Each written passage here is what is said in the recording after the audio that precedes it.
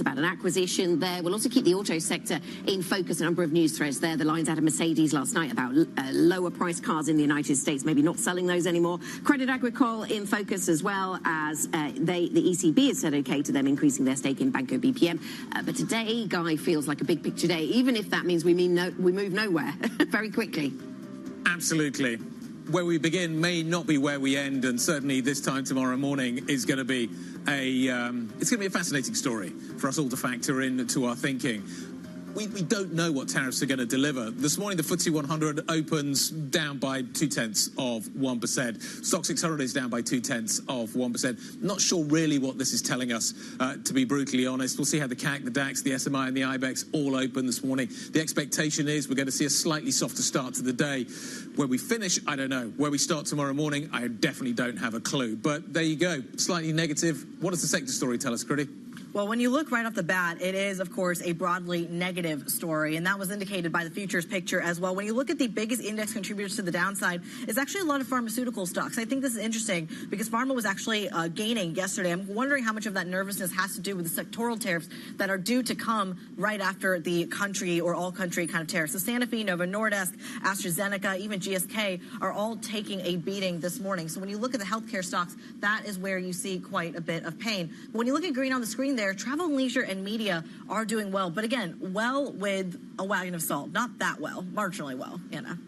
Yes, indeed. I was just looking at where we are seeing that outperformance. Energy is one of those sectors, but that's not oil majors necessarily moving higher. The oil price is pretty flat, slightly negative this morning, but energy stocks do seem to be, well, is that a place to hide out? If you're worried about inflation, is that maybe a place to hide out? That seems to be the market's thinking from time to time, isn't it? I mean, Siemens Energy is the best performing stock in the mix there, up by 1.4%. Retail also an area of slight brightness, the likes of Inditex and Zalando. Maybe people will always need fast fashion, is the conclusion. Oh, always. Fashion matters, as does skincare. These are the important things. Novo's down, Sanofi's down, to your point, Critty. Astra's down pretty hard. GSK is soft as well. The market is clearly worried. As you say, there was a rally yesterday, but the market is clearly undecided what to do with this story and is struggling to figure out what to do next. I think it's going to be, the sectoral story this morning or this evening could be fascinating. He's clearly talked already about Ireland. Ireland's done well, he says, but we want that trade back. We want that business back. It doesn't happen instantly, but that kind of points to the idea that he sees pharma as being important. Absolutely, and when you look at the kind of bottom 50 performers in the bottom performers in the stocks tier 50, Sanofi, Novo, Bayer making an appearance there as well. So again, to your point, a very sectoral story. BNP is nestled in there as well, seeing quite a bit of volatility, down about 2%. It is your worst performer in the CAC 40. Our team actually just flagging here that they've now gotten a cut to reduce from a hold rating over at Kepler Cheuvreux. So perhaps that weighing on the market as well when we look at that particular stock. But again, nervousness in the market, you can see it across the board. Let's bring in an expert about how you play all of that nervousness. Helen Jewell, EMEA CIO for Fundamental Equities over at BlackRock, joins the program. Helen, pleasure to have you on the program, as always. Look, a lot of folks are nervous about what's coming on. You can see that. Sell-offs everywhere, and not perhaps the end of it. Is the way forward to take a step away from companies that have international supply chains? There's been a narrative in this market that Spain, Italy, the smaller companies that have less international exposure are your best move right now. Is that the way to be thinking about this? Yeah, absolutely. And great to be here. What an interesting day to be on. But that is a very important way to think about this. There are two areas that we're very focused on at the moment. The first of those is where you have got the domestic exposure, and the second of those is the areas where maybe the valuations have been a little bit less fruity, shall we say, and there's opportunity within them as well. Banks, I know you've talked about, but banks is an area that has done incredibly well year to date, but we still do see real value in the banking sector. And there are other areas as well. Some of those defensive names, some of your Magnificent Six names have done very well year to date. And some of those, maybe with less of that international exposure, remain very interesting. And then the energy sector as well that Anna mentioned. That is an area where valuations remain pretty compelling. So they are the areas that I think are quite interesting, where the valuations perhaps are not quite as high as other areas of the market. The value part of the market, in Europe in particular, is doing very well at the moment. So if you use history as a indication of how you should do it or play this forward, which famously in Wall Street you shouldn't, as in past performance is not indicative of future results, but let's say you do. The last time we went around this kind of tariff story or even inflationary impact story, the market kind of gravitated towards a lot of the commodity names, a lot of the commodity sector, thinking that is where the inflationary impulse would show up. We're seeing like small elements. I hesitate to put a narrative to that in today's trade, but given that you are seeing some of the consumer staples, some of the energy names higher, it makes me wonder if that's another place to hide out, away from traditionally defensive names that may have that valuation issue. Yeah, no, it is. I think one of the other areas we should mention, of course, is gold, which through the 3,000, it's been phenomenal. But the challenge at the moment is there isn't anywhere to purely hide because of the huge uncertainty that is in the market at the moment. Now, the best thing that could happen this evening is for that uncertainty to disappear, for a very clear narrative of these are the level of the tariffs and there is no negotiation. That is not what people are expecting. That's not what the indications really are coming out of the US. It is very much the opposite, that the tariff level might start high but could be negotiated downwards.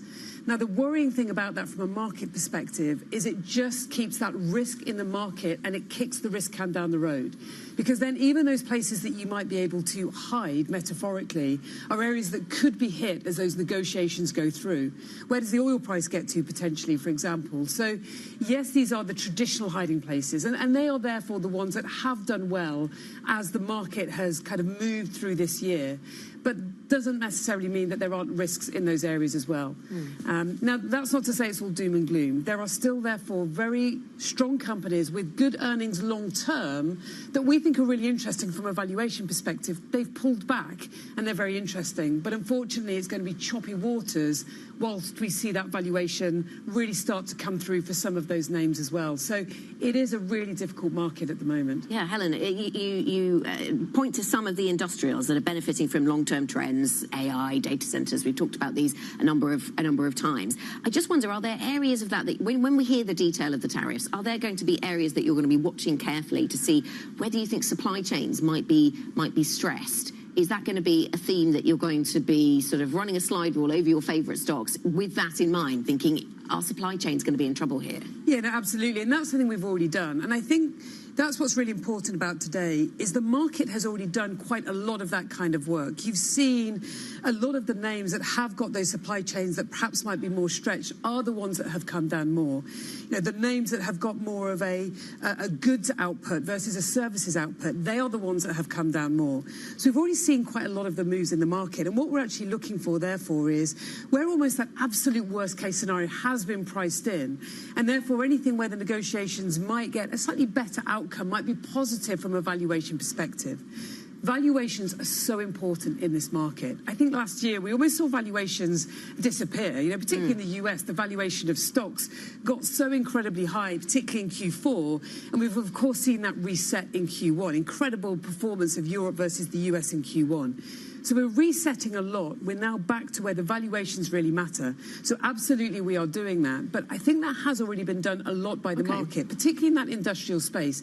The dispersion of returns in industrials has been incredibly interesting from an investing perspective. Okay, so the market is already discerning between those industrials that might have stressed supply chains and those that don't. In terms of that repositioning around European stocks broadly, the fiscal boost from Germany, infrastructure, defence, made a lot of people look again at Europe. How far through that story are we, though? Because we talked yesterday to a guest who was saying maybe we're just reducing underweight positions for global investors around Europe. What do you see? Yeah, no, that's definitely the start of it. Let's not forget how far the US went versus Europe in Q4. I mean, I was here talking about it a lot, and it is kind of almost reassuring to see that that has now kind of leveled back out again. It's actually, if you look at it in US terms, Europe versus the US performance is the best quarter it's been in 3 decades. It's been an incredible quarter in US terms for Europe versus the US. How much further can it go? I think it's got a little bit further to go, and there's a few reasons for that. The first is the flows have started, but they're only really still very minimal versus the flows we saw going in the other direction. And particularly the US dollar weakness, that can really help flows into Europe from the US, for example. So that's number one. Number two, valuation levels are still, the gap was 45%. It's now around 30%. Traditionally, it's around 20%. So valuation-wise, yes, it's leveled out, but there's still a bit further to go. And the third and the most important is it does feel like Europe has started to really kind of come together. The Draghi moment is really, really important. And even if it takes a little bit longer to play out than perhaps we would like, there is still real GDP growth that is attached to what has been announced. And that is really important. The US long term is still a higher growth, higher returns, higher earnings set of companies. But the gap between the US and Europe is shrinking. And that is super exciting as a European investor. Is it possible they both just go down, though, for the time being? I think at the moment, with the level of risk that you are seeing in the market and the likelihood that today maybe just pushes that risk a little bit further out, that we do have a period of volatility in the market. So what do I do during that period? How do I manage that? A diversified portfolio. That sounds really easy. Yeah. And I just diversify my portfolio, completely reposition everything. How much risk are people carrying in their portfolio? What do you think the tail risks look like here? So the tail risks are definitely higher, but the risks in portfolios, on the whole, people have de-risked. I mean, obviously, we saw the big degrossing event a few weeks ago.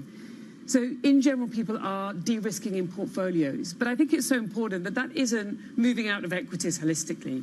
A de-risking of a portfolio can be taking the positions that you've got, particularly in a very concentrated portfolio, and reallocating around them. You can actually de-risk quite significantly just by doing that kind of growth to value shift within portfolios. And that's what we've seen a lot of portfolio managers doing. Not necessarily the more concentrated, very long-term holders. You don't want to do that too much because of the old adage, when do you go back in? But yes, we are seeing a certain level of de-risking, but that doesn't mean leaving equities. What about the 60-40? Well, we are still seeing that positive correlation remaining for a long time. I think we have to rethink what the 60-40 looks like. What are the other elements that you need? Obviously, privates, maybe even a bit of Bitcoin within there. I think we have to rethink 60-40. So what's in the 40? Gold? Yeah, absolutely. Gold. Maybe a little bit of crypto, although we are seeing positive correlations there.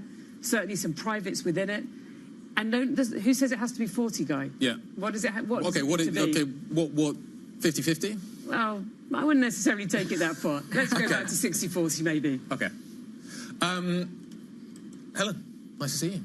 Thank you very much indeed for stopping by to see you. I've got so many questions. We can keep going all morning. Helen Jewell, EMEA CIO for Fundamental Equities at BlackRock. Helen was mentioning the Core 6. Let's take a quick look at what it looks like this morning. This is the picture. We are going to see a bumpy, choppy session, I think, probably in front of us. You are seeing some safety bid coming back into the market this morning. As you can see, Nestlé is outperforming on the right-hand side, and Novo Nordisk is underperforming on the left-hand side. The pharma space certainly in focus as we approach this tariff clarity that we're going to get a little bit later on. Joe Easton's got some of the other stocks we're watching. Joe.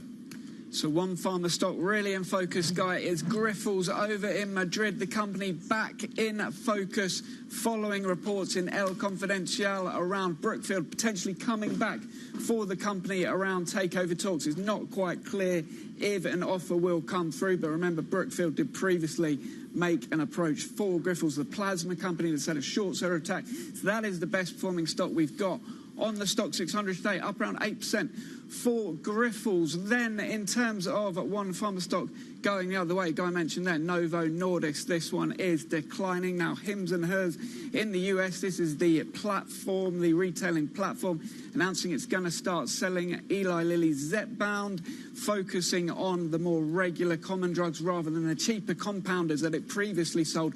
This has been actually pretty market moving in the past in terms of the headlines on Hims & Hers obesity drugs offering. So competition for Novo is essentially the headline on that, and general pharma weakness feeding through from the US as well, but an interesting mover on that one. Then in terms of autos, still awaiting the big news later, of course, on the tariffs from the US, but Continental guiding yesterday in a call with analysts, known as a pre-close call, around lower volumes and weaker margins. That is hitting that stock today. We've seen some weakness on Conti over in Germany on those comments on that one. Then in terms of M&A, a couple of other bits of big news. We've got one from AP Moller-Maersk. Potentially their holding company is going to be buying Svitzer.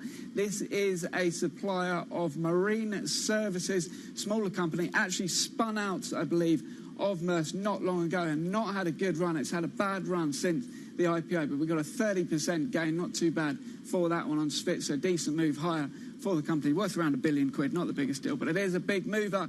Then in terms of the Tesco ready meals, keep getting headlines on this one. Bakkavor, maker of all those sandwiches that we buy on our lunch breaks, that one has got that bid confirmed from Greencore, and actually a little bit better than expected in terms of the offer price. So we're gaining another 6%. That's had a good run for the maker of all those delicious sandwiches and restaurant quality homemade as well, homemade. they do, I believe. Now, BNP Paribas is the rating change I want to bring you, because we've got Kepler Chevreux, their French rival, downgrading the stock. Analysts at Kepler say that the outlook for them over at BNP is not very ambitious, and they think that the rate of return for BNP is going to start declining. So they go reduce, and that one is declining. BNP stock falling 2.7% over in Paris this morning. Joe, thank you very much. Joe Easton from our equities team with some individual movers. Coming up, we'll focus on the car sector. An important week for cars, of course. Mercedes considering putting the brakes on some models in the United States in response to what we might hear today on tariffs, or in fact due to the tariffs that have already been imposed on the auto sector and are due to come into effect this week. We'll have details next. This is Bloomberg.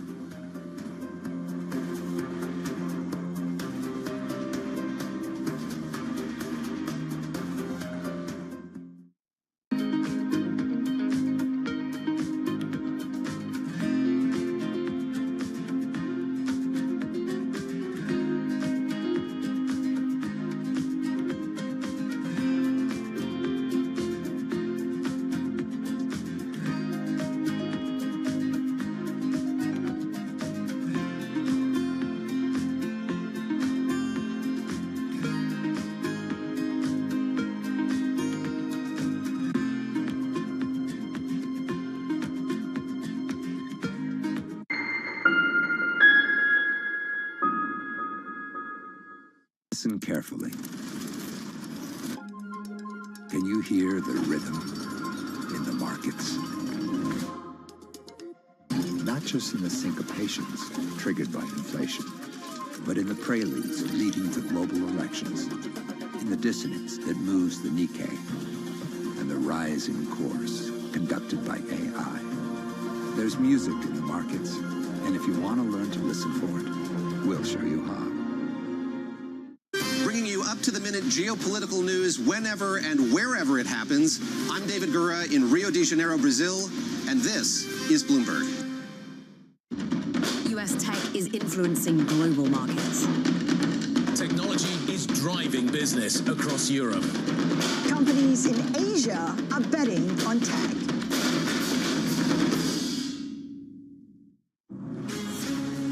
From the beating heart of global finance, economics, and politics, and wherever newsmakers are moving markets, Bloomberg brings you conversations that allow for deep discussions and important insights. What do you think the future is for inflation? Is this new normal? Are markets too optimistic? How do you worry about the things that are outside your control? How does the current fighting completely stop?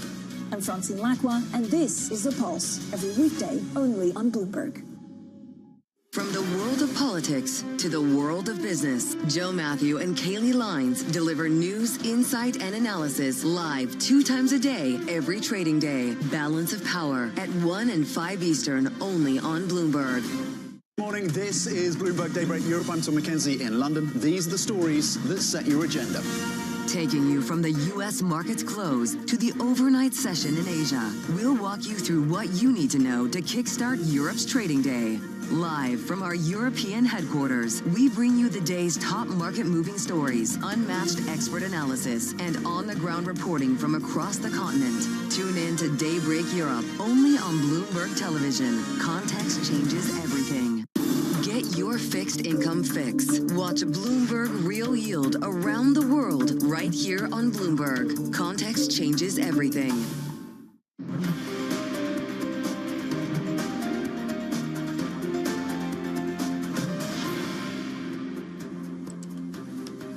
Welcome back to the opening trade. We're 18 minutes into today's session, and risk sentiment is weak this morning, especially when you look at the DAX. That is your underperformer of the morning, down about 0.7%, paring back, by the way, some of the gains we saw in the European session yesterday.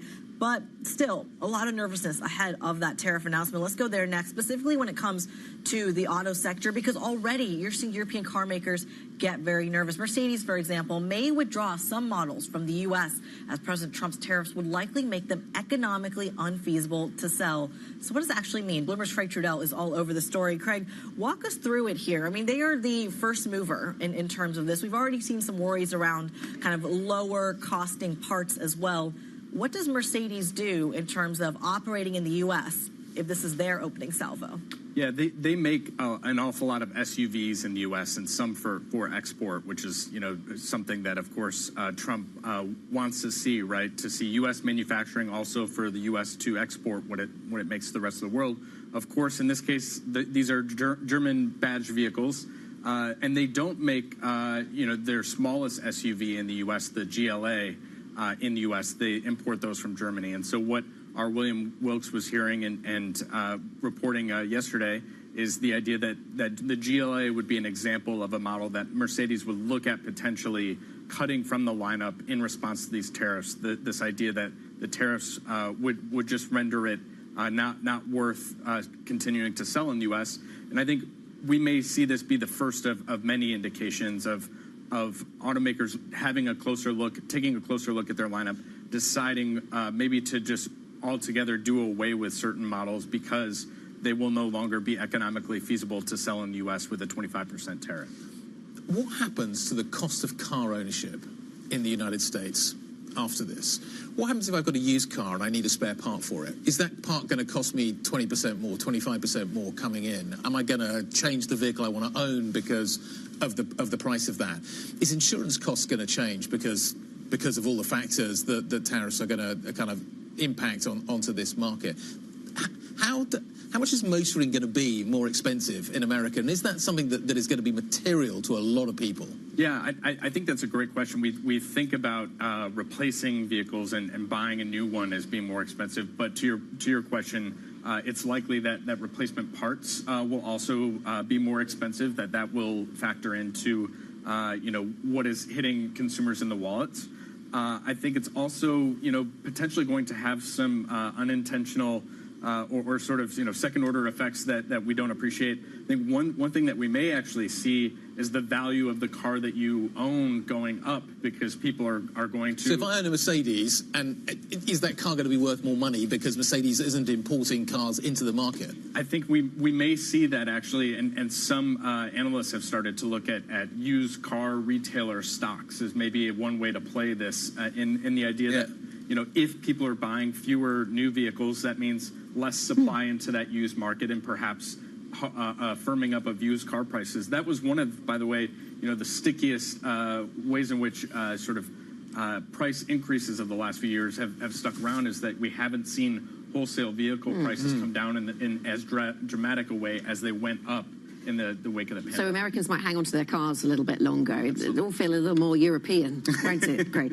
What about the imposition of tariffs from multiple directions? Do we have any clue about how auto sectoral tariffs are going to rub up against national or supranational tariffs? So if the EU tariff is, say, 20%, and we already know the auto tariff is 25%, do we add those together? That's a really high number. I mean, what do we understand about that? I think one of the most incredible things about all this is just the sort of last-second nature of all of it, this idea that the White House is still finalizing these things, hours going up to the deadline. I would be shocked if this was a matter of piling these tariffs on top of one another, because just the 25% tariff alone, that sounds as though I'm minimizing it. That is hugely substantial, especially for parts that go into vehicles, and it's going to affect the entire industry and not just a model here or a model there. You got to figure out which part comes from where as well when you come to the secondary market as well. That's going to be a huge factor. Craig, great stuff. Thank you very much indeed. Craig Trudell on what's happening in the auto sector. Planes, trains and automobiles all could be affected by this. Let's talk about the planes side of it. Plane makers are certainly watching to see if their industry will get caught up in President Trump's expanding trade war. I went to the heart of the Airbus story in Toulouse to find out why that company may be a little better positioned than maybe its rival Boeing to navigate the expected turbulence ahead. These giant nacelles will soon become the key connection between an Airbus aircraft and its jet engines. Supplier Safran makes about 400 of them every year here in France. But since Donald Trump last imposed tariffs on steel, aluminium and aircraft during his first presidency, the company has significantly broadened its geographical footprint. Our coding centers are next to the final assembly lines, so in China, Tianjin, in Alabama, USA, in Hamburg, Germany, and in Colomiers, Toulouse, France. This way, the final assembly line doesn't have to suffer any burden. This is the Airbus A321 XLR, the youngest in its family. It has a nose from France, a body from Germany. The wings come from Wales. The rear stabilizer comes from Spain. Avionics come from America. When it comes to engines, you have a choice. You can either go American or French-American. It's up to you. Airbus relies on as many as 18,000 suppliers worldwide to produce roughly 80% of the aircraft. To manage tariffs, the company has the option of using its US factory in Alabama. We are procuring from everywhere around the world, assembling there in the US with US jobs, to US airlines as well. So I think we are key to the US ecosystem, to the aviation ecosystem, and we think that plays a big role in how tariffs are targeted. In the end, Faury says that new tariffs may hurt Boeing more than Airbus. The US company uses parts imported from Mexico and Canada and does not manufacture in the EU. It could also lose out in the growing Chinese market. Unintended consequences of the new transatlantic trade war. So it's fascinating. The company has spreadsheets that will basically say, you plug in this number on tariffs, I can tell you what every single contract looks like. This is Airbus trying to figure out exactly what is going to happen here. At the moment, they think they can manage it. They've got a final assembly line in Alabama. They've got them obviously here in Europe. They've got them out in China. Reasonably big geographical footprint. But if things start to get really ugly, it's going to be interesting to see how Airbus and Boeing maybe start to favour clients in certain parts of the world. This is a global business with huge global inputs. But ultimately, at some point, it may get to the stage where you say, you know what, we favour European or Asian customers over US customers. It could get that ugly. We've seen lots of sectors becoming increasingly regionalised. I've certainly had conversations with farmer bosses in the wake of COVID. That became a thing. Maybe it even applies to aviation. But these planes are made all over the world. That aircraft that I was talking about there, it is made all over the world. They come together in Toulouse, in Hamburg, in Tijuana, in Alabama, but they're made all over the world. Yeah. So, I don't know. Does the math on planes work the same way it does on cars? Something we're going to be keeping an eye on. Next, coming up on the program, we're going to dive into the commodity space. How is it affected by the volatility? That next. This is Bloomberg.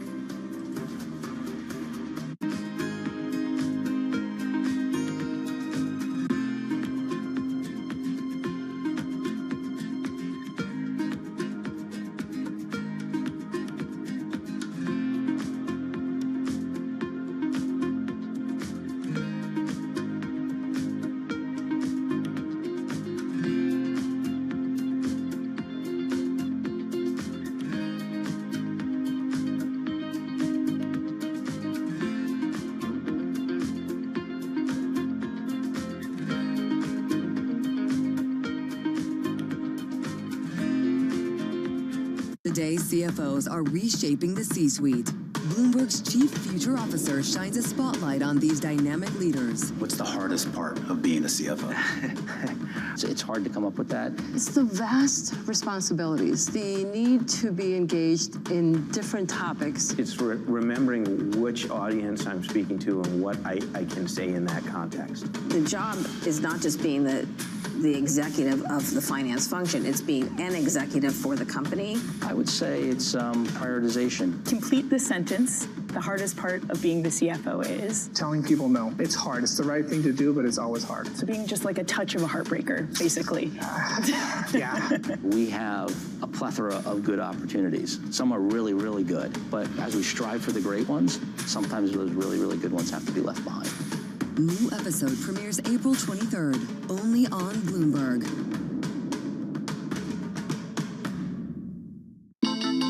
The countdown is on. Everything you need to get the edge at the end of the market day. Big tech earnings kick off later this afternoon. Gilead is coming out right now. We have take two numbers. Back to the markets, right? Our bread and butter. NVIDIA is one of the best stories in the tech space. That actually matters a whole lot more. It might shock some of your viewers. You're watching The Close. Get ahead of tomorrow's trading with The Close. Weekdays on Bloomberg. Context changes everything.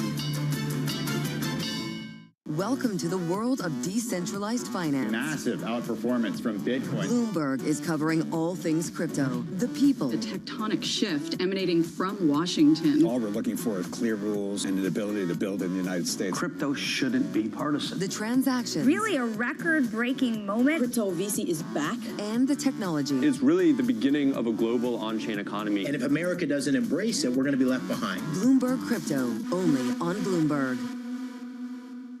Key investors, top executives, global innovators. Join me for in-depth conversations with the biggest newsmakers on the day's top stories. Insight with Haslinda Onen, only on Bloomberg.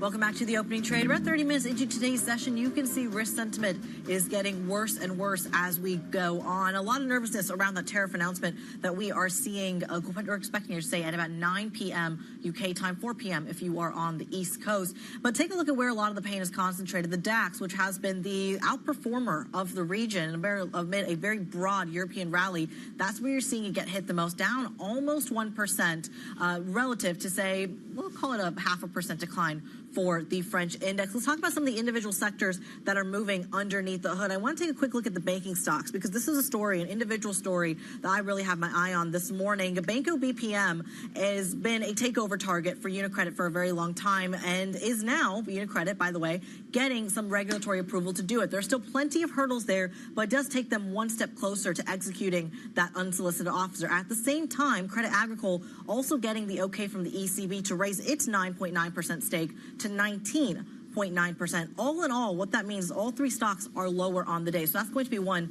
to keep an eye on in terms of banking consolidation story in Europe. If you're looking for positivity, though, let me show you where it is. It's in the commodities sector, and that's where you are seeing some green on the screen when it comes to that, specifically on the likes of Total and BP. The miners, not so much, but even down 0.1% relative to almost 1% decline on the benchmark is positive news. Why energy is moving higher, though, Guy, that I don't know. You take me to chemistry. Let's go to the periodic table and figure out what is happening in the commodities market. Citi now sees a 25% US copper import tariff imposed in the second quarter of this year.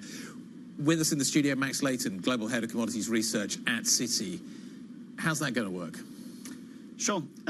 Yeah, so I mean, we've been recommending clients buy the CME, LME, copper ARB now for a couple of months. And you know, wider and wider. Yeah, wider and wider. We made the recommendation about 6%. Yep. It's now around 20 towards the end of the year. It's probably going to be 25. I mean, Trump's already said mooted the 25, and it's on the list. So, I mean, I think stepping back from it, the impact of tariffs, whether it's copper or precious metals, even oil to some degree, have been surprisingly bullish so far, right? Physical markets have tightened across precious metals, copper. There's been pre-buying in the US. Scrap markets tighten up dramatically in the US, and China's, stockpiling large dollar-based commodities. So the big surprise I think this year for us has been that tariffs have been super bullish to date. There must be a point at which you get to where the price is so great in America that it has an economic effect. Copper's pretty fundamentally important to pretty much everything that is happening right now. Do we get substitution? Presumably we do. There must be some of that already starting. Presumably that carries on. How self-limiting will this be? Sure. I mean, the US is a big consumption market. They're going to keep a lot more scrap at home. That's going to be one of the benefits of this. So the US is a big pool of scrap, aluminium, copper. And it's set up to manage that scrap, yeah? Well, not now. But that's with this kind of tariff, with this kind of 25% tariff, the incentive will be there to build out the scrap industry. And, on our numbers, the US can increase its kind of self-sufficiency from about 1/3 in copper to 2/3. Probably within the next 12 to 24 months, it's possible. With this kind of incentive. On the demand side, it's not going to be great, right? The headlines so far it's been bullish because of the stocking, because of the pre-buying, because of the scrap tightening. But all of that unwinds in the next 3 to 6 months when the tariffs actually happen. Yeah, so Max, that's the best estimate at the moment, isn't it, of when they will come through, because we don't know what exactly is going to happen on copper.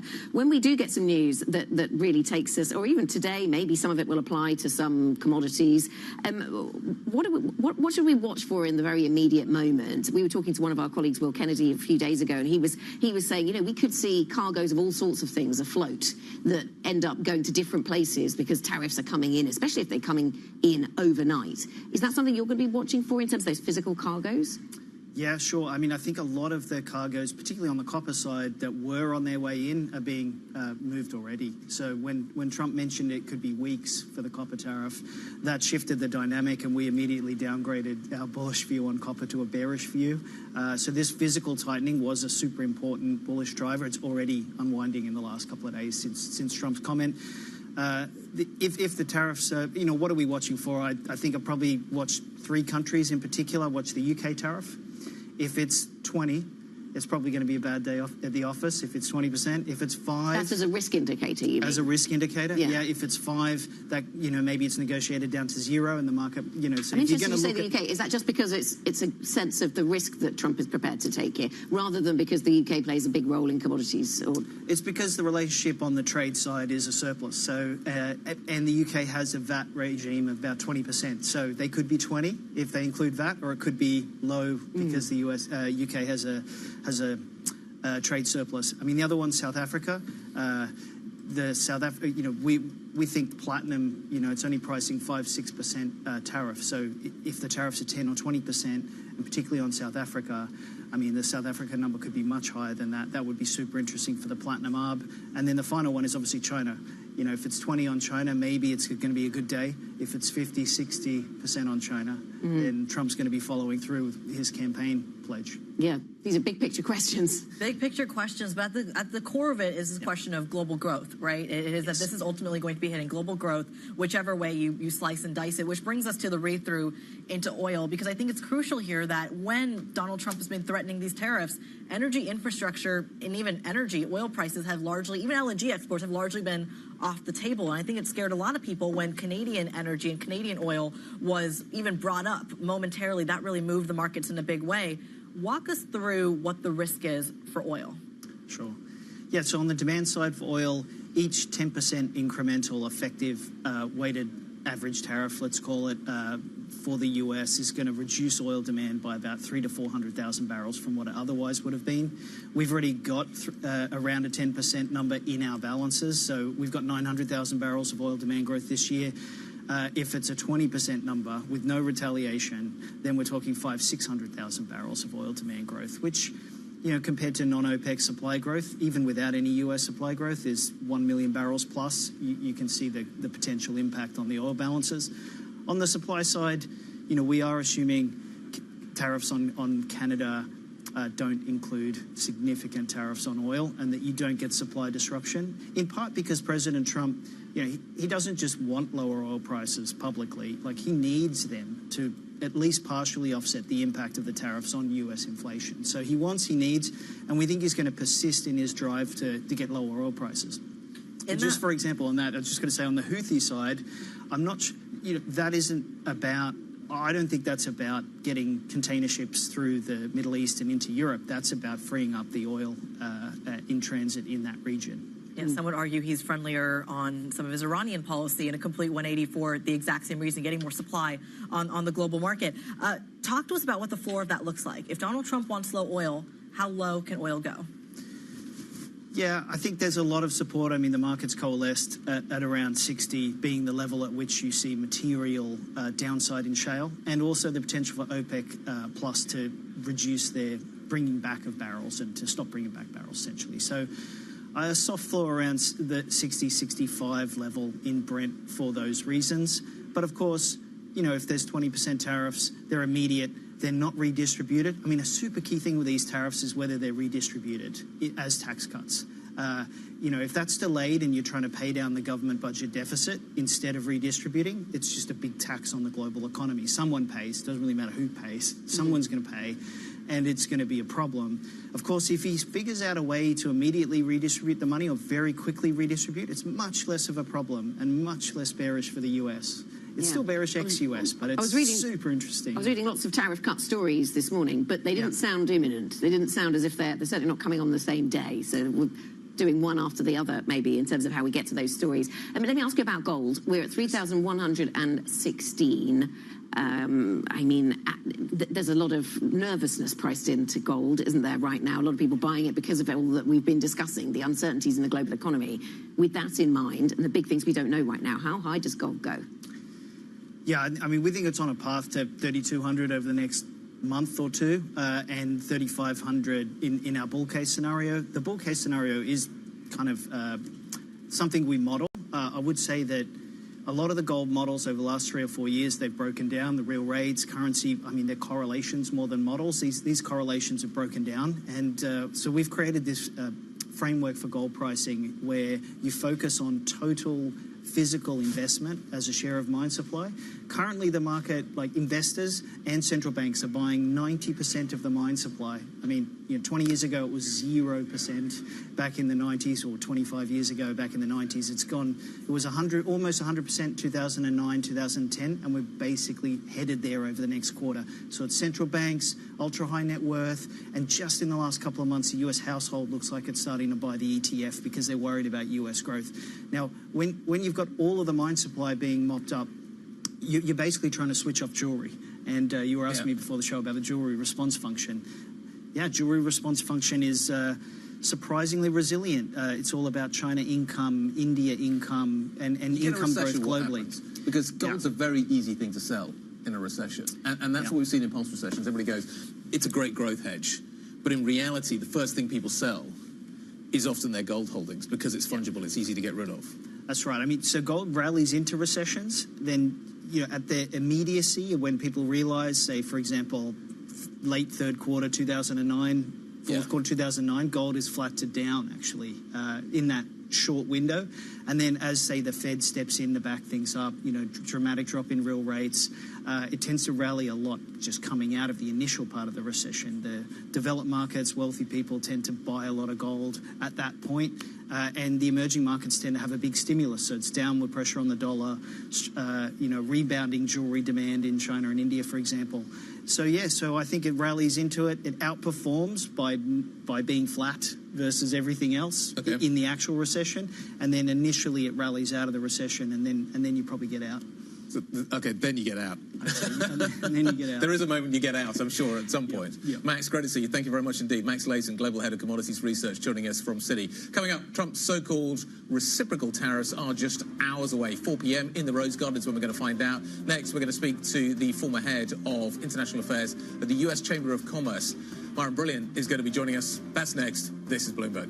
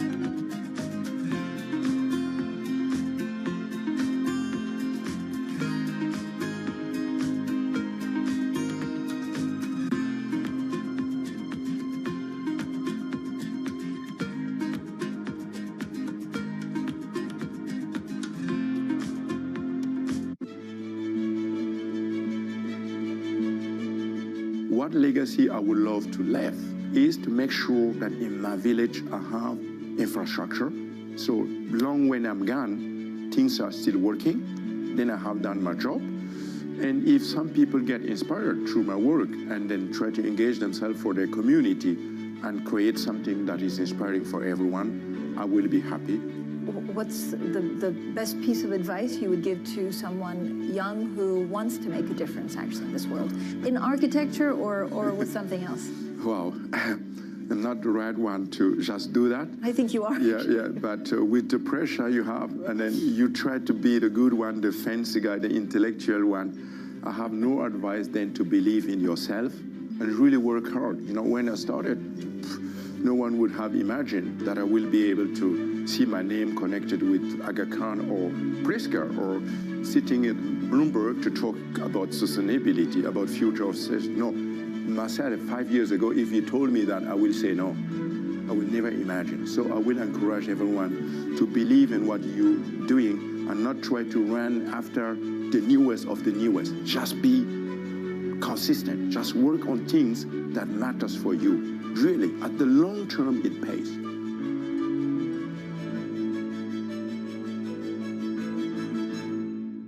Bloomberg has the Fed decision under surveillance with the fastest coverage and exclusive analysis, including Powell's press conference. Nobody covers the Fed like Bloomberg. Bringing you up-to-the-minute financial and geopolitical news whenever and wherever it happens. I'm Francine Lacroix in Davos, Switzerland, and this is Bloomberg.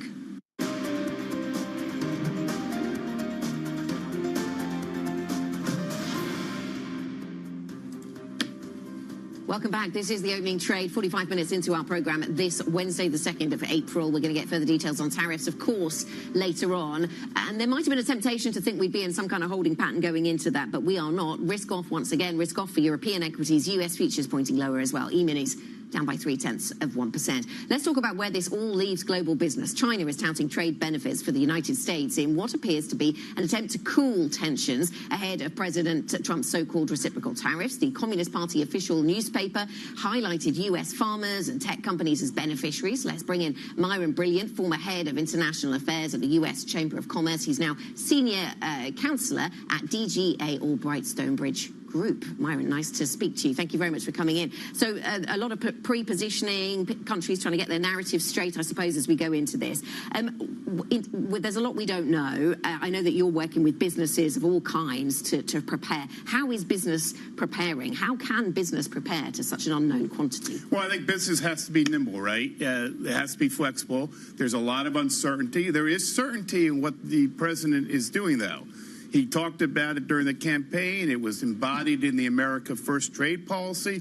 He wants to project strength. He wants to project confidence in the American market. The problem is it's not Liberation Day for most Americans, right?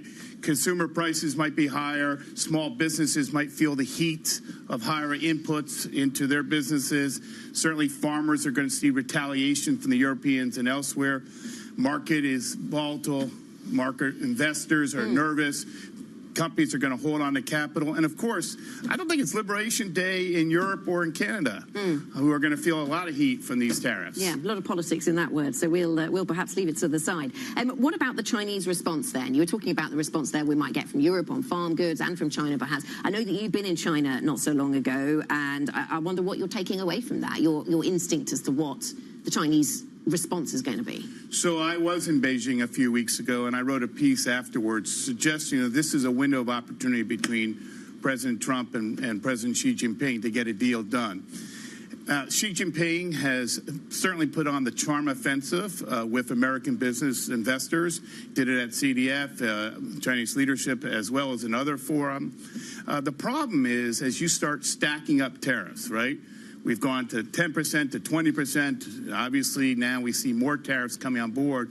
It creates a difficult environment for trade negotiations for the Chinese. They can't look weak in the face of opposition from the United States. On the other hand, we're talking about the two biggest economies in the world, right? So stabilization for China is important. They have a weaker domestic economy. The United States has still a huge trading relationship with China. So we've got to figure this out.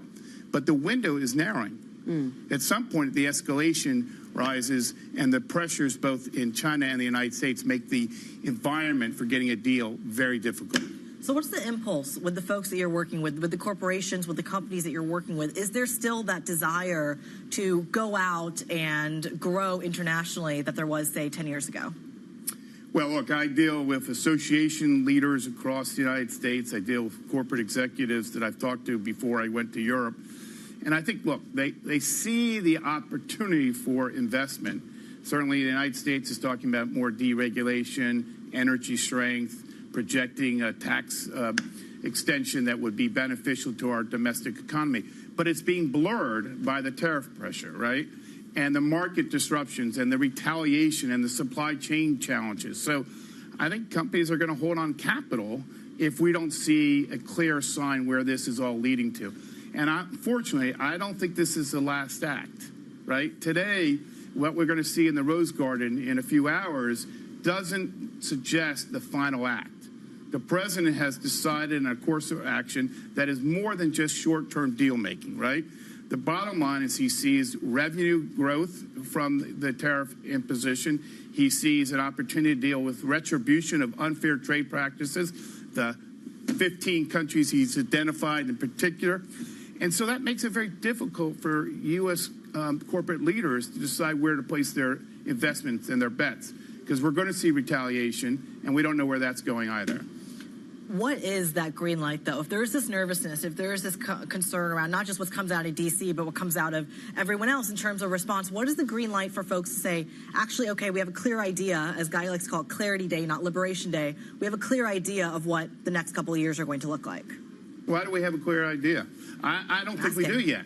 I think what we're. But what would that look like? What does clarity look like? A clear idea is certainly that we see where this is all leading on the tariff front, and we start moving to what I consider the growth and innovation agenda, right? Tax, deregulation, energy investment, right? That's where we're going to see growth in the U.S. economy, and that's where we're going to attract investment. For U.S. companies looking to do business overseas, the world market is much bigger than the United States, right? They want to continue to place bets on economies that are growing, whether it's in Vietnam or Mexico or other parts of Southeast Asia, or certainly, obviously, here in Europe, where we have a huge transatlantic relationship. Yeah. But I think what we don't know is how Europe will respond. Europe could respond through retaliation, but maybe Europe says, hey, we need to do a better job deregulating our own economy and creating opportunities for not just European companies, for those who want to invest here. So there's a lot still to unpack. And I think uncertainty is certainly going to be a term you hear a lot. Does the WTO survive this? Well, the global trading system is fragile right now, right? Fragmentation is the call in order. Yep. I don't think that's in the long-term interest of the United States or Europe. I've been a free trader all my life. Yep. I think we have to move away from that term. I think we have to talk about fairness in the trading system. What does that new but system the look like? WTO system has not responded to the challenges that the United States has been talking about, right? It's not adapted to the new realities of subsidization in the marketplace, excess capacity, has not addressed some of the systemic challenges that we now see in the global trading system. Does it change or does it break? Well, I think we're at a tipping point. It could break. And what does breaking look like? Breaking looks like a lot of regional blocks. Breaking looks like a lot of unilateralism, self-reliance policies that take us away from building a global trading architecture that the United States and Europe started. There's a narrative, and you kind of hinted at it, that tariffs are going to be okay and digestible for the American public if tax cuts come right on their heels. How viable is that? Well, the tax, process is going to take time. It's not going to be done right away. It's going to take several months to get through the Congress. I think it's, in the end of the day, is going to be a boost to the U.S. economy. It's going to spur growth. It's really, frankly, doubling down on what's already been in the system, but you've got to pay for it. Does it and offset that's the big challenge. Does it offset the impact of tariffs? Do you see them counteract domestically? First of all, I don't know what the final resolution will be on tariffs, right? We assume that it'll be a 20% reciprocal tariff rate across the board, but it could be something else. How much of the statutory authority is going to be through IEEPA? Is it going to be through some other measure? Is there going to be a 301 process? We still have to see what the final deal is here. Yeah. But what I can tell you is that I don't buy what Peter Navarro was saying in the White House, which is it's going to stimulate $600 to $700 million of revenue to the U.S. economy. I think most economists think the number is much lower. And there is still the trickery of how you offset the deficit we have, the budget deficit, which is something in the order of $4.5 trillion. So there's a lot to work through the system. Absolutely. There's still optimism. If you talk to executives across the United States, there's still optimism. Yeah. But there's more work to be done. Lots to look forward to this summer. Myron Brilliant, we thank you so much for joining the program. The former head of international affairs at the U.S. Chamber of Commerce. Let's talk about the market reaction here. How are people bracing for what's coming up? Bloomberg's Valerie Tetel is around the table. All right, Valerie, walk us through the worst case scenario. Look, we've gotten a few leaks to the market about a few numbers, one of which being 20% thrown out. So I think the market is really going to focus on what is the highest number that Trump's talked about. If it's above 20%, I think we could see a downside surprise to the equity market. If it's something lower than that and there's numbers of 10% mixed in, there could be a sigh of relief when it comes to risk assets. Maybe we see an equity market rally if there's a number like 10% on the table. We've got the announcement coming at what was supposed to be 3 yesterday. It's 4 now, and it's getting quite close to the end of the U.S. trading day. I mean, that sounds a bit congested. No, it was interesting that they did move it a bit later. Perhaps they want these announcements to come after the cash equity close. We'll still have futures trading. We'll still have Treasury futures trading. Obviously, FX might be the most liquid market at the moment, but I don't think the trade is going to be in FX. I'm really interested to see how the Treasury curve reacts to this. If perhaps we get a number higher than 20%, I want to know if a Treasury rally is led by the front end. Like, is the market going to assume that the Fed is going to be there to protect growth with a cut sooner than expected? Or is it going to be led by the long end, maybe the belly, maybe the 30-year, and just the market pricing in a downside hit to growth, maybe without the Fed being there, without the Fed put being there at all. The other things that we should mention is there is a big skew, at least in Treasury options, to calls, meaning that the market at the moment is more concerned about a large Treasury rally than we are on some backup in yields, on some worry about inflation. So the growth impulse is way more of a concern for the market right now, rather than the inflation impulse, which perhaps could come later down the line. In 30 seconds, the ISM, the inventory number was high. Does that imply that U.S. manufacturing has a buffer?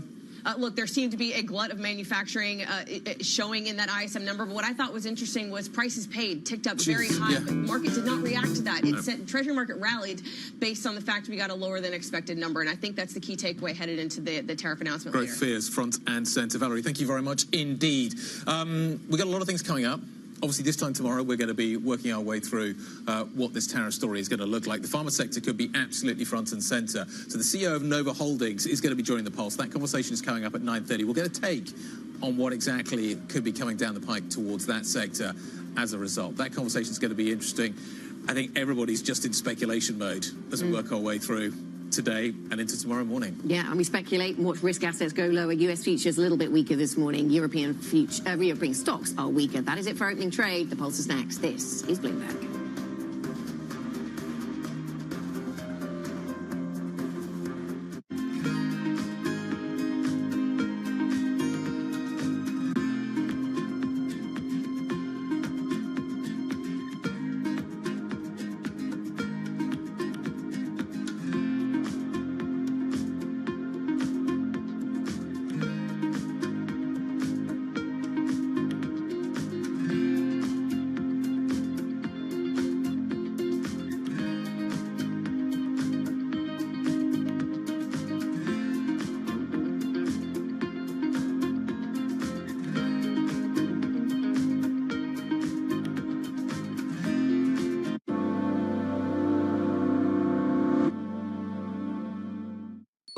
Asia is at the forefront of some of the world's biggest stories. I'm Sherrian in Tokyo. And I'm Heidi Stroud-Watts here in Sydney, where the trading day begins. We're here in the center of all the action to get you set up with the numbers, news, and knowledge you need for the day ahead. The demand is indeed recovering. We've been waiting for this moment. The opportunity of a century. Join us on Bloomberg The Asia Trade. Weekdays only on Bloomberg TV. Context changes everything. It's a multi-trillion-dollar industry. We'll show you what's happening in ETFs like no one else. ETF IQ, only on Bloomberg. Bloomberg brings you breaking news 24 hours a day. Powered by more than 3,000 journalists and analysts in more than 100 bureaus across the globe. Bloomberg Television. Context changes everything. Jumpstart your trading day on Bloomberg Open Interest. 2 hours of single stock stories that are driving the opening bell action. We'll take you to Wall Street, Main Street, the C-suite, and beyond. These are companies that are growing their market. The great companies in the U.S. are the companies hitting the cutting edge. That's a different story. Get the inside track on what's buzzing in markets. With the players who are shaping the narrative. If you have bad earnings reports, you're going to get punished. They're not buying what the industry is selling. Join us on Bloomberg Open Interest. Every trading day, only on Bloomberg. Always on the heartbeat of the tech spread across global markets. The real-time data aspect is going to be important. We're going to bring you expert analysis on that. Sure. Don't miss Bloomberg's interview with the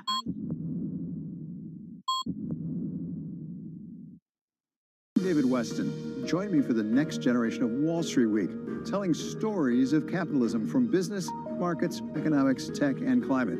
Each week, we'll go on the road for a look at what lies behind the headlines of today and what will likely be the headlines tomorrow. Above all else, it's a mission. It's done nothing but grow immensely. To me, that's an extraordinary sign. We can be the change that we want to see. Watch the all-new Wall Street Week. More than what you need to know, it's what you need to think about.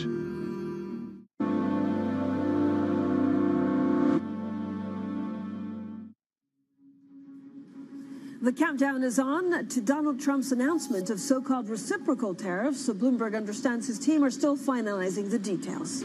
Mercedes considers pulling its cheapest cars from the U.S. as automakers make a last-ditch attempt to sway the U.S. administration. Plus, how Trump's tariff threats are taking the pharmaceutical industry into uncharted waters, threatening 3 decades of WTO protection. So it's a big day. Finally, we've been waiting for April 2nd, I feel, for the better half of this year. It's finally here, so we'll see exactly what kind of tariffs we'll be facing. Now, it's very clear that the deliberations over his plans to impose reciprocal tariffs are really coming down to the wire. And for the moment, stocks and bonds are actually holding strong, or holding, maybe not strong. U.S. 10-year yield at 4.1650, Brent crude at 74.02, and then we look at Bitcoin and some of the other maybe asset classes that we've also been focusing on. Euro dollar 107.93. Now, if you look at the European markets map, and again, we've seen so much fluctuations and volatility over the last 3 trading days. The CAC 40 and the DAX down some 0.6%, 1% for the DAX. A lot of the focus, of course, is what Europe does to retaliate. The impact of U.S. tariffs was, for example, discussed among central banks, with the Federal Reserve Bank of Chicago president also warning of potential long-lasting effects. So for the conversations that matter and the insights you need, let's get started.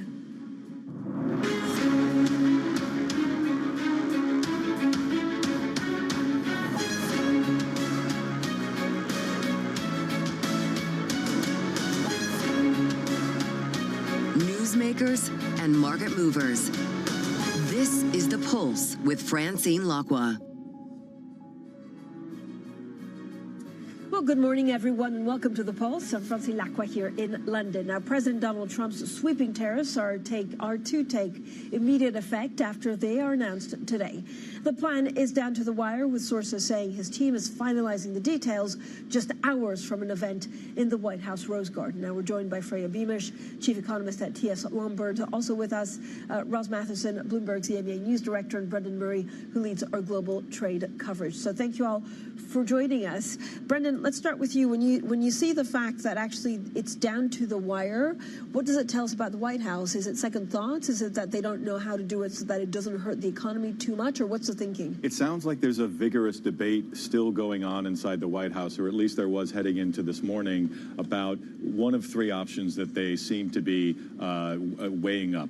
One is a flat flat tariff rate for all countries, say 20, the number 20% is thrown around. The second one is a more customized. Each country gets its own tariff rate based on an analysis, and then the third is something in between, kind of a tiered structure where countries are divided into buckets, and each one of those buckets gets a specific tariff rate, like 15, 20, or 25%. So it sounds like President Trump has some options on his desk, and he's still yet to make that decision. Ross, and I feel like this could be a protracted, I guess, conversation, right? It doesn't feel like it's a one and done. So it feels like it could be a negotiating starting point instead of actually just trying to bluntly take money from other countries to bring them back to the treasury coffers.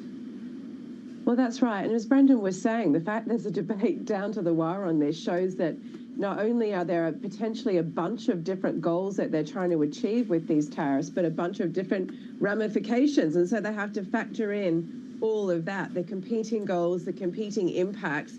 Are you trying to just bring money to the U.S.? Are you trying to support U.S. companies? Are you trying to support the U.S. economy? Or are you risking, hitting the U.S. consumer, changes to growth and inflation in all of this? So, in trying to build coffers ostensibly to give them room on taxes, are there knock-on effects? So obviously that very vigorous debate going on, but Donald Trump is nothing if not a negotiator. I mean, even the White House press secretary said yesterday the president's always up to take a phone call. He's always up for a good negotiation, which indicates that, yes, he's willing to look at this in the aftermath of the announcement, and it probably will be designed in the end to allow that wiggle room for negotiation. Perhaps things, even if they take effect immediately, there's a period of adjustment that will be baked in somehow. It allows countries to put forward further cases. We've seen him do that before. So certainly the calibration of all this and all the other complexities is how to make an announcement that does create that space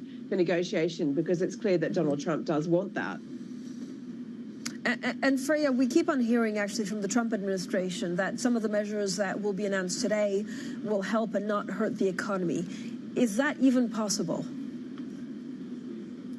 think we have to think very, very carefully about the direct effects of tariffs versus the indirect effects of tariffs. The indirect effects of tariffs are actually causing a genuine, benign rebalancing of policy that should have happened probably about 10 or even 20 years ago across Eurasia. If we look at how Germany is responding, even how China is responding, and that comes hand in hand with the broader political dynamics that each of these countries are facing at the same time, with the rise in inequality and decline in labor share of income. So all of these policymakers are sort of trying to find solutions, and the indirect threat, or the threat of Trumpian policy on Europe is helping to rebalance. And if you believe, as we do, that the global imbalances make a mark on the U.S. economy, then in that sense there could be some kind of positive outcome here. But in terms of the direct effects of tariffs, it just, to me, is something that is the wrong choice of industrial policy. There has to be some form of industrial policy at this stage in the game, because it's now abundantly clear, and has been for like over a decade, that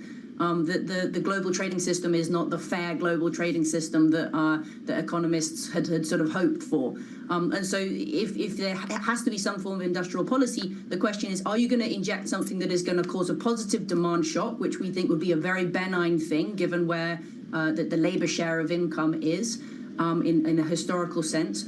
Or are you going to do something which is a negative supply shock, which is something which, as an economist, gets my heart racing for all the wrong reasons, because it's all sorts of very negative things happen in the economy when you get negative supply shocks. So those two different forms of industrial policy, positive demand shocks, which are sort of tax cuts, subsidies, versus negative supply shocks, which is tariffs and deportations, will probably create a rebalancing, but they will have a very different implication for real growth over the next kind of 3 or 4 years. But Frey, is there a way of doing some of these tariffs, whether they be a negotiating point or whether it's something that's here to stay, in a way that it minimizes inflation and also minimizes the impact on GDP? Making a small number, yeah. I think what we're expecting to see is to the extent that one can say anything at this point in time, is that a negotiating position to start with, and this isn't the end of the story. But we are expecting tariffs to be settling at around sort of 8, 9, 10% in addition to the 2% that we already have for the US economy as an effective tax rate. Now that is the highest number that we can really get before we start to be worried about sort of big bear stories and about sort of reflexivity kicking in the economy. Yeah, we have viewer questions. Thank you so much for the viewer that's writing in. We love viewers putting in questions. Brendan, this one's probably one for you. So the question is, doesn't Trump want the revenue generated from these tariffs to pay for as many tax cuts? So do you see much room for him to negotiate lower after today's announcements? I mean, are you expecting big and then temperance? Yeah, I think that's a really good question because there are those who would say that if you try to reshore manufacturing to the U.S., that you don't get those revenues. You might create a lot of factory jobs, but then it works against your goal of raising revenues. So there's some one counters to the other, and so I think one of the main things we should keep an eye on today is the style and the substance of what we get. We've got a big ceremony, some pageantry in the Rose Garden. Do they use tariffs as a tool to constructively, or is this to break the system? I think that will be a key thing for markets to keep an eye on. Yeah, it's quite an event. Cabinet officials, lawmakers have been invited to announcements. There's also workers and executives from the U.S. steel industry. So it seems, according to people that we've spoken to,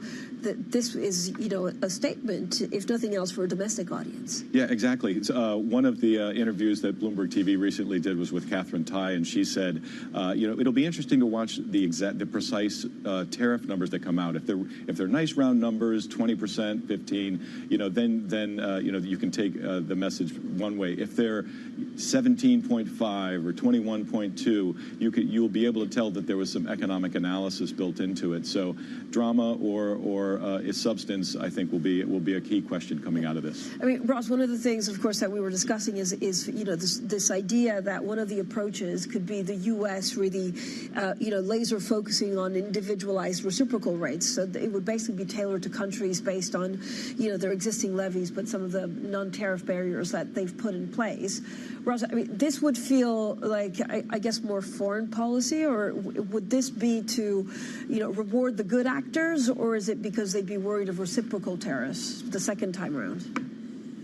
Well, again, it's really Trump using tariffs as a foreign policy lever as well as an economic one, and one, as you're just talking about, really to build his domestic agenda. So he sees tariffs as a multi-use tool in a way, and he doesn't like sanctions. So even when he's talking about sanctions, he's essentially referring to them as tariffs. But what he's basically doing is showing the world that whether you are a long-standing U.S. ally for many years in Europe, in Asia, or elsewhere, or whether you're an adversary, a country that has had often a hostile relationship with the U.S., that he's looking at each of these countries purely through the lens of, well, what is the business relationship like between our countries? What do we import? What do we export? What do we get out of this? As, again, a deal maker, what do we, the U.S., get out of this? And it doesn't matter if you're an ally or an adversary. He looks at you in a way quite equally. Perhaps he's willing to give you a little bit of leeway if he's got a personal relationship with you as the head of state. We can see that that's sometimes benefited some countries because he feels like he has a rapport with the leader. But again, he really looks at this purely through the prism of what money is coming from you to the U.S. and what U.S. money is going out to you. And so very much using tariffs as a lever of foreign policy as well, to penalize countries who take policies he disagrees with, and even using tariffs on policies that have nothing to do with the economy whatsoever. If a country takes an action on foreign policy he doesn't like, he'll say, fine, we're going to tariff you in response. And so really it's a completely different, complex world for a lot of these countries to be dealing with when it comes to the relationship with the US. And again, whether you're your friend or foe. And, of course, Freya, as you rightly say, the main risks to growth are probably demand destruction owing to this loss of purchasing power. Is there any way of, do you see signs of that already in the economy? I know there's going to be a lot of focus on non-farm payrolls on Friday to look at the state of the U.S. right now. Well, there's been a lot of front-loading besides anything else, so that there can be a little bit of a weakness on the other side of that, if certainty ever arrives. But I think the way we've sort of like calibrated our base case is that it's the biggest number in tariffs that you can get, so 8, maybe 9, 10%. That doesn't kick in that reflexivity. And the reason why we've done that is because despite the rhetoric, we still think that there is some guardrail that is offered by the S&P to the economy. Now, the issue is that if we start to get a lot of volatility on the path in terms of the tariffs and actual inflation effects, on the path to that sort of 8, 9, 10%, that becomes very problematic in and of itself, because that starts to really increase the precautionary savings in the economy, and it could actually start to have some serious market effects at the long end of the curve, thinking about the term premium. If we look back through history, the moments in time when you see blowouts in term premium is when you have negative supply shocks. And we don't really have a good way of calibrating whether tariffs could have that effect, but they are a negative supply shock. And so that's a source of concern there, particularly thinking about your viewer's question. If this is supposed to be a source of fiscal revenue, and that's the key difference this time around compared with last time around, and we do think that the key players see it as a source of fiscal revenue, at the same time as perhaps initially generating some fiscal revenues, you're also running the risk of pushing up term premium and increasing the interest you have to pay on existing debt. So, Freya, I mean, the two questions, and I know Brendan here with me in the studio will be watching out for how the president also addresses China and his main message to China. So it's, how does China factor into all of this, Freya? And the second question is really, what does it mean for the ECB and the Fed? If you have this inflation, do they wait or do they become more hawkish? Yeah, I think China has already started to respond, partly as a result of honestly rising unrest domestically, because not only has inequality risen in the US, it has also risen in China. But they're also responding because they see that the rest of the world is no longer willing to take the excess supply that is created by a very supply-oriented policy. And so in September, we saw that pivot towards domestic demand at the margin, and that seems to have been confirmed by the numbers that came out of the NPC in February. So China starting to kind of respond, and we think potentially there could be some interesting deals there. Thinking about the response of the ECB and the Fed, the ECB, they have this hawkish tendency. I think we are going to be quite clearly in a disinflation regime. I don't think there's going to be sort of retaliation to the extent that we're going to see a big increase in inflation in Europe. And so I think the ECB will be able to continue cutting rates and supporting the economy, which will probably be a benign thing for the bloc. In terms of the Fed, it makes things much more difficult because this negative supply shock, central banking 101 is you don't respond to a negative supply shock, but on the back of the pandemic, that sort of changed a little bit for various reasons. And so it's very hard for the Fed now to support the economy until they see that weakness, until they're sort of seeing the whites of the eyes in the labor market, and then at that point, then we can start to think about the Fed cutting rates. But that's not a great situation for markets. Yeah, and Brendan, on China, again, it seems like China was pretty focused at not antagonizing the U.S. too much. Does that change depending on what's said in the Rose Garden today? Yeah, absolutely. I think the big question that we're going to be asking ourselves at the end of this announcement is, what has the word that we've heard over and over again over the past several weeks, uncertainty, has that been resolved? Do companies, consumers, governments go, okay, there's my tariff rate, let's get on with things, let's negotiate, or does it start the spiral of retaliation and sort of the cycle of sort of economic damage that countries can inflict on each other in a full-blown trade war? Okay, thank you all for joining us. Freya Beamish, Chief Economist at T.S. Lombard, as well as Bloomberg's Ralston Matheson and Brendan Murray. It's going to be a big, big day, I know, for everyone here. Now, a redhead crossing the terminal a few minutes ago. Bloomberg understands that Italy's second largest bank, UniCredit, is analyzing options to replace Crédit Agricole's asset manager Amundi when an existing sales partnership with the firm expires in about 2 years. Now, it comes amid signs that the French bank does not support the Italian lender's takeover bid for a smaller domestic rival, Banco BPM. You can see there's a bit of pressure on Amundi, down 3.6%. UniCredit also lower. Now, the U.S. Commerce Secretary will be on Bloomberg surveillance today.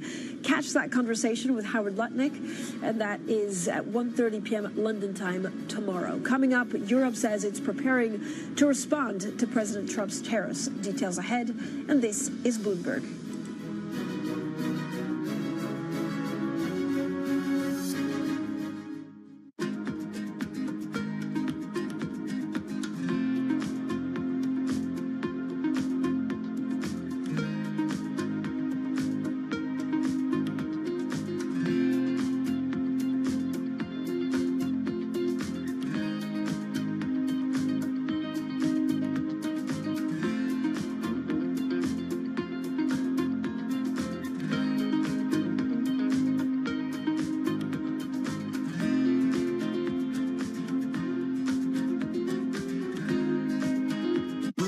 Loves earnings. I know it's like your Super Bowl, right? I can't wait. It's like opening presents in the morning. All right, it will be exciting. Nobody covers earnings like Bloomberg.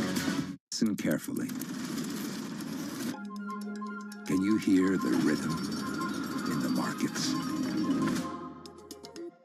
Not just in the syncopations triggered by inflation, but in the preludes leading to global elections, in the dissonance that moves the Nikkei, and the rising course conducted by AI. There's music in the markets, and if you want to learn to listen for it, we'll show you how. From the beating heart of global finance, economics, and politics, and wherever newsmakers are moving markets, Bloomberg brings you conversations that allow for deep discussions and important insights. What do you think the future is for inflation? Is this the new normal? Are markets too optimistic? How do you worry about the things that are outside your control? How does the current fighting completely stop? I'm Francine Lacqua, and this is The Pulse, every weekday only on Bloomberg. Bloomberg surveillance covers the latest in global markets and the political events that influence your world. Join Jonathan Farrell, Lisa Abramowitz, and Anne-Marie Hordern. Only on Bloomberg. Context changes everything.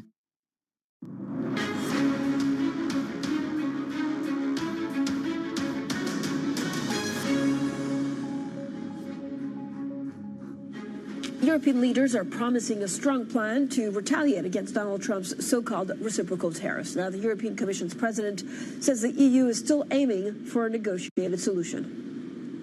So many Europeans feel utterly disheartened by the announcement from the United States. Let me be clear, Europe did not start this confrontation. We think it is wrong. But my message to you today is that we have everything we need to protect our people and our prosperity. Well, sources tell us that officials are considering legal measures as well. Bloomberg's Oliver Crook joins us from Berlin. Good morning, Ollie. Happy Liberation Day to those who celebrate. I mean, this is, we joke about it, but this is a huge market day, and it's going to be an event, and a lot of the politicians have to deal with it without really knowing in advance what will be done. So what levers can Europe actually pull today? That's exactly right, Francine. Everybody knows what it's called, Liberation Day. No one knows what it means, and basically they're all waiting sort of with bated breath for what that will be revealed in a few hours' time from the Rose Garden from the President of the United States. And the response will be obviously in large part governed by the great mystery of what is going to be revealed. Could it be just a blanket tariff across the board? Could it be tiered? Could it go country by country? I mean, the IFO Institute just put out a sort of a bit of research here for the impact that it could have on the German economy, and I'll quote it to you directly to kind of show you the difference difference between all of these different options. A true reciprocal tariff, they say, between Germany and the United States, the U.S. and Germany, would only actually raise tariff rates by 0.5%. That is very, very small. That would actually only hurt exports from Germany to the U.S. by 2.4%. However, if we're looking at a 20% blanket tariff across the EU, that would hit exports from Germany to the U.S. by 15%. And that says nothing of the fact, and you touched this a little bit earlier in the show, Francine, with Roz Matheson, about basically what about other sort of economic goals that the Trump administration could try to achieve with these tariffs. It's not just necessarily closing the trade gap between the EU and U.S. economies. It might go even further. And if they do that, the EU could respond with this is another acronym we're going to have to get used to, the ACI, the anti-coercion, one of the mechanisms that the EU has, and that is much more expensive. That goes further than trade. That goes into sort of direct investment. That goes into intellectual property. So all of these different options are on the table right now, to say nothing, Francine, of the fact that just to make things a little bit more complicated, hours after the tariffs come into effect, you get the Secretary of State, Marco Rubio, landing in Brussels to have a NATO meeting. We need not forget that the Europeans still need the U.S. on side for Ukraine, for defense going forward. So all of this stuff is going to go into a very sort of delicate equation for the European policymakers as they try to assess their response to Donald Trump. So how are European companies preparing, Ali? So listen, I talked to BMW a couple of months ago about the tariffs just to Mexico and the United States. It said that they were going to. They said it was going to cost them €8 billion. To say nothing of the sort of tariffs across from the U.S. to Europe. We have overnight some reporting saying that Mercedes-Benz basically is now looking at withdrawing their entry-level cars in the United States because they're just not economically viable anymore with 25% tariffs. And Francine, that's just the beginning. So we'll keep an eye open for how that develops over the next couple of weeks. Ollie, thank you so much. Oliver Crook there with the very latest from the European side. Now let's also bring in Bloomberg's global card czar, Craig Trudell. Craig, I mean, it's going to be a busy day, probably a busy couple of weeks. And then if you look at the industry group that probably has a lot at stake, maybe one of the most that has at stake is the car makers, because we've also seen that lobbying from U.S. car makers saying, look, a lot of our parts are in Europe, and it's just going to get messy. Yeah, the parts makers and the end manufacturers don't have 25% to give, right? This is an industry that is an extremely low margin one, very global, and it is reliant on, just-in-time, lean manufacturing principles. So this will be hugely disruptive. I think maybe not necessarily right out the gate, in the sense that I think we have every reason to conclude and expect that manufacturers did their darndest in the weeks leading up to this to try and get as much into the U.S. as possible. But we will see, to Ali's point, likely some changes to lineups, some decisions to just cut some models altogether that are entirely imported. But you have some brands that don't have that option. You have Porsche, for example. Everything that they make everything that they sell in the U.S., they make elsewhere, and there's not a clean, easy solution for the Volkswagen Group to start manufacturing Porsches in the U.S. There isn't any shared, underlying platforms for those vehicles with the Volkswagen vehicles made in Tennessee, for example. But, so Greg, who has the most to lose? I mean, again, can you ship parts and keep them in the U.S. and they're not tariffed? Are there ways to go around it? And how much of the supply chain was already changed the first time round that Trump was in charge? I would say we've seen the parts supply base really, try to localize more. There's been more of this sort of view of having a local supply chain close to your end, manufacturing point. It is, positive, even if it means higher costs close to that plant. I do think that we may see some of that on the margins, but to expect that to happen overnight or even within a year is probably unrealistic, and that's something that the industry has been trying to get across the White House. Look, we're going to make the investments here, but if you do this to us, it's going to hit us before that manufacturing, that fresh manufacturing catches up.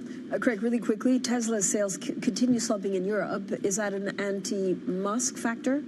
I think, especially in the month of March, a 37% decline in France really is incredible, because we should have started to get new Model Y supply into this market. So to see that number still be so bleak after the first couple months of the year is really a sort of red flag. Okay, Craig, thanks so much. Craig Trudell there with the very latest on car makers. Now, coming up, Nova Holdings has released their 2024 financial results, delivering higher than expected returns. We'll be talking to the chief executive of the company, Kasim Khutai. That's coming up next, and this is Bloomberg.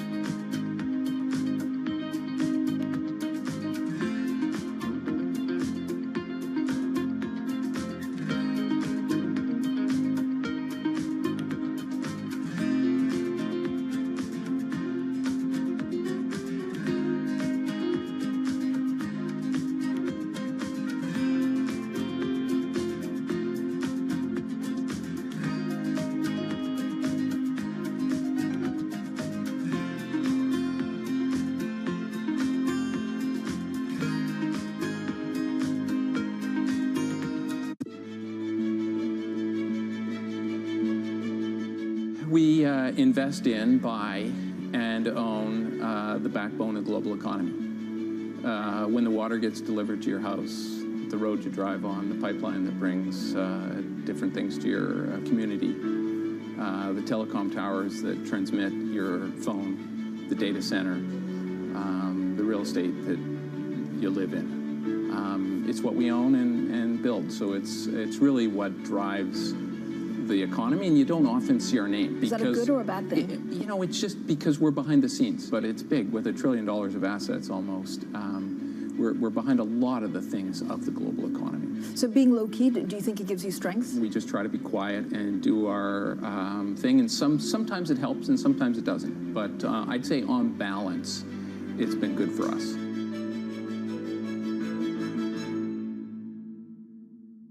This is Bloomberg Daybreak Europe. I'm Tom McKenzie in London. These are the stories that set your agenda.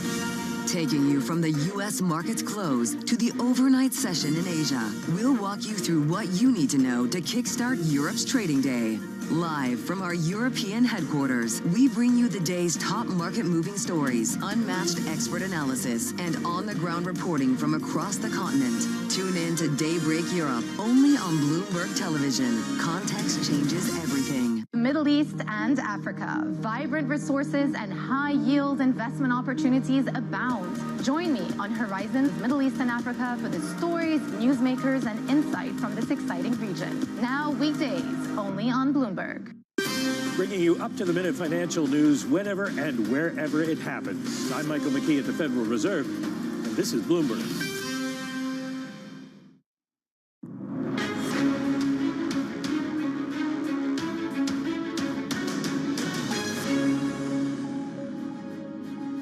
Good morning, everyone, and welcome to The Pulse. I'm Francine Lacqua here in London, and these are your top stories. The countdown is on to Donald Trump's announcement of so-called reciprocal tariffs. Bloomberg understands his team are still finalizing the details.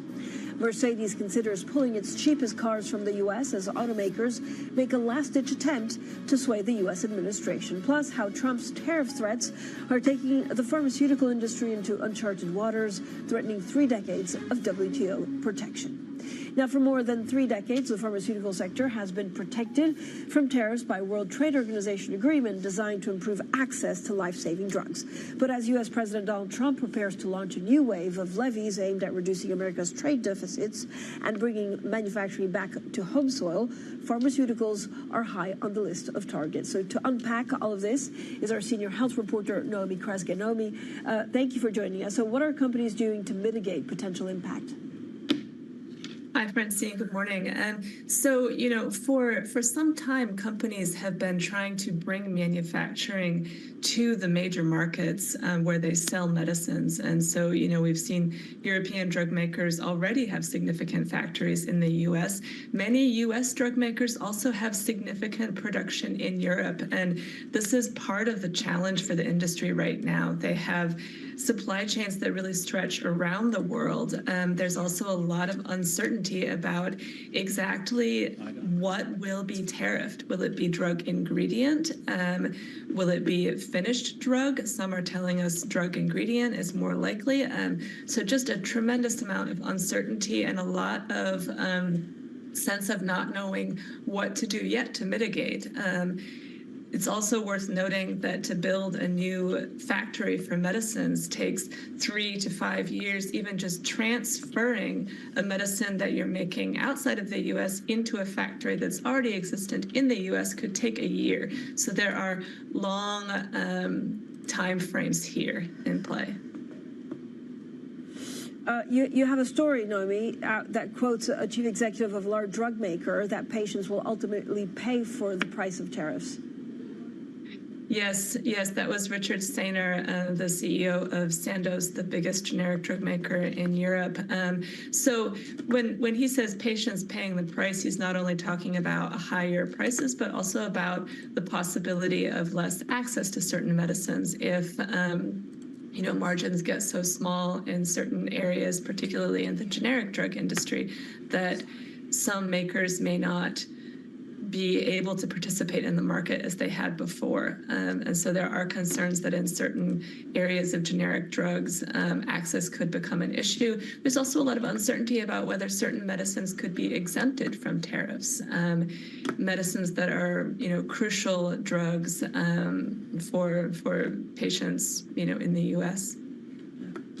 Okay, Naomi, thank you so much. Naomi Kresge there with a wonderful story out on the Bloomberg terminal. Now, Nova Holdings, responsible for managing the assets of the world's largest philanthropic fund, has released 2024 financial results, with total income and investment returns hitting 8 billion euros, up nearly 4 billion euros from the previous year. However, total assets under management fell to 142 billion euros, down from 149 billion, driven by a decline in the market value of Novo Nordisk. A lot of numbers in there, a bit like tariffs. Let's discuss the company's investment outlook and how its positioning may be impacted by the Trump administration. Well, with us now, Kasim Kutai, the chief executive at Nova Holdings. Kasim, as always, thank you so much for joining us. Thank you for having me. So first of all, we have your results. Yes. They all seem in line. Let's start on tariffs. How do you expect it to actually change some of your work at Nova Holdings? Yeah. Well, look, I think as you pointed out, or I think there was an interesting article in Bloomberg yesterday where the headline was, "We're in uncharted waters," and we are in uncharted waters because tariffs have not been applicable to pharmaceutical products, as you well know, for decades. So not only are we looking at the potential of having tariffs on pharma products, but because we don't have the precedent, where are they going to fall? Are they on cost of goods? Are they on the final value of our product? So until we have better clarity, it is very, very difficult to judge how and what the response is going to be. But if you go from, I guess, multilateral, from bilateral agreements, does it change the calculation on investments and all, on future investments, on research and development? Well, it's very difficult in this period of uncertainty. I mean, I think at the end of the day, research and development will continue. I mean, there's additional challenges, but whatever tariffs come in place, at some point, the dust will settle. We don't know what the reciprocal retaliations may be as well. So there's a lot of guesswork here. So I think it's very, very difficult sitting here today saying, how are we going to respond? What are we going to do? We need to see what's going to happen. The uncertainty is just too high for me to be able to give you an answer as to what our response is going to be. That's fair. You've also, I think, come back from China. How interesting is China at the moment? Well, China's interesting. I mean, obviously, valuations looked extremely attractive at one point last year. And of course, there was the DeepSeek moment and perhaps an inflection point. But I would say what was interesting for me in China is, it is very clearly, and perhaps this is obvious to many in your audience, but it's no longer about cost, speed, efficiency. In many ways, it's a quality story as well. So if you look at what's happening, particularly on the AI tech front, if you're looking at what's happening on the green transition and sustainability technologies, EVs, healthcare in particular, they have really moved up the value chain and are clearly closing the quality gap. So a very strong story, and biotech is very interesting. I mean, we did 2 transactions last year where we acquired the ex-China rights for molecules outside of China. If you told me 10 years ago or 5 years ago that we would be doing 2 venture biotech transactions in China, I wouldn't have believed you. But today it is a reality, and we're likely to do more, and so will others. We've seen many others investing in China because of the leap that they're taking from an innovation and technology perspective. And Cassie, I mean, in terms of acquisitions or transactions, would the holding company entertain another large acquisition to support Novo? Well, I mean, item number 1 of our strategy is to be a supportive owner of the Novo Group companies, and we assisted with 2 very significant transactions in the last 18 months. We forget there was the merger of Novozymes with Christian Hansen to create Novo Nordisk, where Novo Holdings played a critical role, and of course there is Catalent.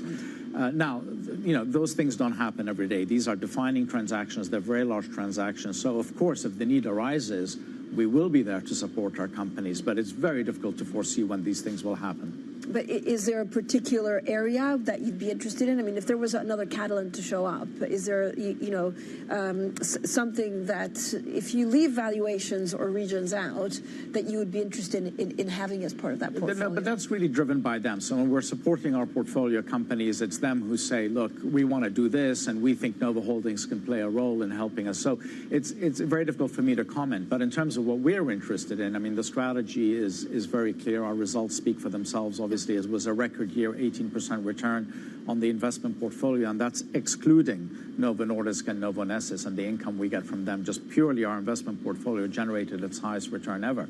And that's on the back of our deep commitment to life sciences, continuing to invest very heavily there, continuing to invest very heavily on the venture side, and, of course, continuing to build out our presence in Asia with hopefully an office in Mumbai very soon. I mean, that's very exciting. A lot of the focus is actually on India and Mumbai. Would that be to also, help support regionally some of the initiatives in health? And, is that also a way to, I guess, fill in the gap with the U.S. disengagement on health policies? No. It's, expanding in Asia has been part of our strategy for a number of years now. And we're in Singapore, we're in Shanghai. And, of course, India being as big as it is, we started investing in India pretty heavily 3-4 years ago. And it was just very clear with the growth of the portfolio now to 6-7 assets that we needed feet on the ground in order to manage the portfolio, but also, frankly, to invest a lot more in a country where we see huge potential for healthcare. Yeah, where do you see the biggest opportunities, actually, across the world, given these shifting sands? Well, I mean, in the life sciences in particular, we continue to be very bullish on biotech. I don't know if you saw, but we deployed a record $700 million plus into biotech venture last year. The team generated a fantastic return of 15%. So we're today clearly one of the largest biotech venture players. So we continue to see the golden era of innovation that I've often talked to you about really pay off. Of course, there's a lot of volatility today. We had a recovery in 2024. IPOs were getting done. Financings are getting done. A lot of things are on hold right now. The biotech index is down. But we think that's temporary. At the end of the day, that market will continue to perform. So I don't know whether we'll deploy another record $700 million plus into biotech venture in 25, but certainly we will continue to invest very aggressively in biotech venture. We will continue to do a lot in Asia, and we will continue, of course, to do a lot in the U.S. and Europe. So it's the same geographic footprint. Yeah, away from tariffs, but also because of the U.S. policy when it comes to health and health policies, do you see more grant applications or job applications in Europe? Does it shift actually where the brain power goes? Well, I think, again, and I was reading an article a couple of days ago that certain scientists are beginning to think about where best to work and operate from. But I really do think it's way too early days. I think there's a lot of knee-jerk reactions right now to a lot of things, and we need to. Nobody knows. I mean, I think part of the reason that gold is up 18% so far this year, off of an incredible high already, is is less policy per se and more uncertainty. I just don't think people know where we're going and where ultimately we're going to land. And the same uncertainty you see from the FOMC, right? If you look at where people are predicting rates of the Federal Reserve Board for end of next year, it ranges from about 2% up to 4.5%. So it's, yeah, your guess is as good as mine, as I said earlier. Yeah, it's going to be a wild ride. Thank you so much for joining us. That was, of course, Chief Executive Kassim Kutay after some pretty good results. Now, since Donald Trump's last term, the European plane makers, Airbus, has diversified its suppliers, including a factory in the U.S. But its American rival Boeing imports parts from Mexico and Canada, which now face tariffs. Well, Bloomberg's Guy Johnson reports from the French city of Toulouse, the home of Airbus, on how it looks to be better positioned than Boeing for the upcoming tariff war. These giant nacelles will soon become the key connection between an Airbus aircraft and its jet engines. Supplier Safran makes about 400 of them every year here in France. But since Donald Trump last imposed tariffs on steel, aluminium, and aircraft during his first presidency, the company has significantly broadened its geographical footprint. Our putting centers are next to the final assembly lines, so in China, Tianjin, in Alabama, USA, in Hamburg, Germany, and in Colomiers, Toulouse, France. This way, the final assembly line doesn't have to suffer any burden. This is the Airbus A321 XLR, the youngest in its family. It has a nose from France, a body from Germany. The wings come from Wales. The rear stabilizer comes from Spain. Avionics come from America. When it comes to engines, you have a choice. You can either go American or French-American. It's up to you. Airbus relies on as many as 18,000 suppliers worldwide to produce roughly 80% of the aircraft. To manage tariffs, the company has the option of using its US factory in Alabama. We are procuring from everywhere around the world, assembling there in the US with US jobs, to US airlines as well. So I think we are key to the US ecosystem, to the aviation ecosystem, and we think that plays a big role in how tariffs are targeted. In the end, Faury says that new tariffs may hurt Boeing more than Airbus. The US company uses parts imported from Mexico and Canada and does not manufacture in the EU. It could also lose out in the growing Chinese market. Unintended consequences of the new transatlantic trade war. Guy Johnson there reporting from Toulouse. Now, we also have a bit of breaking news from Greece. Greece is going to spend some 25 billion euros on defense over the next 12 years. Now, this was announced just a short while ago from the Greek Prime Minister, Mitsotakis, and this is as he unveiled his government's 12-year strategy to boost military capabilities. Again, the Prime Minister is saying investments in our defense capabilities are investments in our sovereignty. Coming up, the countdown to President Trump's sweeping tariff announcement in the White House Rose Garden later today. We discuss all of this with Bloomberg's head of economics and government, Stephanie Flongers. This is Bloomberg.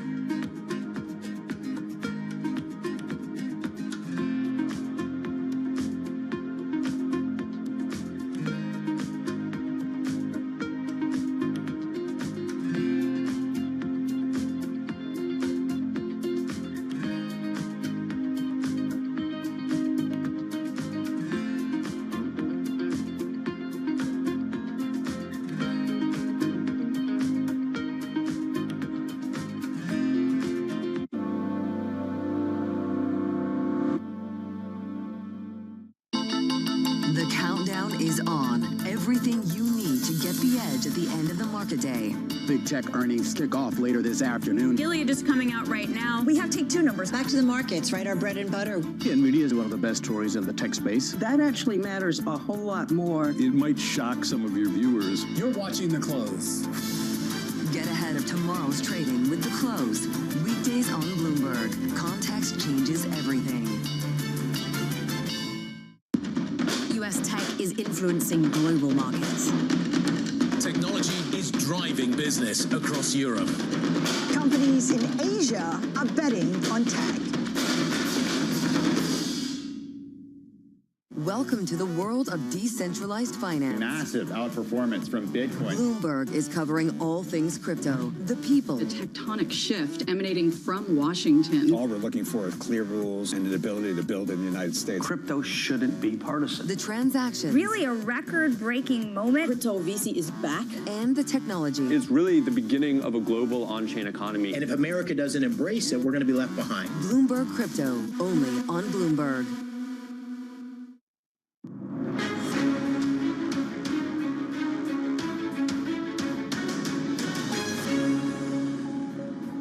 Liberation Day. Liberation Day. This is the beginning of Liberation Day. April 2nd is a liberating day for our country. We're going to be getting back some of the wealth that very, very foolish presidents gave away. We're in the process of imposing reciprocal tariffs. The numbers will be lower than what they've been charging us, and in some cases maybe substantially lower, but we sort of have a world obligation, perhaps. Friend has been oftentimes much worse than foe. That money's going to be coming back to us in the form of tariffs. We're going to be very nice. Relatively speaking, we're going to be very kind.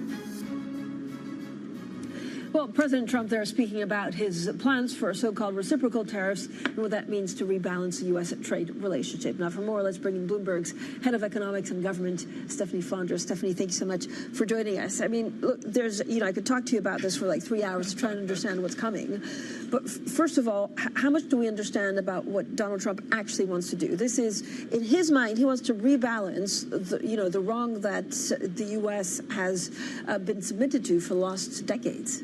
He's decided, and of course we can get into it because obviously he wants to use tariffs for a lot of different things. Yeah. But the essence of the reciprocity idea is to unpick the basic system on which the global trading system has been based, the basic principle, which the US has helped to underpin since World War II, since the whole Bretton Woods conference all those years ago.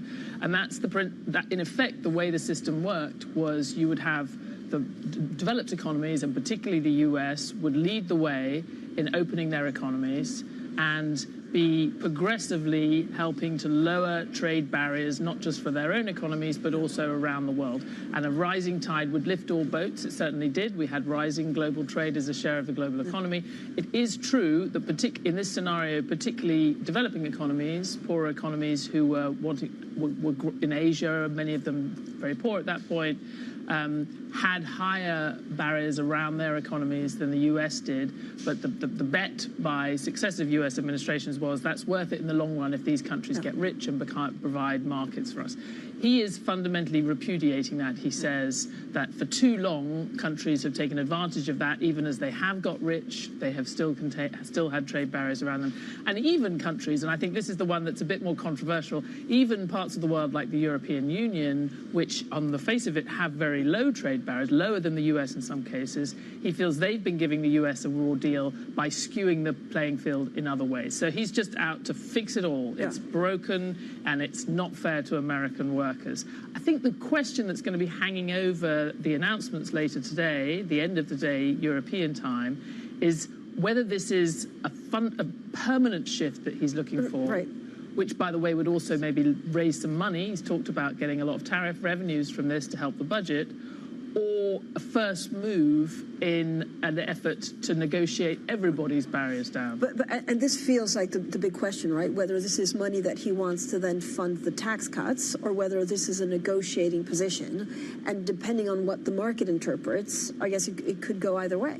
Yeah, I think if you're sitting in the markets, and we will obviously be at 9 o'clock European time, 4 o'clock in the US, we will be there with our spreadsheets. We have our VICO models on the terminal. Our trade economists are ready to go, whatever he throws at us. But I think we will have the immediate impacts, but I think we'll also be assessing from the shape of what he's done, and whether or not this is considered. This is mainly about making money, oversimplifying, or mainly about negotiation. And roughly speaking, I would say the lower the kind of headline rates are, the more you would tend to think, okay, he doesn't necessarily want to fundamentally unpick supply chains here. He wants to make a bit of money. He wants to charge an entry fee for the US market. He doesn't want to actually force people to change their production. And the interview he did with our own editor-in-chief, he kind of actually suggested that last summer. He said sometimes you have a very high tariff barrier when you really want to bring things back.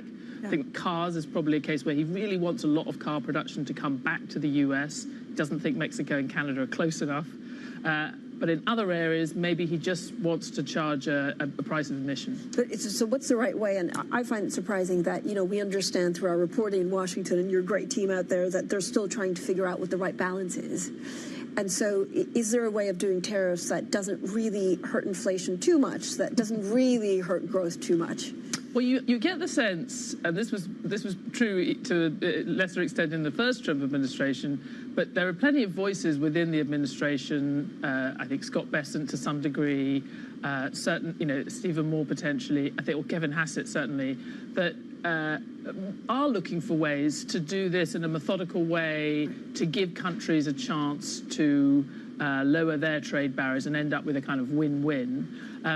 But they're constantly pushing against a much more extreme version of this, which I think Donald Trump kind of feels in his bones, which is much more about the more dramatic thing, bringing production back to the US, whatever it costs. He said in a Fox interview last weekend, I don't care if US car makers increase the price of cars. I mean, that is a very interesting statement. Yeah, but because he could crash the economy, essentially. Or is that going too far? But you could see a situation where there's not enough, investment spending because chief executives don't really know what they're looking at, even in the US.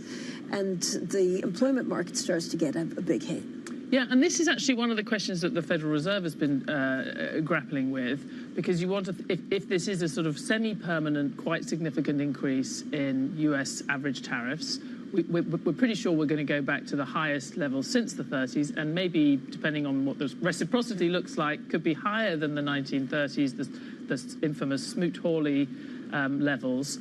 If we go back to that, and if it's permanent, does that just add to inflation, or does it actually not add so much to inflation because you've really crimped the economy, because you're cutting jobs, because companies are pulling back?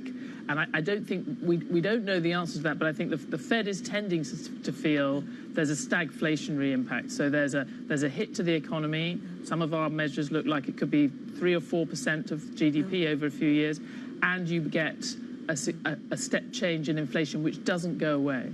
So what do you think will happen? Will they try and calibrate it so that it doesn't, so that actually it's built up to be a big success? There's a lot of pageantry. They've invited lawmakers. They probably don't want markets to crash on the back of it. Well, this is what you have to wonder. So much has been around. I mean, we've been so wrong in so many days in thinking about what the reasonable, predictable thing to do would be from this White House, and we don't necessarily get that. But I do wonder whether he would be. It seems quite likely that the president would want to have a day where the market's relieved on balance. So we've had all this kind of apocalyptical talk, and then the headline number is low enough that people say, okay, this is going to shrink global trade. At the margin, he can declare victory, but it's not as bad as we thought. And then he will really declare victory if the market ends up on the day. But I would say we have so far overestimated how much he was going to focus on the stock market, and that may be true again. Yeah, so Europe is an interesting one because we know that, the Commission is basically preparing a package that they could use. What about China? Is this the first time where we really, understand what kind of relationship President Trump wants with President Xi? For the moment, it feels like also PBOC have been on guard so as not to make U.S. mad. Yeah, and I think we'll see, the US, in a way, China is obviously has got the most kind of across-the-board measures from this administration already. It has that 10%, something that didn't happen in the first Trump administration, right off the back across all consumer goods, retail goods. So they've been absorbing that. They've responded in a fairly targeted way. It will be interesting to see how much more is added to those in this. And then I think the Chinese have wanted to make a play of, we're still the good citizens in the global trading order. So whatever they do, you think, well, they will at least want to present it as working within the rules of a system that actually the US is kind of seeking to upend. I love your podcast. It's called Trumponomics, and I think there's a new episode out today where you focus on the flip side, right, on Europe and whether maybe some of this is to blame on Germany. Well, yes, Germany and other countries with imbalances. You know, we're doing a bit of blaming the victim because, you know, I think people, especially watching Bloomberg, will see plenty of economists expressing the very common view, the very, in many ways, very widely held view that this is not the way to address global imbalances. But the underlying imbalances have been an issue that economists on Bloomberg and everywhere else have talked about for years. And actually we have, I mean, I have to be careful saying this, but, you know, the chief economic commentator for the Financial Times is joining me to discuss it on the podcast. There you go. Listen to the podcast. So thank you so much. As always, Stephanie Flanders, our head of economics and government with Trumponomics, out today, right now. Now, the U.S. Commerce Secretary will be also on Bloomberg surveillance on Thursday. Catch that conversation 1:30 p.m. London time. Up next, Bloomberg Brief. From the world of politics to the world of business, Joe Matthew and Kaylee Lines deliver news, insight, and analysis live 2 times a day, every trading day. Balance of Power at 1 and 5 Eastern, only on Bloomberg.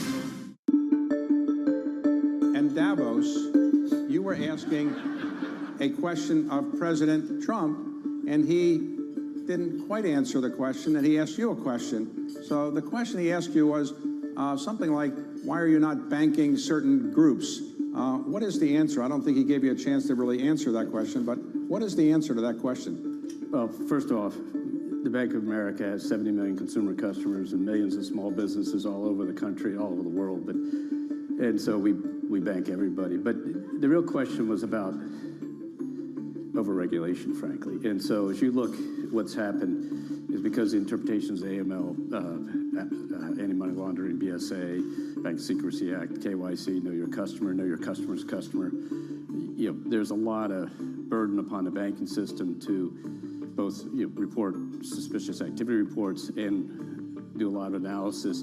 And we have to close accounts, so we can't tell people why we did it. And often we're told by authorities to close accounts. That creates confusion. Another area comes up in this discussion is in the crypto area where the regulator said you can't bank crypto operating companies, employees of crypto companies, et cetera. We are allowed to do, we bank everybody, but the operating company, they said that's a high-risk activity. Ask us for authority, and guess what? You would have never gotten the authority. So that came up as an issue. So at the end of the day, it's about getting these regulations right. Asia is at the forefront of some of the world's biggest stories. I'm Sherrian in Tokyo. And I'm Heidi Stroud-Watts here in Sydney, where the trading day begins. We're here in the center of all the action to get you set up with the numbers, news, and knowledge you need for the day ahead. The demand is indeed recovering. We've been waiting for this moment. The opportunity of a century. Join us on Bloomberg The Asia Trade. Weekdays only on Bloomberg TV. Context changes everything. Key investors, top executives, global innovators. Join me for in-depth conversations with the biggest newsmakers on the day's top stories. Insight with Haslinda Onen, only on Bloomberg.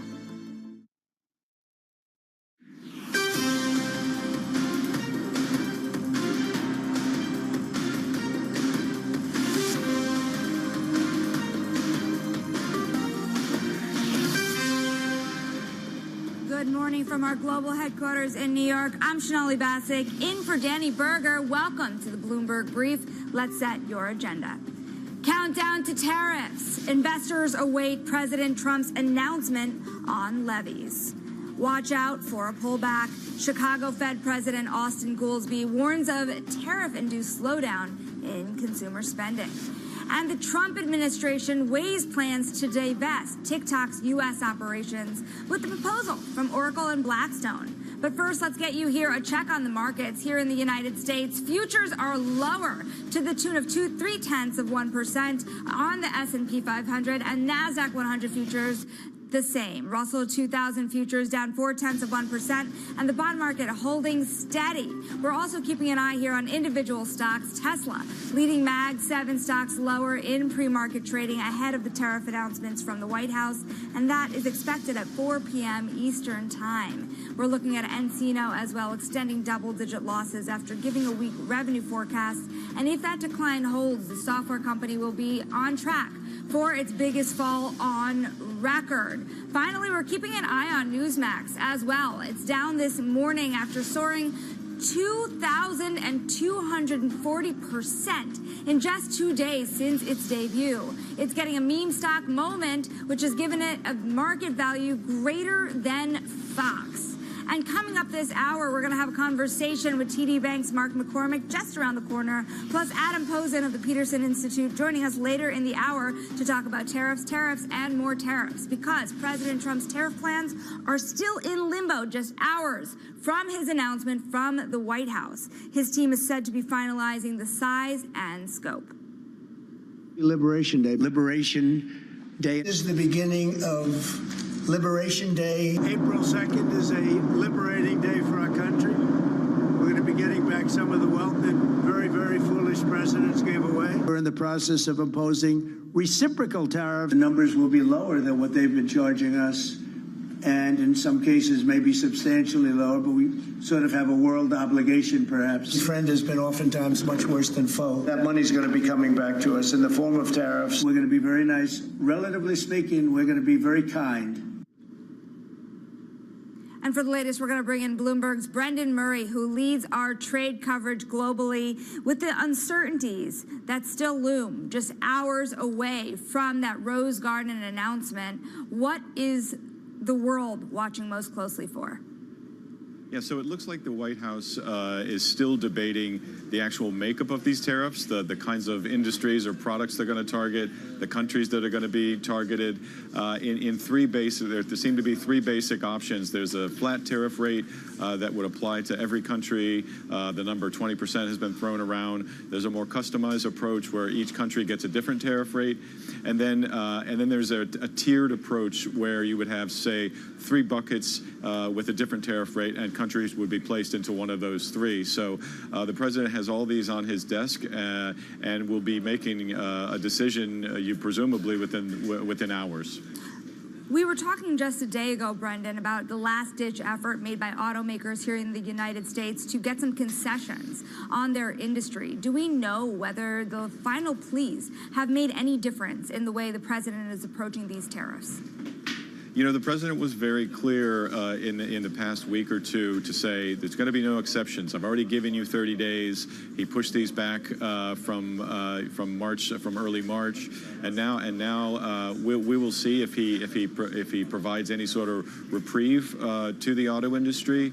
The auto industry is saying, look, this is just going to create problems for our production lines, and it's going to spark retaliation from Canada and from Europe. So the auto companies, have a lot at stake in trying to make sure that that Trump goes easy on them with the 25% tariff that takes effect at midnight tonight.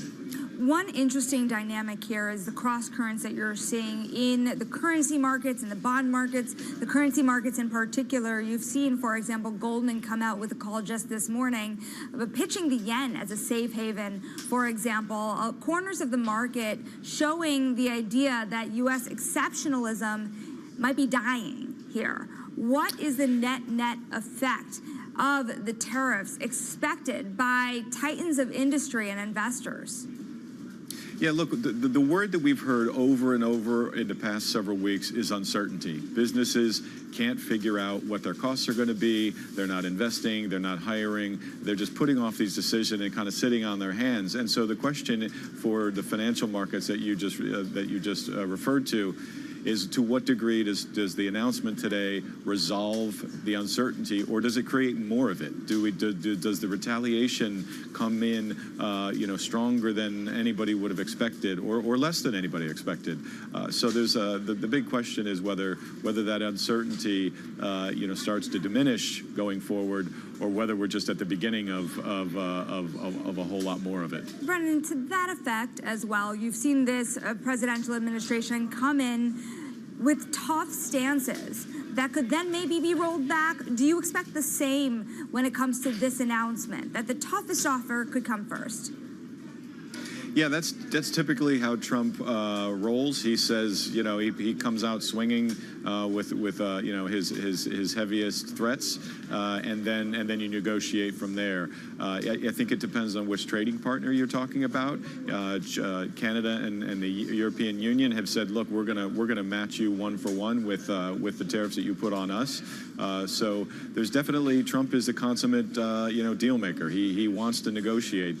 A big part of the rationale for this is to bring countries to the negotiating table, and as Commerce Secretary Howard Lutnick said, essentially redo the trading relationships that the U.S. has with its biggest trading partners, which they feel has grown to be so unbalanced that that has led us to today, which Trump calls Liberation Day from those unfair trading relationships in his view. Brendan, we thank you so much for your time. We're looking forward to the coverage from you and your team over the next 24 hours and the days to come. That is Bloomberg's Brendan Murray. And don't miss our White House tariff announcement special, live at 4 p.m. New York time. Now, Mark McCormick of TD Bank weighing in on the potential impact of tariffs, writing, quote, "The market is now aggressively positioned for the end of U.S. exceptionalism, emphasizing the importance of this vibe shift. This week's tariff playbook highlights the sequencing problem we face in the market. U.S. inflation is a problem now. A stronger U.S. dollar is needed to cushion the inflationary effects of the tariffs." Mark joins us now. He's the global head of FX and EM strategy at TD Bank. Great to see you this morning, Mark. Perfect person to weigh in on these cross currents that the currency markets are signaling. What are you seeing? I'm wondering from your perspective, from the currency market signals, are we seeing clear winners and losers?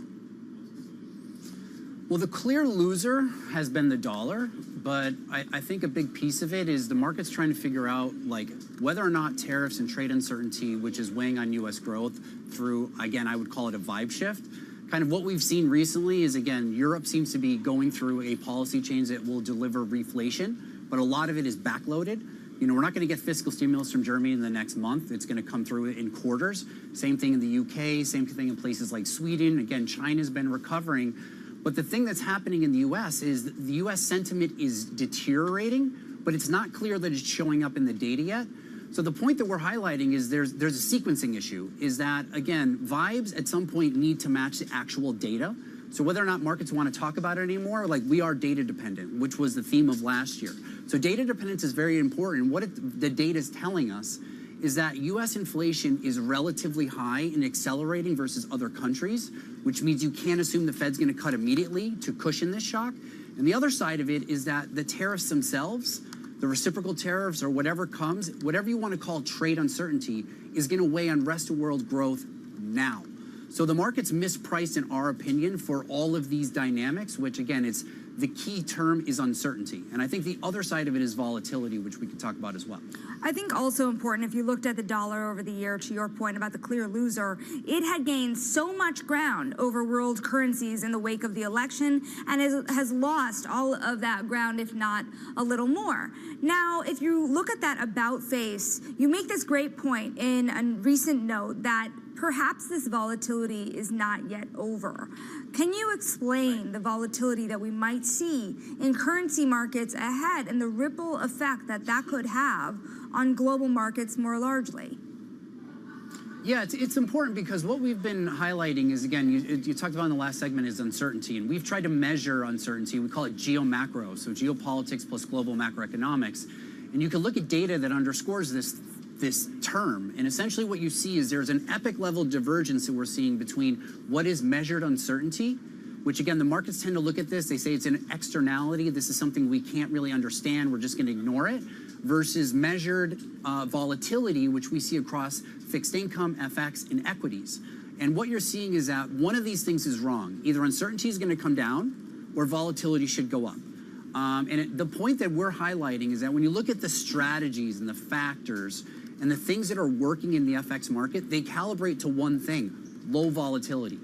So if you kind of come into today's Liberation Day, again, I think this is a bit of a liberation for volatility, because I think what we're going to see is the focus here is really on the trade deficit, and the trade deficit is a concept about unwinding globalization. So the globalization we've seen for the last 20, 25 years since China's been part of the WTO, this is what's going away.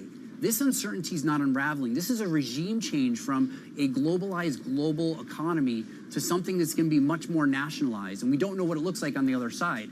So when we think about like what's happening in markets right now, our positioning indicators are telling us to buy the dollar. And again, the vibe shift that comes through on European reflation and some of the things that would take over for U.S. exceptionalism aren't strong enough yet to validate the change in the positioning. So FX is always and foremost forever a positioning-based kind of market, especially when you think about it over the next month or 2 months.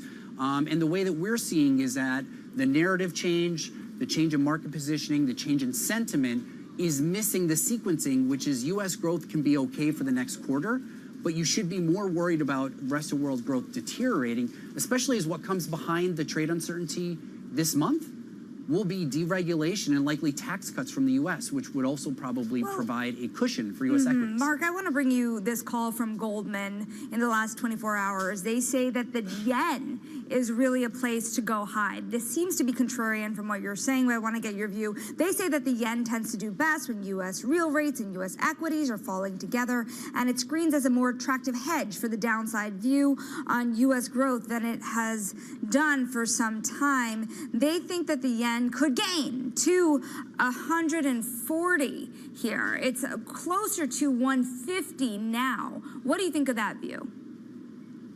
I think in the short term, like short term being like the next 2 to 3 months, we just like being along the dollar. We think it's actually a better hedge. Again, you get the carry that comes with the dollar. You get positioning, which is moved to the other side. You get also short-term valuations, which is cheap. And again, if you look at the structure of the market, the movement in positioning and all the short-term dynamics shows that EM carry and G10 are basically the same trade. The market's trading risk on. So risk on in currencies means you're long Mexican peso, you're long the Colombian currency, you're long Chile, but you're also long euro and CAD in Sweden and Norway.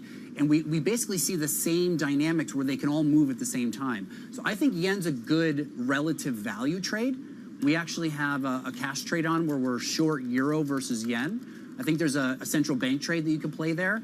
But I would say in terms of a hedge to the trade uncertainty that we are going through immediately and something you can implement now, I would say it's a long dollar position. But I do agree, I like the yen as well. It's just more relative to G10 crosses. One other question I have, we had this great story from Bloomberg's Alice Atkins a couple of days ago about the liquidity trap that's been brewing in the currency markets. And you saw this worry really embedded in the leverage of the carry trade last year unwinding. How much do you worry about market liquidity here in FX markets, especially given the leverage under the system that would take years really to unwind by some measures, and also given the crowdedness of some trades?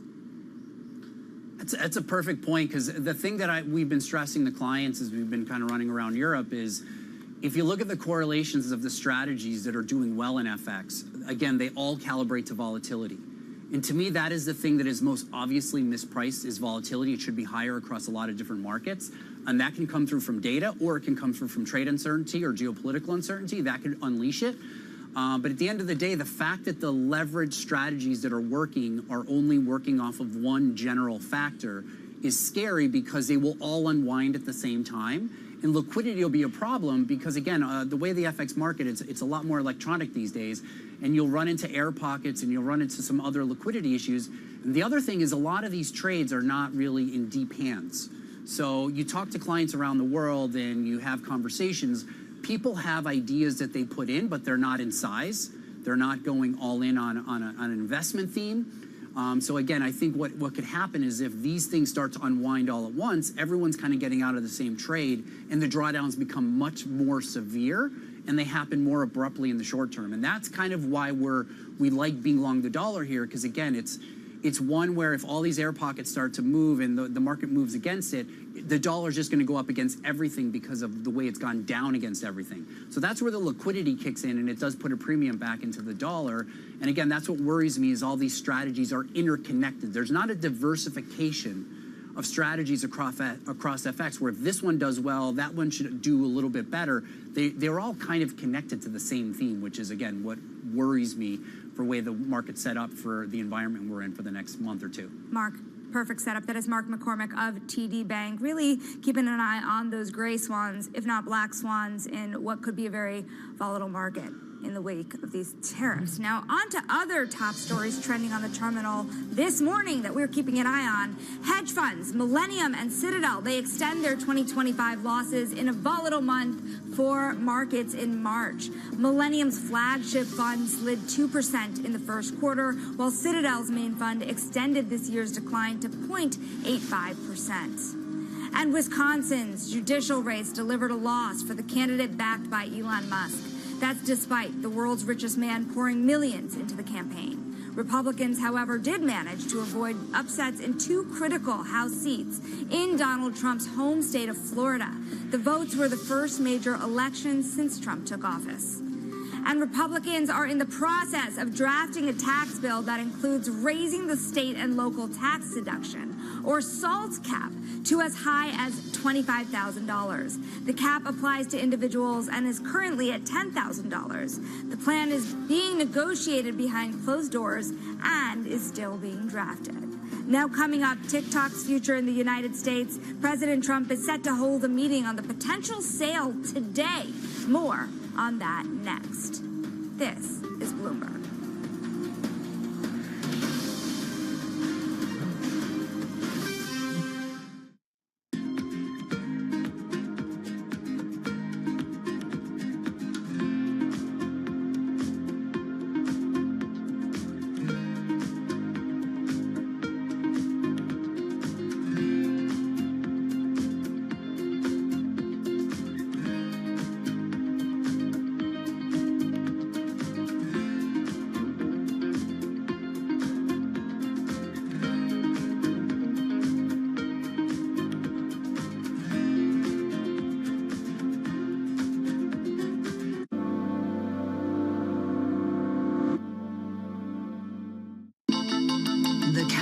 Is on. Everything you need to get the edge at the end of the market day.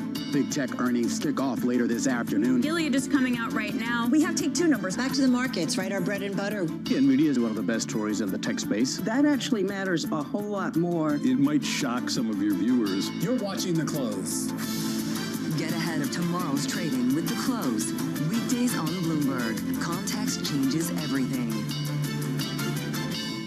Always on the heartbeat of the tech spread across global markets. The real-time data aspect is going to be important. We're going to bring you expert analysis on that. Sure. Don't miss Bloomberg's interview with the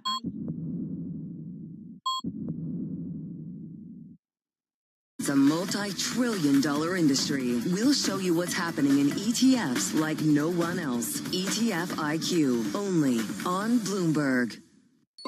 Asia is at the forefront of some of the world's biggest stories. I'm Sherrian in Tokyo. And I'm Heidi Stroud-Watts here in Sydney, where the trading day begins. We're here in the center of all the action to get you set up with the numbers, news, and knowledge you need for the day ahead. The demand is indeed recovering. We've been waiting for this moment. The opportunity of a century. Join us on Bloomberg The Asia Trade. Weekdays only on Bloomberg TV. Context changes everything.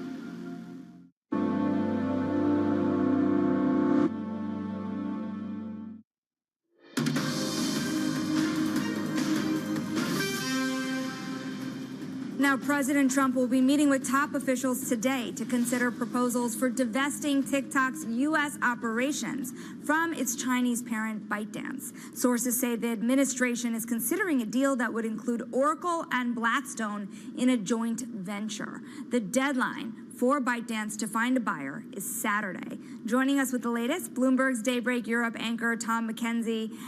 How close are we to a potential deal? We have to remember that this deadline was already pushed before. However, Larry Ellison, of course, already quite close to the president with other major investments planned in the United States around AI. Could they cinch a deal, and will China be allowing it? Yeah, all really valid questions as we tick down again to that time frame around TikTok. We're back to where we were in January the 19th, of course, when President Trump had to come in and extend the deadline for that deal. So as you say, the deadline is now Saturday, April the 5th. We know that the Vice President, J.D. Vance, of course, has been leading the negotiations. And as you say, it seems like there were a number of different individuals and companies that put their hats into the ring around a potential bid. But as you say, it seems like, according to our reporting, the leading contenders are a partnership between Oracle, Blackstone, the Financial Times as well, reporting that possibly Andreessen Horowitz might be investing to buy out some of the existing Chinese investors and holders in the TikTok business, of course, part of ByteDance. It seems the Vice President has said that they're getting closer. They think they're going to get to some kind of deal. The President himself has said that he would be comfortable extending the deadline, though he might face pushback from Congress because, of course, this was bipartisan policy that led to the situation where you either face a ban or a divestment. There's a number of challenges in terms of getting this across the line, and one of the key questions that you point to is whether or not China signs off on a potential deal, and that depends on what the structure is. Crucial for China will be where the algorithm sits. It seems very unlikely that Beijing would sign off on any deal that sees the algorithm, which is the secret sauce for TikTok, being pushed over to the US side. Letting go of control of the algorithm seems to be a non-starter for China. Tom, we thank you so much. We have to leave it there. That is Bloomberg's Tom McKenzie. Certainly, to your point, a lot of questions. That algorithm will be in key focus when you think about that TikTok sale. Now, stick with us. More on tariffs, more on the volatile markets ahead. This is Bloomberg.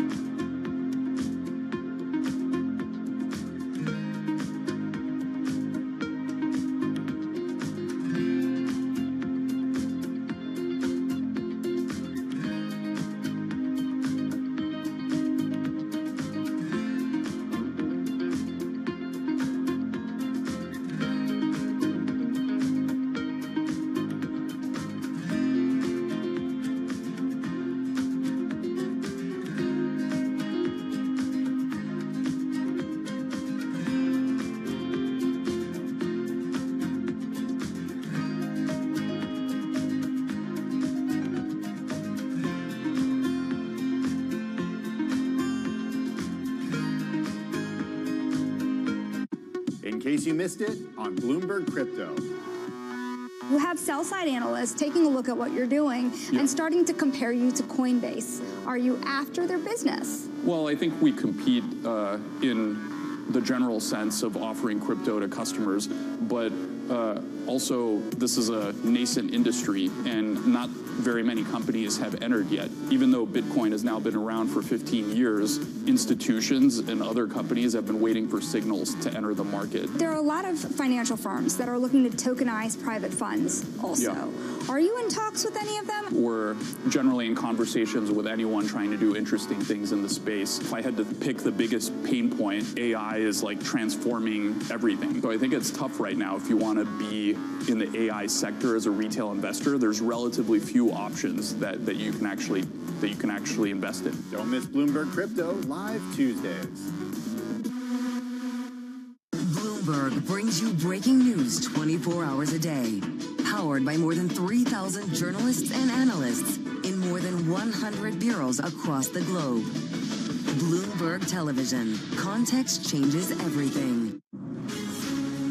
From the beating heart of global finance, economics, and politics, and wherever newsmakers are moving markets, Bloomberg brings you conversations that allow for deep discussions and important insights. What do you think the future is for inflation? Is this a new normal? Are markets too optimistic? How do you worry about the things that are outside your control? How does the current fighting completely stop?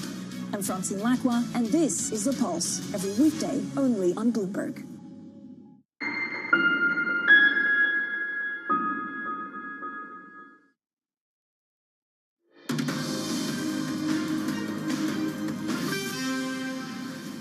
And it's time now for our front page news, a look at what's making headlines around the world. Now, first up on Bloomberg, a bipartisan group of senators, 50 senators, is readying a package of fresh sanctions to hit Russia and countries that buy oil from Moscow. The new sanctions are ready if President Vladimir Putin refuses to engage in good faith negotiations for a ceasefire or breaches any eventual agreement.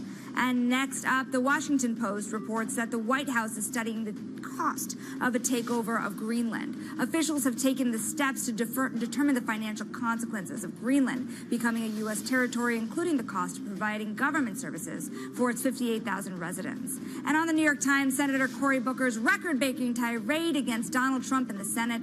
The Democratic senator from New Jersey held the floor in a filibuster that lasted over 25 hours, breaking the previous record set at 24 hours.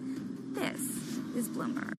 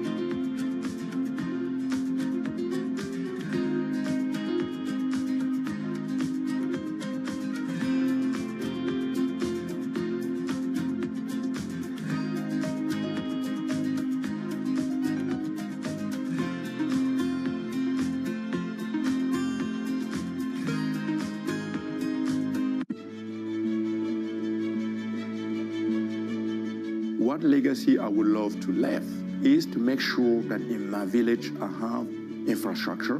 So long when I'm gone, things are still working, then I have done my job. And if some people get inspired through my work and then try to engage themselves for their community and create something that is inspiring for everyone, I will be happy. What's the best piece of advice you would give to someone young who wants to make a difference actually in this world? In architecture or with something else?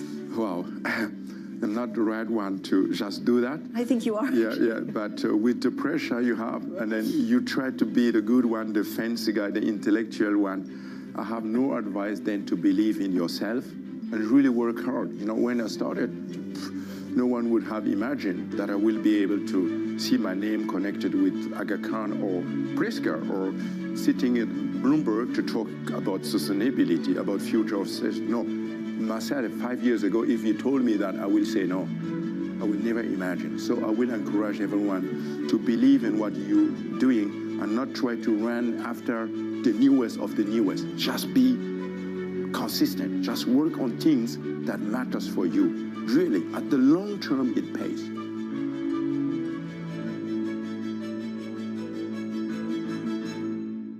Middle East and Africa. Vibrant resources and high-yield investment opportunities abound. Join me on Horizons Middle East and Africa for the stories, newsmakers, and insight from this exciting region. Now weekdays, only on Bloomberg. U.S. jobs numbers are released. Bloomberg has the report under surveillance with crucial data and expert analysis at terminal speed. Nobody covers Jobs Day like Bloomberg.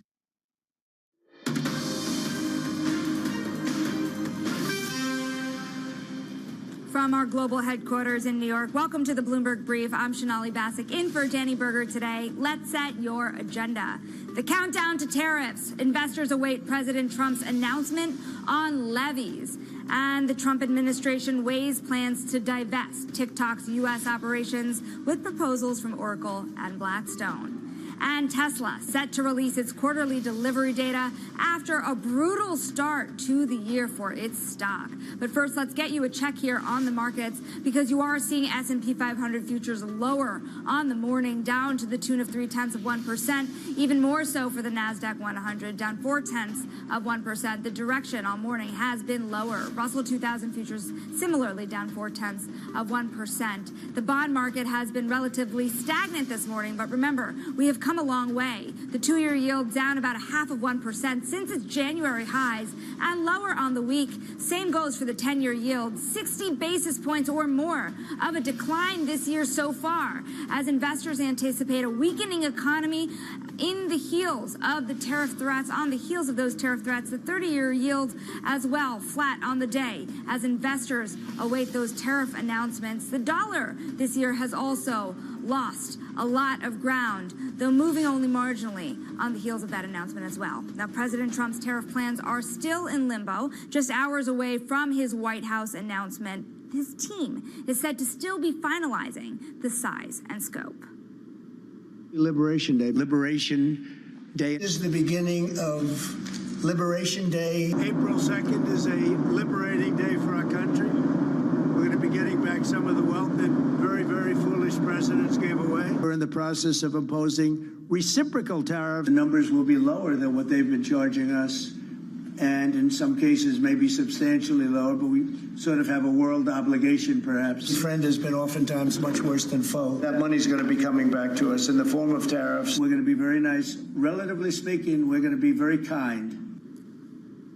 Joining me now, Bloomberg Big Take podcast host David Gura, who's been following these tariffs closely. Now, Brendan Murray, who's our trade czar here at Bloomberg, and I were talking a little earlier about how President Trump tends to start with the tough stance and then have the opportunity to roll it back.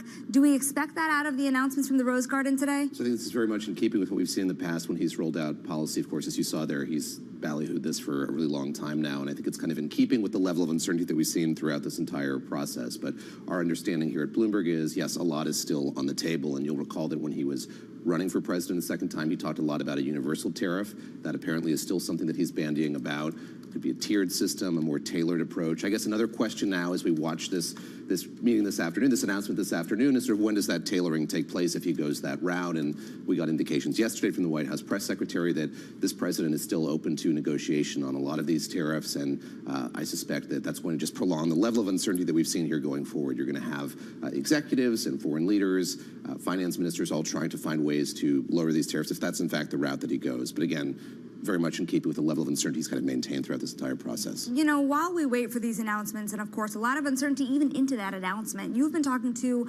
many people from around the world, finance ministers, to see what the reaction would be. How do you expect the fallout to play out? I think that it's a much more well-aligned and coordinated kind of response than we've seen in the past. And so, yes, I was up at the G7 foreign ministers meeting in Canada. Those foreign ministers talked a lot about how they're finding new alliances among themselves. They're going to take a tough stance on whatever the president decides to put in place. There's still this element of confusion and surprise. They're kind of questioning why this is happening, the rationale for it, but they've moved beyond that very quickly to kind of come up with concrete answers to whatever this is going to be. They're going to work together for whatever kind of reciprocal tariffs they need or want to put in place, and I think that that's something to be watching for here in the weeks ahead, is how that kind of strong stance manifests itself in the response that they have to this. Now, it's interesting. Back here at home, it's kind of hard to keep track of all that's going on just in Washington today alone. But you also have the Republican Party gearing up for the next phase. It's not just tariffs, it's about taxes as well. And the idea of the SALT cap, looking at that $25,000 level, Republicans proposing this, how much are they trying to bring blue states on board here? They're trying to do it. Obviously, this is like fundamentally important to folks in New York and New Jersey, Connecticut, Southern California to an extent. But every vote matters now in this Congress. And so I think Republicans are aware of the fact that they have to cater to this group of folks who really care about this state and local tax deduction. Of course, this is something that the president did away with during his first term. He lowered it to $10,000, a lower threshold, wants to raise it once again. I think we're beginning to see kind of the negotiations around that. And you're right to say there's so much going on. The sequencing of this is hugely important. I think there are a lot of people on the Republican side who kind of wish that the president had approached taxes before he got into tariffs in earnest or as fully as he has. But this is certainly the thing that's going to occupy a lot of oxygen going forward here, and we'll see sort of how they work around the edges. Right. How much of this is an attempt from lawmakers, particularly Republican lawmakers that are looking to support the president in tariffs, saying, well, wait a minute, you're going to get tax relief. Look around the corner now before it gets too painful on the tariff front. I think that they think that this is the thing that their constituents care the most about. I think there's still kind of wider spread confusion or a lack of understanding of why the president thinks that tariffs are as important as he thinks they are. This is something I think that the constituents really want to see happen here, so they're kind of adamant that it becomes something that, yes, the administration, but Republicans in the Congress focus on as well. And I should say, this effort is being led by Mike Crapo of Idaho, Republican. He's saying here that everything's on the table now. They're trying to figure out sort of what's going to work, but it's still very early days yet in terms of what happens. David, we thank you so much for your time this morning. We're very much looking forward to your coverage. You know, you've been on the road. That is Bloomberg Big Take podcast host David Gura. And don't miss our White House tariff announcement special this evening. That's live at 4 p.m. New York time. We will break it all down for you and how to think about the impact on markets moving forward. Now, joining us now, Adam Posen, president of the Peterson Institute of International Economics. Adam, you are really the perfect person to talk to about the fallout and what can be expected. First, I want to point out what you have recently written and what you have been trying to warn, that this will not generate even half of the revenue that Navarro claims, 2% of GDP at most annually. If that would turn out to be true, then what is the purpose ultimately of these tariffs, and how will it change the texture of the American economy? Good to be with you on the briefs and all. I think this is part of two goals. As you kindly said, that Peterson Institute, a bunch of other independent assessors think that there's a Laffer curve in the level of tariffs, and it's somewhere between 15 and 20%. And if you get up past that, you end up collecting less taxes the more you go up. And even that overstates it, because the 2% you mentioned a year, which is real money, is before you start computing a dynamic score of the negative effects the taxes have on the economy, which in the end reduce growth and reduce revenue as well. But you're going to a more fundamental question, which is, what is this for? And I think it's for two different things. It's actually for several, but two big things. The first is straight up the president and some of the people around him who he's appointed just ideologically believe other countries are ripping us off through free trade. It's a wrong concept. We get stuff when we buy it, but nonetheless, they just believe this, and they believe that the tariffs will somehow change that. And it might reduce the volume of trade, but it won't make us better off. The second thing that they're trying to do is do a fundamental revision of the tax code in line with a lot of things the Republican Party and pieces of the Republican Party have wanted to do for a long time. And so I think part of the goal here is to replace a lot of income tax, particularly corporate income tax and high earners income tax, with consumption taxes. And the tariffs are a form of consumption tax. They're an inefficient form of consumption tax. As my colleagues Mary Lovely and Kim Klausing at Peterson have documented, they'll cost the average family $1,200, $1,500 a year and more the further down the income scale you go. But it is a way to shift the burden of taxation from companies and high earners onto people who may not even pay taxes now, but then would be paying taxes on the things they have to buy. So let's bring in the cross currents of that extension of the Tax Cut and Jobs Act. How much do you think that would actually spur growth if people are concerned that the tariffs will stunt it? Good question. I think the feedback we're getting, the negative feedback on expectations, both in terms of consumers scared to make large purchases and consumer confidence going down, but particularly corporate investment, that we have people who depend on imports for things they can't substitute, at least not for a few years until the U.S. starts doing them, is holding off on investment. They're holding off on making plans. So the uncertainty is there. But to pick up on something David Gura said, and you said, that the uncertainty isn't going to go away. I think the president is likely to announce across-the-board tariffs of 15 or 20%, and then announce 4 or 5 sectors where, like auto, steel, pharmaceuticals, chips, where they're going to focus additional tariffs. And then there'll be uncertainty about creating exemptions, additional tariffs, non-tariff barriers. So this is a change in regime to a regime of ongoing uncertainty. How big a drag that is versus some of the positive for growth things this administration does, some of the direct or offsetting effects of tax cuts remains to be seen. But we're already, when I was warning about this last fall, including on this program, people were saying I was exaggerating, and now we're seeing uncertainty effects that seem to be larger than even what I was told was too extreme. Now, I also want to point out some of the math that was put out from the Committee for a Responsible Federal Budget just earlier this week. The idea by the end of 2055, so it's a while from now, but you can see the trajectory here. The idea that in nominal dollars, debt in the United States will grow by $108 trillion from $30 trillion at the end of this year to $138 trillion by the end of 2055. And you compare that with what Peter Navarro, of course, which is one of the most hawkish trade advisors to President Trump, he said that $700 billion, we're talking billions of dollars, hundreds of billions of dollars from the tariff revenue being discussed. To what extent does the tariff revenue actually start to close gaps in the American economy, if at all? There's Congress world and there's real world projections, right? So the Committee for a Responsible Federal Budget and other respected nonpartisan agencies are always doing, as we at Peterson are trying to do, are always doing two exercises. There's an exercise of projecting what's going to happen for purposes of the congressional process, what's called reconciliation, that allows the Senate to pass a budget without having 60 votes. And that relies on specific baselines and specific assumptions. And again, you're only allowed to include the first round effects because it becomes highly speculative, even though we can make judgments about what the second and third round affects.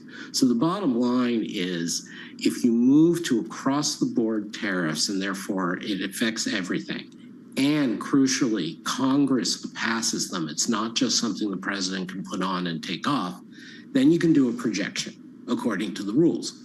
And if you do a projection according to the rules, the one I carry in my head is the 10-year window, so to 2035. And then you're talking about numbers like $300 billion a year at most, probably more in the $250 billion a year range if the legislation passes Congress and the president doesn't give it away. That's real money.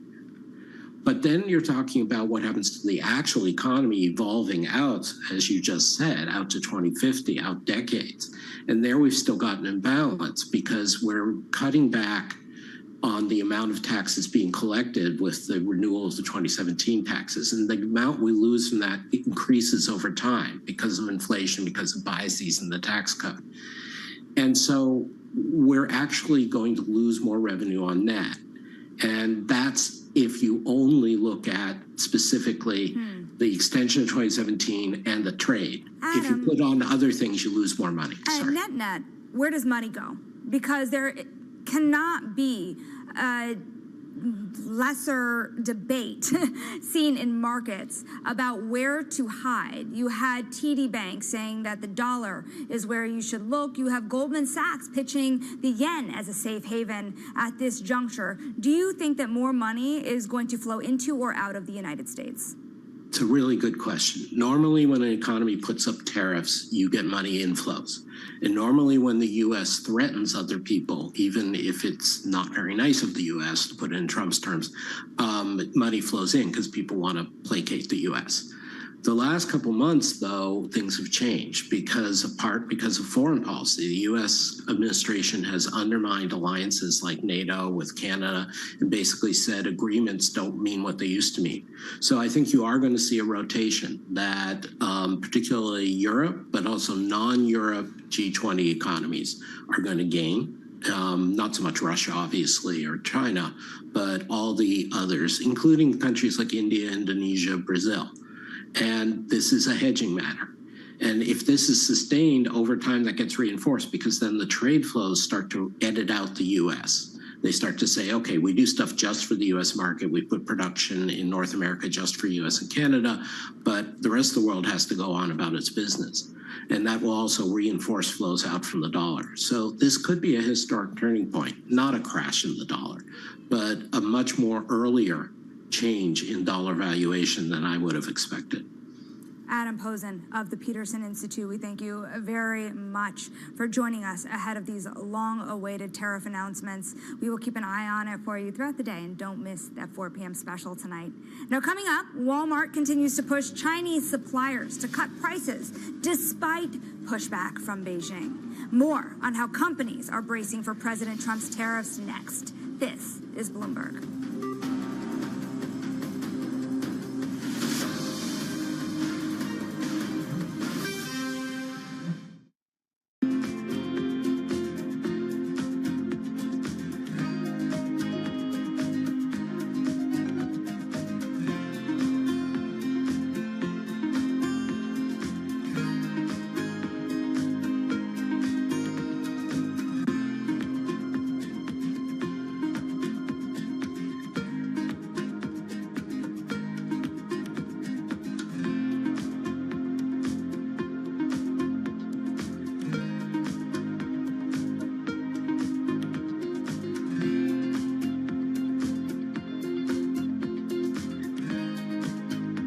Listen carefully. Can you hear the rhythm in the markets? Not just in the syncopations triggered by inflation, but in the preludes leading to global elections, in the dissonance that moves the Nikkei, and the rising course conducted by AI. There's music in the markets, and if you want to learn to listen for it, we'll show you how. In case you missed it on the China show.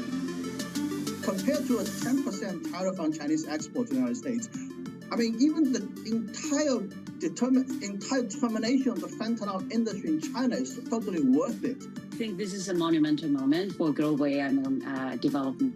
DeepSeek did was not only just make the products free, but also they released the entire research open source so you can see how they did it. This has forever democratized this current most advanced version of AI. How do your students feel about their jobs prospects?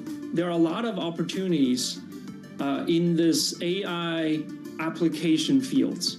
On the other hand, if you look at traditional manufacturing, I think the main problem is that there's a lot of mismatches between supply and demand. Don't miss the China show live every weekday. Africa, a region rife with potential for growth and opportunities, but not without its challenges. Bloomberg highlights the biggest stories, interviewing key players, and reporting on the issues impacting the region. Join us as we get to the heart of African business, politics, and economics, and ask the question, what's next? I'm Jennifer Zabasaja, and this is Next Africa. New episodes every month, only on Bloomberg.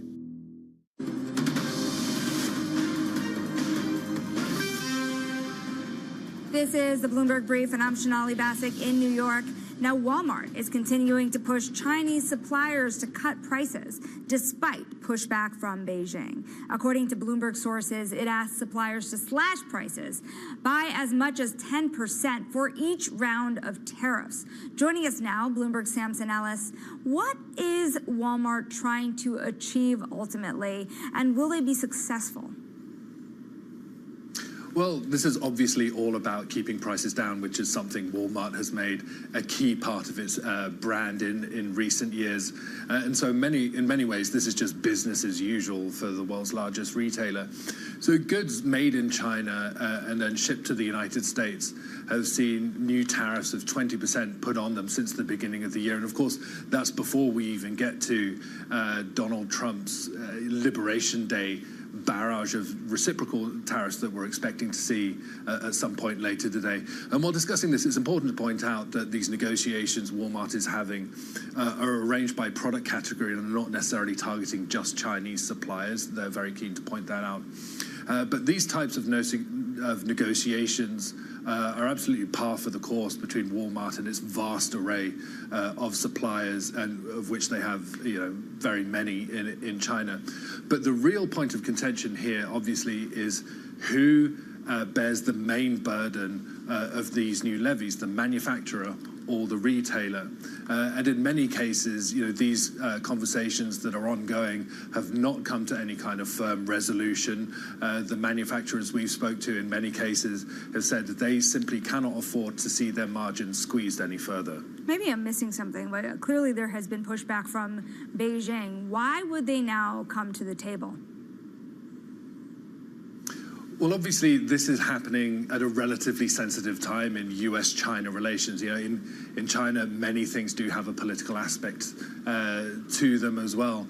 So as we sit on the cusp of these new tariffs that are about to be announced later today, and with the U.S. administration being very explicit that they view China as one of the United States' key trade rivals, these talks are not happening in a vacuum. So considering that, the response from China, the Chinese government at least, has been relatively muted. The worst Walmart has seen so far is a slightly irritated social media post saying that these talks are going to harm U.S. and Chinese companies' interests. Bloomberg, Samson Ellis, we thank you so very much for your reporting. Now we want to switch to another company story. Tesla set to report its latest sales numbers today. Wall Street expectations have come down sharply as CEO Elon Musk's political maneuvering fueled consumer backlash, eroding global demand for his electric vehicles. Joining us now, Bloomberg's Global Autos editor, Craig Trudell. One thing I found fascinating was the jump you saw on the initial reaction in Tesla stock price after Ford's release of their own numbers yesterday, where you did see probably higher electric vehicle demand than expected. But will Tesla see the same given the political overlay that it's faced? Yeah, I think that's a key question. I think, we saw yesterday, not just Ford, but also GM and Hyundai, manufacturers post really strong first quarter sales and talk about this idea that they saw a sort of mad dash this past weekend, that buyers wanted to get out ahead of the tariffs and sort of rush to showrooms to get vehicles to buy them before prices went up. And I think even Elon Musk has sort of set some expectations here that even despite the fact that Tesla makes the vehicles that it sells in the U.S., they too will be hit by tariffs. And there is an expectation that, perhaps the company would be sort of caught up in, the back and forth between, countries trying to retaliate against the U.S. And so there's risk here for Tesla, going forward, even if this first quarter number ends up being less ugly than everyone anticipates. Tesla down to the tune of more than 1% pre-market. Bloomberg's Craig Trudell, we thank you so very much and looking forward to seeing your analysis of these numbers. Now, coming up, we're going to get you set up for your trading day, a huge day ahead. It's Trump's Liberation Day. This is Bloomberg.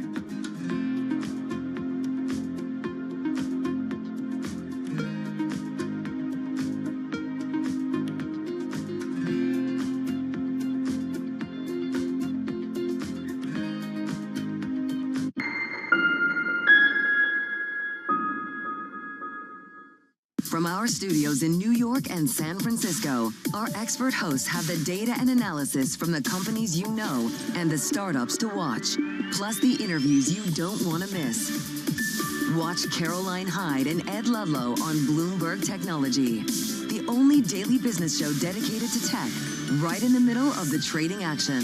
Live every weekday, only on Bloomberg Television. Context changes everything. Bloomberg loves earnings. I know it's like your Super Bowl, right? I can't wait. It's like opening presents in the morning. All right, it will be exciting. Nobody covers earnings like Bloomberg. Key investors, top executives, global innovators. Join me for in-depth conversations with the biggest newsmakers on the day's top stories. Insight with Haslinda Onim, only on Bloomberg. The countdown is on. Everything you need to get the edge at the end of the market day.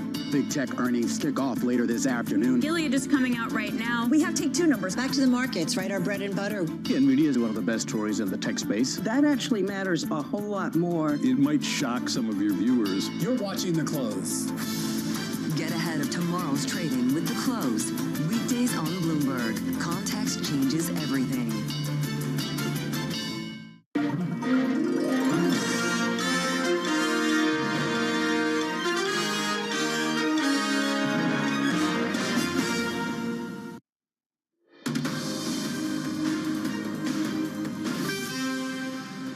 This is the Bloomberg Brief. I'm Sonali Basak here in New York. Let's look ahead today, starting off with some economic data with ADP at 8:15 a.m. Eastern Time, followed by factory and durable goods orders at 10 a.m.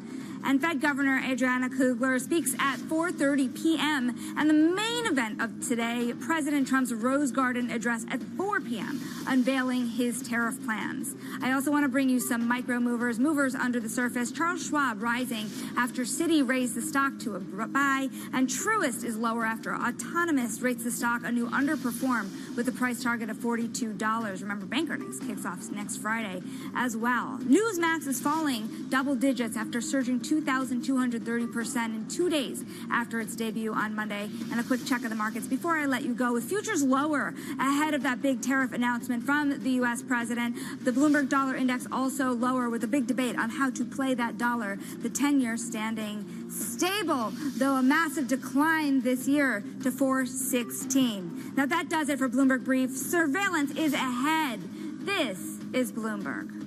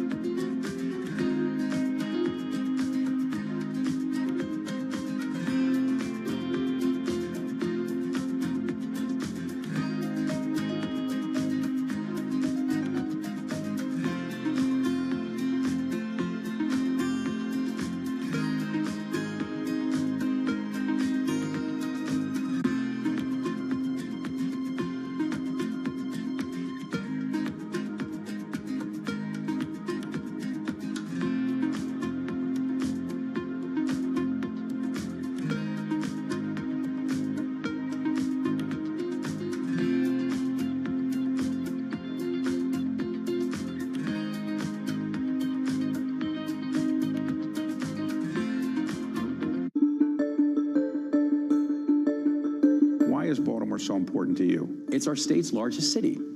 And if your state's largest city is not thriving, your state can't thrive. And that is just a mathematical equation, because the only way this is going to be Maryland's decade is if it's Baltimore's time. And so that's why we did focus on things like being able to extend the Orioles lease and make sure the Orioles could be here for 30 years. It's the reason we focus on things like the Preakness and keeping the Preakness in Maryland for generations to come. While we've invested in the convention center, the reason we focused on housing and getting rid of the vacant housing, the reason we focused on violent crime. And now Baltimore is having among the most precipitous drop of anywhere in the country when it comes to homicides and non-fatal shootings and carjackings and auto thefts. So if you can have Baltimore thriving, your state is going to thrive. So if somebody's watching this and they're not from Maryland, but they want to know a little bit about Maryland, what would you encapsulate in a paragraph or two about what people should know about the state of Maryland? I would say Maryland really is American miniature. You tell me what you want to do. And no matter where you're standing in the state of Maryland, I can tell you where to have a world-class experience within 2 hours. We're the home of innovation. We're the home of Johns Hopkins University, the home of the NSA, the home of NIST. We have so much to offer in the state of Maryland, and I think it's one of the reasons that people are so excited about the growth trajectory we're on.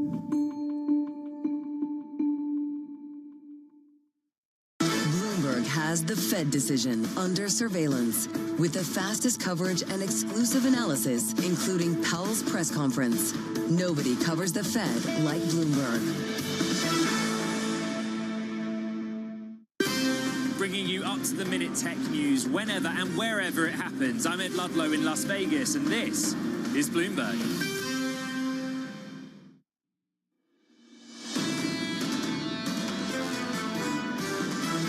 Wednesday will be big. What we really want to focus on is what's known versus unknown. It's been incredibly clear what the Trump administration is trying to do. How much disruption are they willing to tolerate? What we know about tariffs is tariffs increase costs. How much they increase consumer prices remains to be seen. Tariffs are stagflationary. They have an inflationary effect, but they also have a deflationary effect. I don't think these worst-case outcomes are coming to pass. This is Bloomberg Surveillance with Jonathan Farrow, Lisa Abramowitz, and Anne-Marie Hordern. Live from New York City this morning. Good morning for our audience worldwide. Bloomberg surveillance starts right now. Coming into Wednesday with trading floors across the planet focused on one thing. Liberation Day. Liberation Day. This is the beginning of Liberation Day. We're going to charge countries for doing business in our country. We're in the process of imposing reciprocal tariffs. Friend has been oftentimes much worse than foe. That money's going to be coming back to us in the form of tariffs. The most beautiful word in the dictionary is tariff. So-called Liberation Day, leaving investors bracing for a major tariff push. Multiple proposals sitting on the president's desk, including a tiered tariff system and a more customized plan. Anxiety is already sky high and confidence is already rock bottom. Consumer sentiment the weakest since 2022, and by one measure, long-term inflation expectations the highest in decades. For markets, Evercore is framing the trillion-dollar judgment call. Is Trump going to use Liberation Day to score concessions from trading partners, or is President Trump willing to tolerate a near-term case of stagflation to reshape the U.S. economy? We're counting down to 4 p.m. live from the Rose Garden. This is the key question. Is this the kickoff until May 4th, and then June 4th, and then July 4th, when we get a series of negotiations, or is this a real bazooka to try to reshape trading agreements in a way that we haven't for possibly more than 100 years? Look, Scott Bessent yesterday, Treasury Secretary, came out and said that he does expect that this would just be a cap and that countries can barter to get those down. A lot of people bracing for what could be the worst case scenario, but expecting and pricing in something a lot less. So this is what we don't know. We don't know which proposal the president will choose. We don't know how others will react. We don't know what can be negotiated. We don't know what will be exempted. What do we know this morning? Well, we do know that they're still weighing all of these options, and we do know that there are a number of proposals, as you mentioned, on the president's desk. I think the best way to think about this is the president is going to come out with a very big shock and awe number, a universal tariff rate for everyone, or it's going to be more customized, whether it's two-tier or reciprocal. It'll be more customized depending on that country. One thing is for sure, this is a president who definitely likes to negotiate, but potentially negotiations will happen later in the year because they need to offset the revenues. They need those revenues to offset the tax cuts. This, of course, is just one dimension of the overall policy platform, but a consensus view is that it introduces upside risk to inflation and downside risk to growth, and that puts the policymaker over at the Federal Reserve in a very tricky position. Which is the reason why it's really going to be fascinating to hear what Fed Chair Jay Powell says on Friday after the non-farm payrolls report.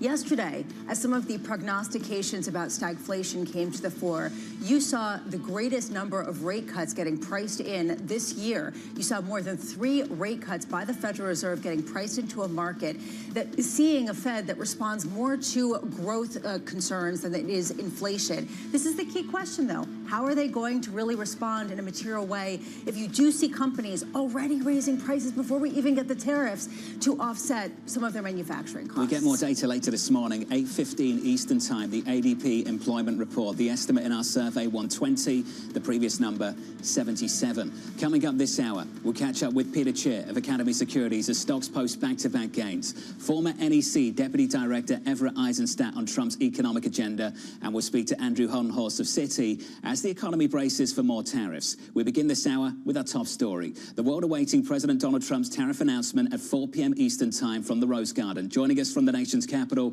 Bloomberg's Mike Shepard. Shep, what can we expect at 4 p.m. Eastern Time? Well, I think as you highlighted right at the open, John, it is a wide open question. It's unclear what we're going to get. We can see markets and companies on knife's edge awaiting what will come out of the president's mouth as he utters this and whatever he signs. It really is those 3 different options that we have heard about. It could be a tiered system. It could be something more bespoke, customized tariffs, or it could be the flat rate that the president talked about when he was seeking election to a second term. Now, all of this has a huge impact on markets and on companies. They are going to have to make decisions about spending and investment. And for the president and his team, they actually see the tariffs as a tool for bringing manufacturing back to the U.S. But remember, it's taken decades to build those supply lines, and it will take years to build those plants here in the U.S. This is going to be a complicated moment, and it will also touch off some negotiations. Scott Bessent, Treasury Secretary, indicated, as have other administration officials and the president himself, that they are willing to talk, but it will take time to get those kinds of conversations underway. And they're also going to be hearing from industry, too, seeking some sort of a break, some sort of a concession, as we saw automakers do earlier this week, trying to get some sort of relief when it comes to lower cost parts. Mike, you covered Trump during his first administration. What makes this time around different or similar? Well, it's similar in some ways in the sense that he is going to the 11th hour with this plan. We really haven't gotten a clear sense of the direction of travel with what the president will be coming out with tomorrow. There's been no pre-briefing. We're seeing a lot of different options on the table. One thing that's different here, though, is that the president really does seem to have some sort of plan for something big in mind, and he really does want to leave a mark. And he has been telegraphing this day for weeks, and he really does want to make an impact. One of the administration's regrets the first time around was that they missed a few opportunities, perhaps, owing to not understanding exactly how the government works and the mechanisms and the levers that they can pull. So they have brought in a team of more seasoned people, especially on the trade side. Jamieson Greer, the U.S. trade representative, was the chief of staff to Robert Lighthizer, who was Trump's trade chief the first time around. And we also have, of course, Peter Navarro, who is back in the White House as a key advisor on trade as well to Trump. So they have a better sense of what they want to do, how they want to do it, and they also have a goal in mind, too, here. Hey, Shep, appreciate the breakdown of things. Appreciate your time, sir. Mike Shepard of Bloomberg down in Washington, D.C. Already getting some breaking news from the team here at Bloomberg this morning. This, according to people familiar with the matter. China has taken steps to restrict local companies from investing in the United States. The story goes on to say that several branches of China's top economic planning agency, the National Development and Reform Commission, have been instructed in recent weeks to hold off on registration and approval for firms that are looking to invest in the United States. The latest breaking news from the team here at Bloomberg. This news seems to go on beyond the concerns about national security and capital outflows. These new measures underscore the tensions that are building under Trump 2.0 between Beijing and Washington, and this is a ton of money. 2023, China's outbound investments into the U.S. totaled nearly $7 billion. So this is China preparing, coming out retaliation even before Trump has his announcement at 4 p.m. Lisa, this will complicate things for sure when it comes to investment, but this might be music to the ears of some congressmen who have been pushing for the same kind of thing down in Washington, D.C. for a number of years. To decouple the two economies, they don't necessarily want to see those ties get that much closer. Unclear how much leverage this actually gives China, but what you can see pretty much around the world is trading partners with the U.S. looking how to tighten the screws ahead of the announcement that they expect will be the launching point for possible discussions. Equity futures this morning negative by 0.4% on the S&P. Let's talk about the market. Peter Chair of Academy writing the following: the consensus that uncertainty is bad and that almost any announcement will create certainty so we can rally is wrong. Pete joins us now for more. Pete, good morning. Good morning. Suggestion there that you don't think this is the clearing event that leads to a big rally? No, not at all. Maybe we get a little pop because everyone's kind of built that way, but I think there's plenty of other problems going on. So I don't care what sort of number comes out tonight. Look at how people are treating the U.S. very, very differently this time. China, for example, Trump 1.0, Xi was one of the first people to came to Mar-a-Lago. Every time Trump met tariffs, oh, Chinese trade delegations. China's just sitting there, yes, sir, may I have another? Yes, sir, may I have another? They're going on. And this is starting to play out into their long-term goal, right? We've always talked about this, China trying to switch from made in China to made by China, their brands. They're now negotiating with South Korea and Japan about deals, right? That's clearly nervousness about what the U.S. is going to do in the region. So I think tariffs have taken up all this time, and that's a big part of it. I think when you look at the geopolitical front, we've made a lot of issues there with NATO, with Greenland, with Canada as the 51st state, with Panama. I think there's a general frustration there, and at the same time, domestically, DOGE has been running around. It's very unclear what's been accomplished, not accomplished, except for a lot of uncertainty. I think these things are all kind of meshing together, and once people have a chance to sit down and figure out whatever tariffs we're on, they're like, ooh, this is not good. And to me, I think we have been in the process of destroying the American brand, and this hope that country after country would come and beg for a deal is changing rapidly. You sound super bearish. How much downside is there? I think we've got at least another 10 or 20% on stocks from here.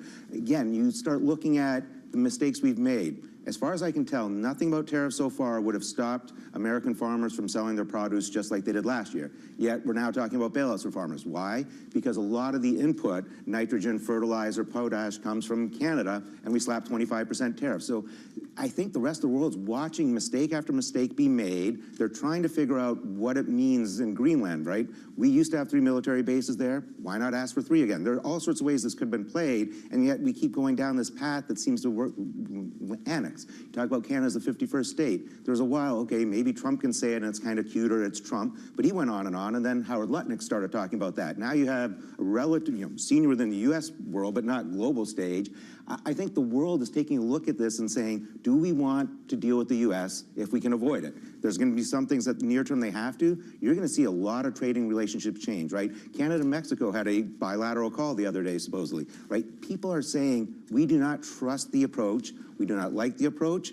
And I think as Shep just mentioned, right, it's going to take years to build up the capacity. So even if people wanted to make steel and things here, it's years, and we've gone this path that I think is alienating everyone. Just to frame this, in your recent note, you even brought up the old saying that the sun never sets on the British Empire. So you definitely are coming from a pretty negative place at this point, especially with 10 to 20% downside right. on your you kind of sit there like, what was Queen Victoria looking at? And even I go back to Nikkei in late 1889, coming into 1990, right? Were people in Japan like, oh my gosh, we're about to go down 60% and not recover for 30 years? I suspect they weren't. And I feel there's almost this hubris right now, and we keep talking, you hear from the administration, we have all the cars, we have all the... I don't know which cards we have. Okay. There's also this saying that American capitalism and American companies manage to do well despite the best efforts of the U.S. government to torpedo them again and again, and that despite some of the dysfunction that you get in Washington, D.C., decade after decade, there has been this real dynamism in the corporate sector. What makes you think that will not win out this time around? So, great point, right? I think 35 to 40% of S&P 500 company earnings come from overseas. If you told me 3 months ago Germany was going to go crazy and spend a bunch of money on military equipment, I would expect record highs for U.S. defense stocks. That's not happening. Why? Because Germany doesn't trust U.S. purchases of military equipment, right? You're seeing that hit some of the other brands. And I keep coming back, and, to me, given my family history, there was a time Levi's were a symbol of freedom, right? People, especially in the Soviet Union, view that. And even to this day, I think there are a lot of American brands that are aspirational to people across the globe. They look at these brands, they want to be associated. Maybe it's Nike, be like Mike. Whatever you want, there is an association that's been positive with that U.S. I think you're starting to see some of that slip, and that becomes very problematic. When it comes to, though, Trump's entire plan holistically, you're just really focused on some of the rhetoric that we have not actually seen play out yet, as well as tariffs. What about deregulation that might happen, the idea that they want to move more spending to the private sector, as well as the extension of tax cuts? So one, I think, had this been done over years, that'd be great. And I think, as a Canadian, I'll say this, he probably should have used Canada for the natural resources for 2 or 3 years to help rebuild the industry here, and then maybe screwed Canada.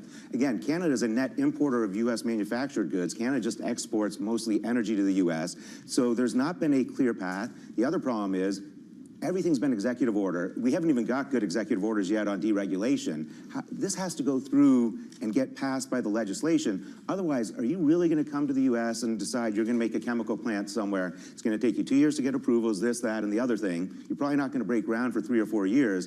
All these rules could be reversed. Someone could come in or slap different tariffs on you, or environmental rules, new things on you. So I think this whole working by executive order is not going to be sufficient to get people to do these things. Take out the government. Where else do you want to go if it's not America? I think everyone's going to start trying to figure out how can we work elsewhere, right? China, unfortunately, I think China should be our strategic enemy. I think it was, but China seems to be the big beneficiary of this, right? They are already talking to other people. I'm sure if you're Canada and you're like, well, which country in the world uses a lot of resources if we can't sell our resources to China? I think these conversations are playing right into China's hand. There is a global economy. And this, again, the U.S. is the biggest, right?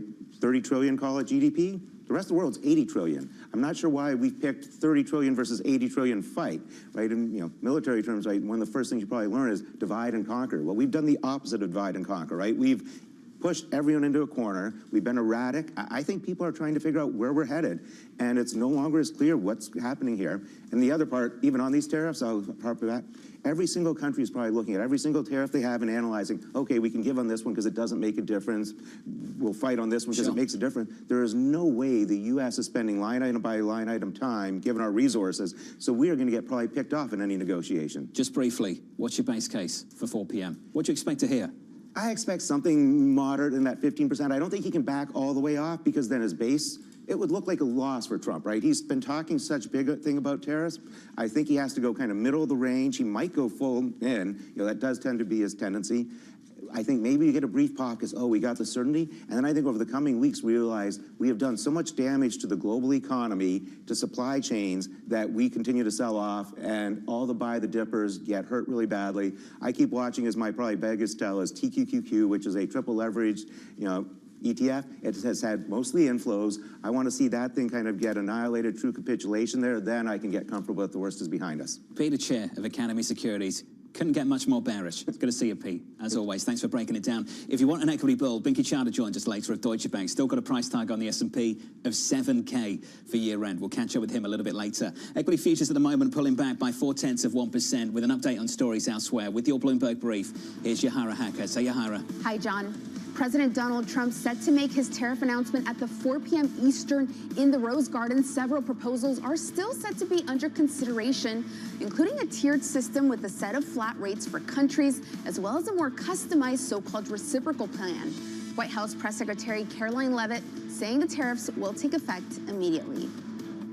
Meanwhile, China is restricting local companies from investing in the U.S. That's according to people familiar who say several branches of China's top economic planning agency have been told to hold off on registration and approval for firms looking to invest in the U.S. The decision does not appear to impact existing commitments or China's purchases of U.S. financial products. And Newsmax is falling 24% in the pre-market. The drop comes after shares of the conservative media outlet surged over 2,000% in its first 2 days of trading. Its tremendous rise coming despite concerns about the company's fundamental value and ongoing litigation. That's your Bloomberg Brief. John? Phenomenal rally. Yahara, thank you. More from Yahara later on this morning. Up next on the program, unleashing major tariffs. They will be effective immediately. And the president has been teasing this for quite some time, as you know. He's talked a lot about April 2nd as Liberation Day. It is going to work. We are focused on restoring the golden age of America and making America a manufacturing superpower. It's the golden age of volatility. Up next on the program, the former NEC Deputy Director Everett Eisenstadt joins us, and later we'll catch up with Mohammed Al-Erin of Queen's College, Cambridge, the former Trump trade advisor Kellyanne Shaw, and the former Obama economic advisor Jason Furman. Live from New York City this morning. Good morning.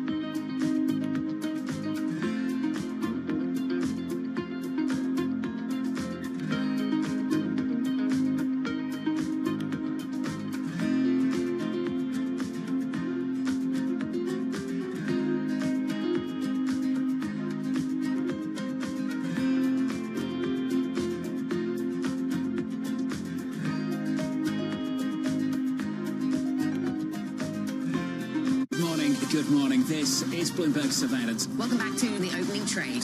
This is Bloomberg Technology. This is the Asia Trade. This is Wall Street Week. Welcome to Balance of Power. This is Bloomberg Television. Asia is at the forefront of some of the world's biggest stories. I'm Sherrian in Tokyo. And I'm Heidi Stroud-Watts here in Sydney, where the trading day begins. We're here in the center of all the action to get you set up with the numbers, news, and knowledge you need for the day ahead. The demand is indeed recovering. We've been waiting for this moment. The opportunity of a century. Join us on Bloomberg The Asia Trade. Weekdays only on Bloomberg TV. Context changes everything. U.S. tech is influencing global markets. Technology is driving business across Europe. Companies in Asia are betting on tech.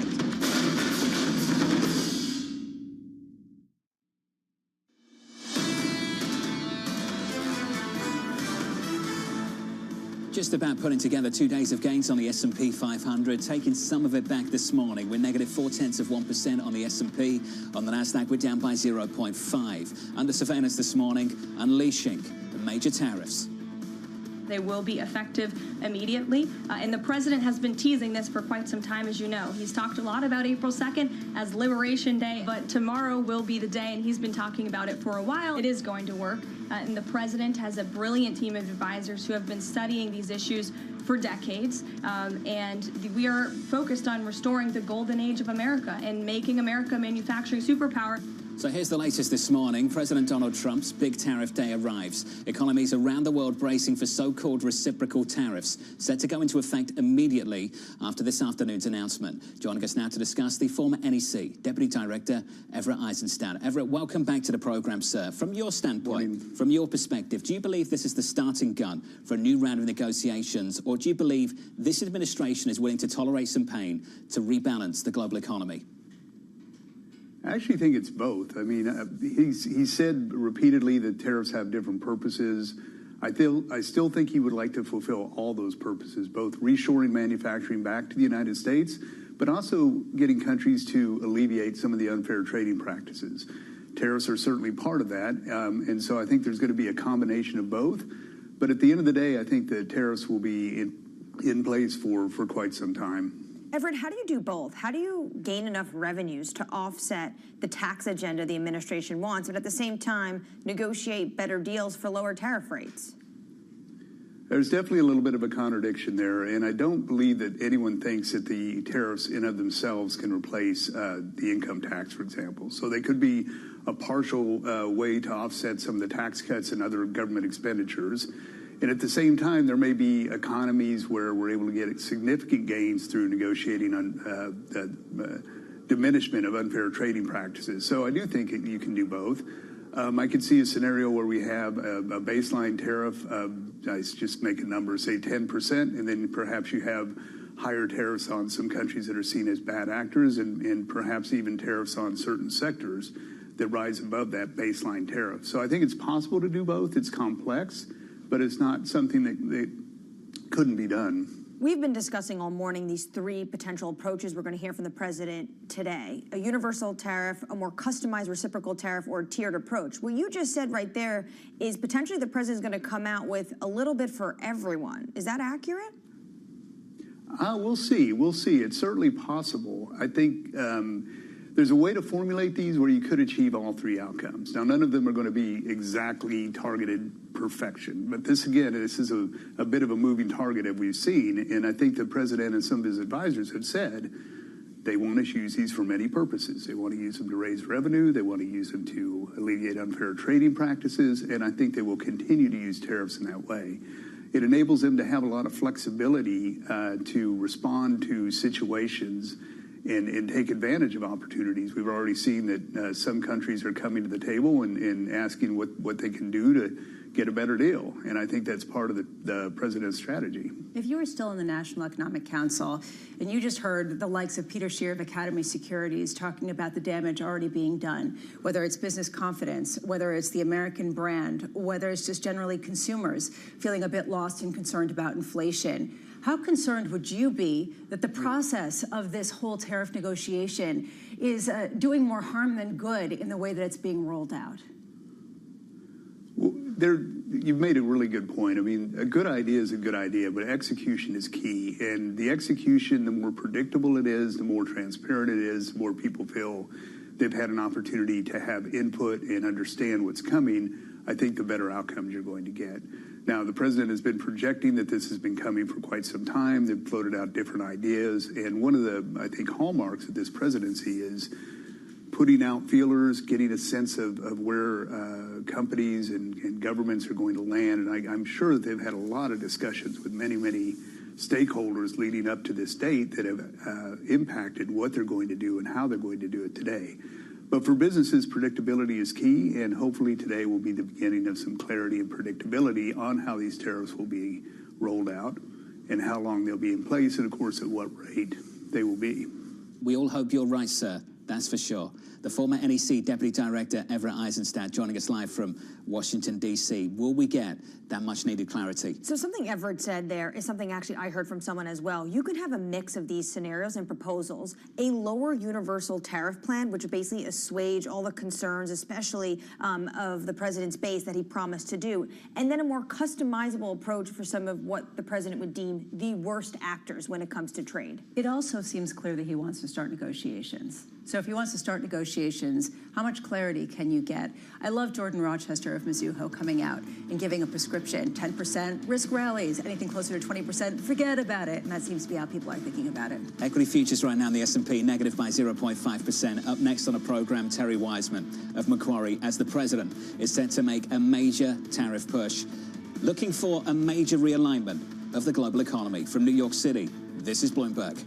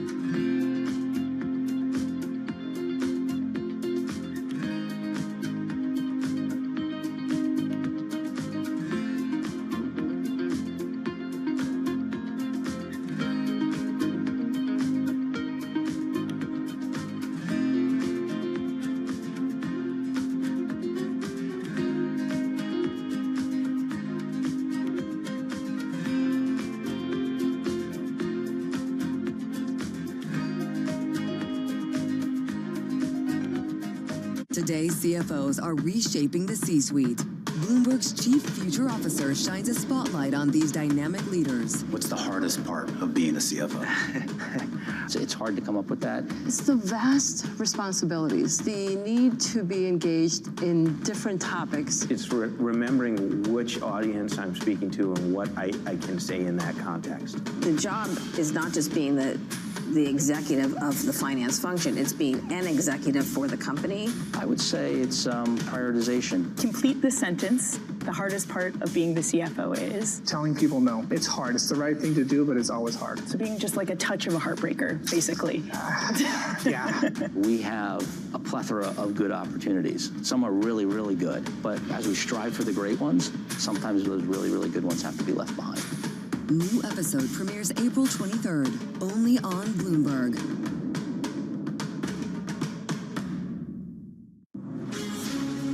From the beating heart of global finance, economics, and politics, and wherever newsmakers are moving markets, Bloomberg brings you conversations that allow for deep discussions and important insights. What do you think the future is for inflation? Is this a new normal? Are markets too optimistic? How do you worry about the things that are outside your control? How does the current fighting completely stop?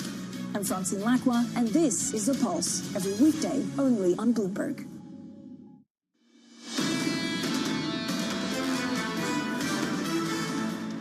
Counting you down to a major tariff announcement. Live from the Rose Garden at 4 p.m. Eastern Time, the President of the United States unveiling what we've been waiting for weeks and weeks and weeks. We should get the numbers later this afternoon. Equities right now pulling back by 0.5% on the S&P. Two-day winning streak coming into Wednesday. We take some of it back. We're down 0.6% on the Nasdaq 100 with 2 hours, 3 hours from the cash open. Here are your morning movers with Yahara Hackers. Hey, Yahara. Hi, John. We start with Newsmax falling 25% here in the pre-market, giving up some of the tremendous gains we've seen from this company since it started trading on Friday. Its IPO priced at $10, and look at it now, it is still a $173 stock, with the market cap now greater than its conservative news rival Fox. Next up, we have Tesla. It is falling 2.3% here, leading the Mag 7 lower. We're expecting Tesla to report deliveries before the bell today, giving us a look at how Elon Musk's polarizing position in the Trump administration is impacting sales. And we know that analysts have already drastically brought down their expectations for this. And just in the last few minutes, we did get a headline saying that Tesla's deliveries in China for the month of March are down 11.5% year on year based on PCA preliminary data. So that also weighing on the stock. And last up, I managed to find a riser for you, and that is Petco. It is up 7%. And the reason behind this pop is that its CEO, who's fairly new, bought $4.7 million worth of stock. So this signals a vote of confidence by him that he can turn this company around, because due to competition like Chewy, the online marketplace, Petco has really lost out on the tremendous growth we've seen in the pet industry. John? Hey, Yahara, appreciate it. More from Yahara later on this hour. On our radar this morning, our top story. President Donald Trump's team finalizing plans for reciprocal tariffs set to be unveiled at 4 p.m. Eastern Time. Sources telling us here at Bloomberg they have not reached a firm decision, with several proposals still under consideration. So Trump will come out potentially with the shock and awe moment, because we do not know yet, out of those three on the screen right there, which one he is going to pick. Universal, across the board, everyone gets the same tariff rate, a more customized reciprocal, or a tiered approach. Maybe 10% for this group of people, 20% for these others. The problem right now is the uncertainty is so high going into this, and people are concerned whether or not this is going to be something that sticks or it's the beginning of a negotiation. And if that's going to be the outcome, then the uncertainty is going to be pervasive for the next weeks and months. We also don't know how companies will react, how they'll respond. Check this out from Walmart, continuing to push Chinese suppliers to cut prices to offset Trump's tariffs. Sources telling us here at Bloomberg the company, Lisa, is still asking for 10% price cuts for each round of tariffs, even after government officials summoned executives from the company. First of all, Walmart has a much better position than a lot of other companies from the United States. And I think it's fair to see that because of that position, they're going to use that to try to leverage and actually jawbone down prices more significantly. Why? Because right now, consumers want lower prices. They do not want higher prices, and that is why Walmart is going to be as hard as they can to try to get someone else to absorb that. Key question, number one, retaliation from the Chinese government. Walmart's in a better situation. But number two, can their suppliers handle a 10% price cut if they're essentially going to be taking losses? As we know, consumer sentiment has already been hammered over the last few weeks, anticipating potentially higher prices. We're all trying to read the political tea leaves. Take a listen to this. Elon Musk candidate losing in a Wisconsin judicial race. The result coming after Musk poured roughly $20 million into the campaign, making it the most expensive judicial race in U.S. history. This coming as Republicans held onto 2 House seats in Florida. I think what's interesting about the 2 House seats in Florida, this is the 1st and 6th district. One of these is Michael Waltz's seats, who's now Trump's national security advisor. The other one is Matt Gaetz, is the margins.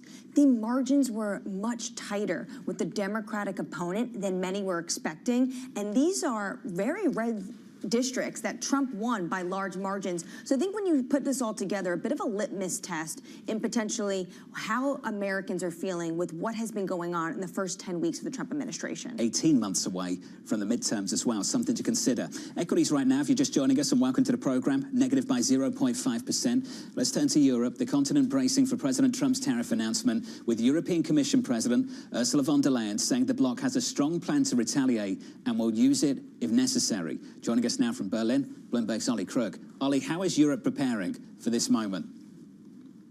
So, Jonathan, I think they have probably more than one plan. They'll have a set of different menus that they're going to have available to themselves depending on what we get from Donald Trump from the Rose Garden a little bit later today. And each of those will have to deal with sort of different, not just the scope of what the actual tariffs are themselves. You've talked about the 3 different options. I think what is also very important for European policymakers is what economic rights are they trying to put right, the Trump administration? Is this just a question of closing that trade deficit that exists with the EU to the tune of about 200 billion euros?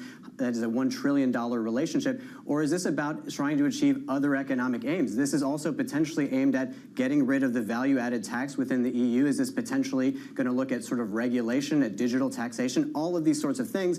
And if they are going to do some of those measures in order to try to change other parts of EU policy, the EU could, for the very first time, use their anti-coercion instrument. This is a new legal instrument that's been around for about 4 years. It is basically designed to push back against other sort of coercive measures that are brought by other governments. So that goes beyond sort of trades in goods and services. This could also target foreign direct investment. This could target intellectual property, procurement, all of these sorts of things. And also the important part of the sort of calibration from the Europeans, we should not lose sight of the fact that hours after these tariffs go into force, we have former Senator and now Secretary of State Marco Rubio arriving in Brussels for a NATO summit. The Europeans do not need to be reminded how dependent they are on the United States, A, for their own defense, but B, also for a resolution on Ukraine that they can live with. This is all going into the input of the equation of how they will respond to the U.S. president a little bit later today. Ollie, in markets right now on Wall Street, we're all trying to figure out whether this is just the starting gun for another round of negotiations or whether this really is the real deal. How do you think the European officials are thinking about that? How do they answer that question? I think that they honestly don't know the answer to it at this stage. I mean, I think, again, they're trying to get the maximum number of options available to them. And I think that also for the private sector, I mean, we've just been talking to CEOs over the last couple of days. You'll remember when we spoke to BMW a couple of weeks ago, they tried to put a price on what this would, the impact that this would have. We're talking about just the Mexico-Canada tariffs was going to cost them 1 billion euros. That is to say nothing of 25% tariffs that sort of will be erected over the sort of Atlantic Ocean. That is going to be absolutely mammoth. We've seen now from Mercedes-Benz overnight talking about how basically they're going to abandon their entry-level SUVs in the United States, potentially, if these tariffs come into play. This is all going to become very, very real, go from the abstract into the reality very, very soon. And for the European officials, they need to be very careful, because if they sort of erect trade barriers in the other direction, BMW makes a load of their cars in the United States that they ship over to Europe. Same thing for Mercedes-Benz. So that is, again, part of the delicate line that these policymakers here in Europe need to walk. It's going to be a long night for the Europeans, that's for sure. Ollie, appreciate the time as always. Ollie Krug, live from Berlin. Let's extend the conversation with Terry Wiseman of Macquarie, writing the following. Unlike the 2018 tariffs, the 2025 tariff round comes with rising inflation expectations. This stagflationary dissonance makes it too early to buy stocks because the Fed is not yet your friend. Terry joins us now for more. Terry, good morning. Good morning, John. What would make the Federal Reserve our friend? Lower inflation, and certainly lower inflation expectations, and they're certainly not seeing that now. You can see it in the University of Michigan survey, for example, where long-term inflation expectations, the 5 to 10-year inflation expectations coming off the survey, were at 4.1%. That's telling us that if the Fed starts to reduce rates today, there will be a loss of credibility, because we're not talking about the public seeing this as a one-time increase in prices. The public is now starting to get concerned, households are starting to get concerned that this is a long-term inflationary problem coming off of tariffs. And when you have a long-term inflationary problem that the Fed chooses to ignore, let's say by cutting interest rates, it would impair and impede the Fed's credibility going forward. So the Fed is not of a view right now, I believe, to cut rates into any economic slowdown that might arise from the tariffs, unless that economic slowdown gets very, very significant, or unless there's a financial problem associated with it. Right now, you see the market pricing in more than 3 rate cuts by the end of the year. Is the market wrong? I think so, for the reason I just mentioned. I think it's too early to anticipate aggressive rate cuts from the Federal Reserve. When inflation expectations are rising in the surveys, when inflation expectations are rising implicitly in break-evens, the Fed should be mindful of this, and it should say, you know, we have a dual mandate, yes, but the problem right now may be a slowdown, but it certainly is rising inflation expectations. That's something they need to address head on. how do they really gauge the fact that we're getting a lot of uncertainty and a lot of pullback in consumer and corporate spending at a time where we keep talking about how this is the opening salvo? There's going to be a negotiation, there's going to be more clarity, and then people will be able to move on and formulate plans. Can you start talking with some certainty about this type of slowdown, even if we get that type of clarity? I don't think anyone could talk with any degree of certainty right now. And you're absolutely right to suggest that this is what we're going to hear this afternoon is not the last round. The fact that there's going to be retaliation assures us that this is not the last round. The fact that if these are Section 301 tariffs and they're mandated under that law, it requires the president to enter negotiations with trade partners. So we know that's going to happen as well. So there's a lot of things that can happen between now and the next 6 months. And I agree that the Fed has to wait in that context. And by the way, we're talking about tariffs. Of course, there's a much broader policy agenda coming from this administration as well. It's not just about tariffs. It's about deregulation, for example. It's about tax cuts. What if we announce the tariffs today? What if there is retaliation? What if the economy starts to slow? But the administration's reaction to that is to do other pro-growth measures, like trying to reduce taxes, like trying to deregulate the financial sector and the energy sector. And then all of a sudden we have a little burst of positive confidence in the next few months.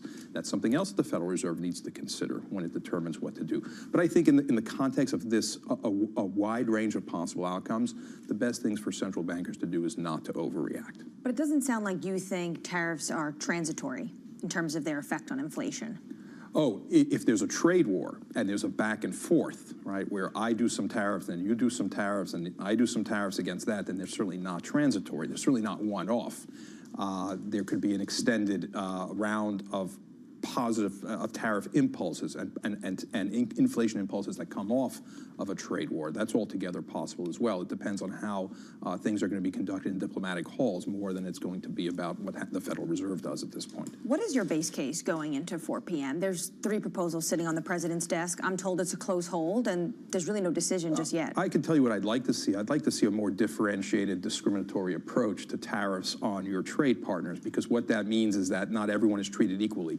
And that's logical. Not everyone treats the U.S. the same way. India has very high tariffs. The Europeans might have low tariffs on merchandise. And if you do have a differentiated approach, what you're going to be forced to do also is explain to each trade partner why your level of reciprocal tariff is, in fact, your level of reciprocal tariff. You have to highlight what the offending issues are. And once you do that, it sets a basis for a negotiation. Bilateral negotiation, mind you, but a negotiation nonetheless. If you simply come out and say, well, everyone's going to get a 20% tariff, even if they don't have anything offending on their books, well, then what is the basis for negotiation, right? You want to have detail, because detail makes your counterparty focus on what the problems are. How wide is the spread between what you'd like to see and what you expect to see? It could be worse than what I expect to see. It could be better than what I expect to see. It's a wide range of outcomes potentially, but like I said, I think, and I don't know if the whole market agrees with me, I think some people like to think that a simple model is the best model. I don't think so. I think the simple model would be the worst model. The detailed differentiator model would be the best model. Again, not because it means a stronger economy, not because it necessarily means lower inflation, but because it provides a basis for negotiation and discussion. Terry, it's good to see you. My pleasure. Better break it down. It's going to be a long trading day. Terry Wiseman there of Macquarie. Thank you, sir. Let's get you an update on stories elsewhere this morning with your Bloomberg brief. Let's cross over to Yahara Hacker. So, Yahara. Hi, John. France's far-right party plans to protest on Sunday against what it calls a tyranny of judges after former party leader Marine Le Pen was convicted of embezzlement this week. The appeals court said in a surprise statement it should be able to rule on Le Pen's challenge to her conviction by mid-2026. Meanwhile, President Trump is said to be planning a meeting with top officials today to consider a proposal for divesting TikTok's U.S. operations from its Chinese parent, ByteDance. Sources say Trump is considering a deal that would include Oracle and Blackstone. The deadline to find a buyer is Saturday, but Trump has said he would be willing to extend. And U.S. Senator Cory Booker set a chamber record with a speech that lasted over 25 hours. It was a symbolic protest by the New Jersey Democrat against President Trump and Elon Musk. The speech broke a record set by Senator Strom Thurmond, who spoke for 24 hours and 18 minutes in a failed attempt to defeat the Civil Rights Act of 1957 with a filibuster. That's your Bloomberg brief. John? Yahara, thank you. There's only one question on all our minds. How? Here, I have some answers. Okay. Okay, first of all, At the very end, he said he wants to go a little past this time, but I'm going to deal with some of the biological urgencies that I'm feeling in the rant to the bathroom. He told reporters after his speech that he didn't have to take a bathroom break because he hadn't eaten since Friday and stopped drinking water on Sunday. What? To intentionally dehydrate himself. Sounds like a new fad diet. Yeah, anyway. Wow. Ask and you shall receive. Okay, I mean, we were all wondering, weren't we? Thanks for the answer. Anytime. Appreciate it. Wonder if that's legit or not. Okay. Up next on the program, tariffs weighing on the outlook for the U.S. economy. If we have a 20% tariff across the board, prices are going to go up. So that's disconcerting. We raised our inflation outlook for the rest of the year from 2 to 3% to 3 to 4%. And I think it's not going to be that transitory. That conversation up next with Andrew Honhorst of Citi, live from New York. You're watching Bloomberg Surveillance.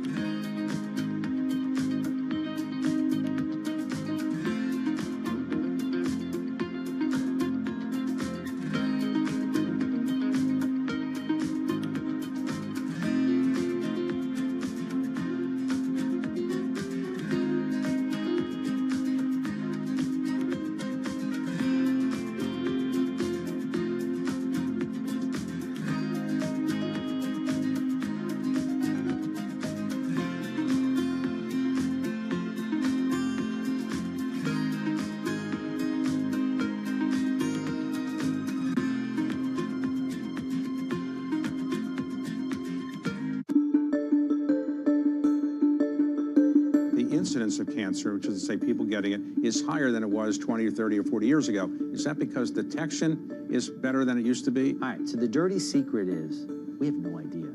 We don't collect data well in the United States. What we do know is that there's not a dramatic rise in cancer in the United States, but what we are seeing is a troubling trend is younger people are getting more cancers. That's real.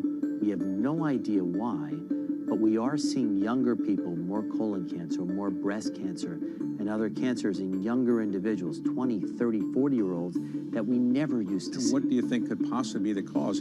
I assume pollution or the environment in some ways? We assume it's either something in the environment, we assume it's diet, it's ultra-processed foods, it's microplastics, it's changes in the microbiome. We really don't know.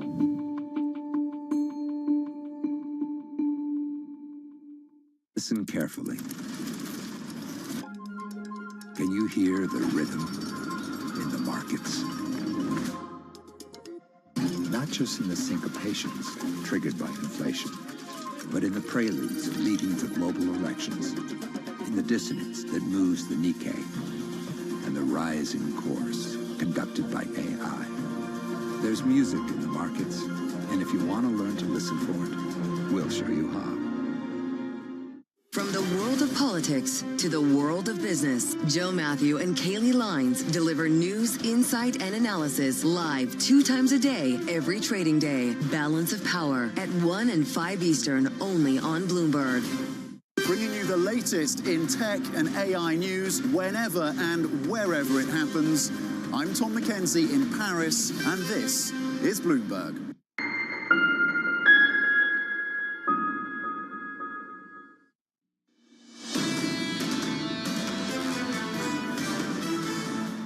Don't miss this tomorrow morning, 8:30 Eastern Time. The Commerce Secretary, Howard Lutnick, live right here on Bloomberg Surveillance, responding to what's unveiled later on this afternoon at 4 p.m. Eastern Time.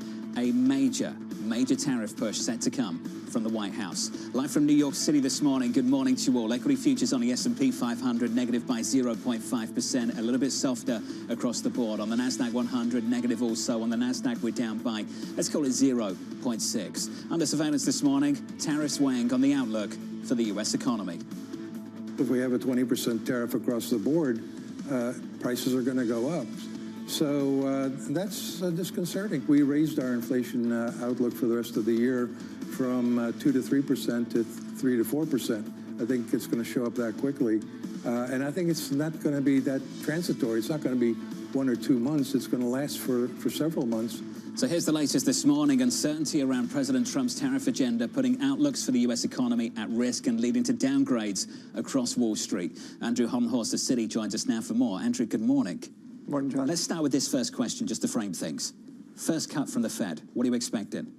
We have the first cut in May. That's going to depend on the next couple jobs reports. They have 2 more jobs reports before that.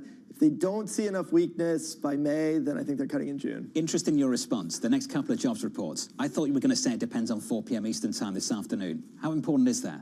I think it's important, but I think Chair Powell kind of tried to pre-position for this. This is why he was talking about tariffs at the last FOMC meeting before the policy was out. He's kind of pre-committed that the Fed is ready to look through the inflation that we're going to get around tariffs, and that's why I'm focusing on the jobs report. How unified is the Federal Reserve on that idea that this is transitory, any kind of inflation pop that we get from tariffs, given that you see a growing number of metrics that consumers see long-term inflation ticking up? Yeah, not unified at all, to be frank. I think there's a range of views on this. We heard Chair Powell talking about the base case being that these tariffs would be transitory, that the inflationary effect of these tariffs would be transitory. And that is kind of central banking 101. You have a tax increase, you have a tariff increase. It's a one-time movement in the price level. Now, the issue is this is the same central bank, and it's part of a global network of central banks that talked about transitory inflation a few years ago, and that proved to be more persistent. So I think they really have to sell the story of inflation expectations being anchored. We're not seeing it in University of Michigan. You're seeing it in a lot of other measures, but not in University of Michigan. And that these tariff effects are just happening in goods. If you start to see the inflation more broadly in services, then the Fed's going to have a real problem. You saw that in ISM manufacturing yesterday. To that point, you saw the headline numbers slip back into contraction at the same time that you saw a resurgence in the prices paid ahead of that tariff announcement. What is the liability, to Terry Wiseman's point, for the Fed to cut now and allow some of the price increases to become entrenched, and frankly, for growth to accelerate enough to keep inflation more entrenched, to keep it a more protracted reality? Well, so that's the real question. What it looks like is happening now, I mean, look at GDP in the first quarter. It looks like we're going to be flat or maybe even negative in the first quarter, and that's really before you had the effects of tariffs coming into the economy. So this looks like a consumer that's slowed down, an economy that's slowed down. If that's the case, you can be a lot more confident cutting rates. Part of the problem with transitory inflation a few years ago is we just had a super strong demand backdrop, and that meant that firms could push up prices. If demand is faltering here, even if tariffs go up, that means firms are going to have difficulty passing those price increases on through to consumers. I'm not saying that some of those price increases won't get passed through, but it won't take off as this kind of broader inflationary shock. So that's what the Fed has to negotiate here. If the consumers push back and the companies need to make up money elsewhere, does that mean we're going to see layoffs from tariffs? You could have layoffs related to tariffs. You could also just have firms that are compressing their profit margins. So yeah, not good news for firms. You're one of the lowest in terms of the estimates for Friday when it comes to payrolls, 95,000. How much is that coming from the Doge effect in Washington? We're getting some of that from Doge. If you looked at the JOLTS report, actually, we got a little bit of an early indicator of what that might look like. 22,000 layoffs in the federal government in that report. So we think we'll see some of those layoffs starting to show up. And even if you don't see the layoffs, just the fact that there is a hiring freeze that's happening means you won't have as much contribution from government workers. May, June, July, that's when you probably get more of a negative effect from Doge. So, Andrew, this is the key question, the spread right now between the soft data and the hard data. Soft data's down here, hard data's down here. How's that spread going to reconcile in the months to come? I think we're going to move more towards some of the weakness that we're seeing in the soft data. Hard catches down. Hard catches down, yeah. Too early to see that on Friday?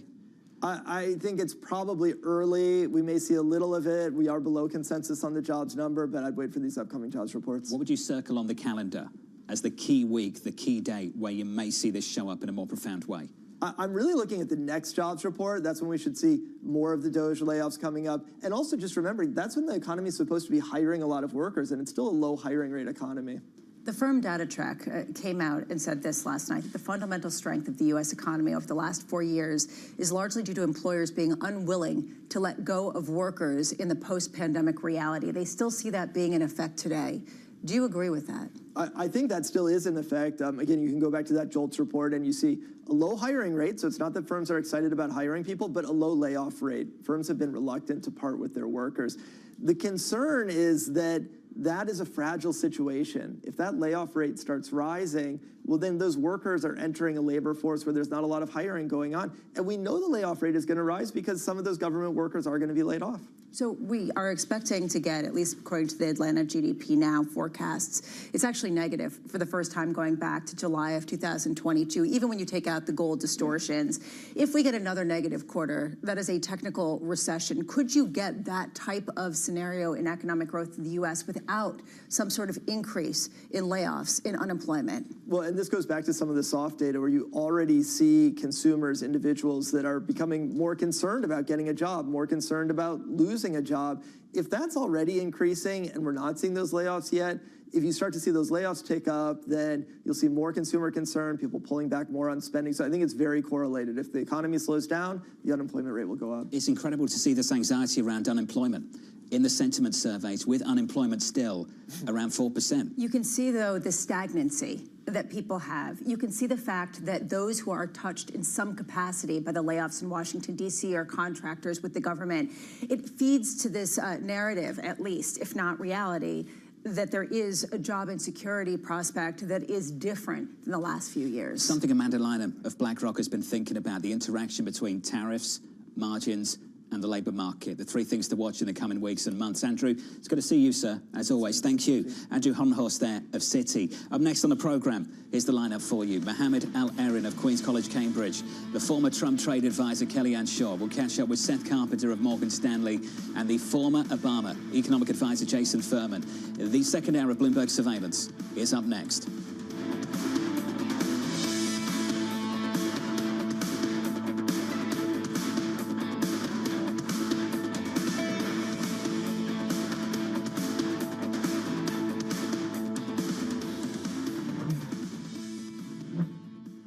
Africa, a region rife with potential for growth and opportunities, but not without its challenges. Bloomberg highlights the biggest stories, interviewing key players, and reporting on the issues impacting the region. Join us as we get to the heart of African business, politics, and economics, and ask the question, what's next? I'm Jennifer Zabasaja, and this is Next Africa.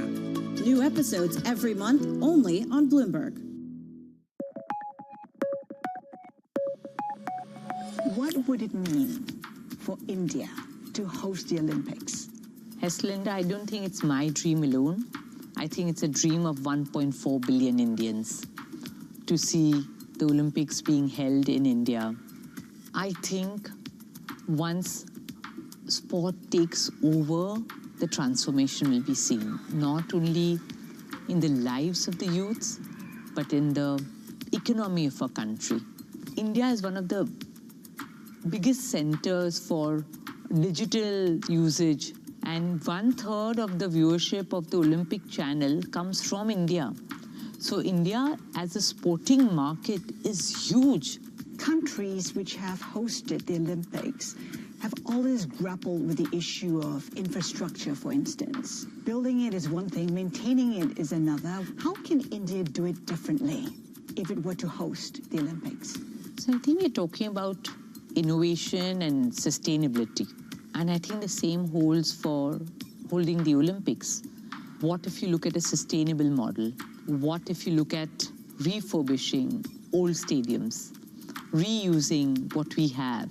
So I think the move has to be a sustainable move.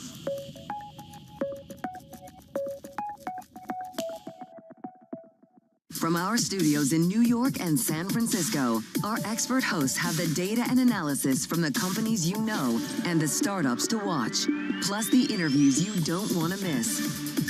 Watch Caroline Hyde and Ed Ludlow on Bloomberg Technology, the only daily business show dedicated to tech, right in the middle of the trading action. Live every weekday, only on Bloomberg Television. Context changes everything. Always on the heartbeat of the tech spread across global markets. The real-time data aspect is going to be important. We're going to bring you expert analysis on that. Sure. Don't miss Bloomberg's interview with the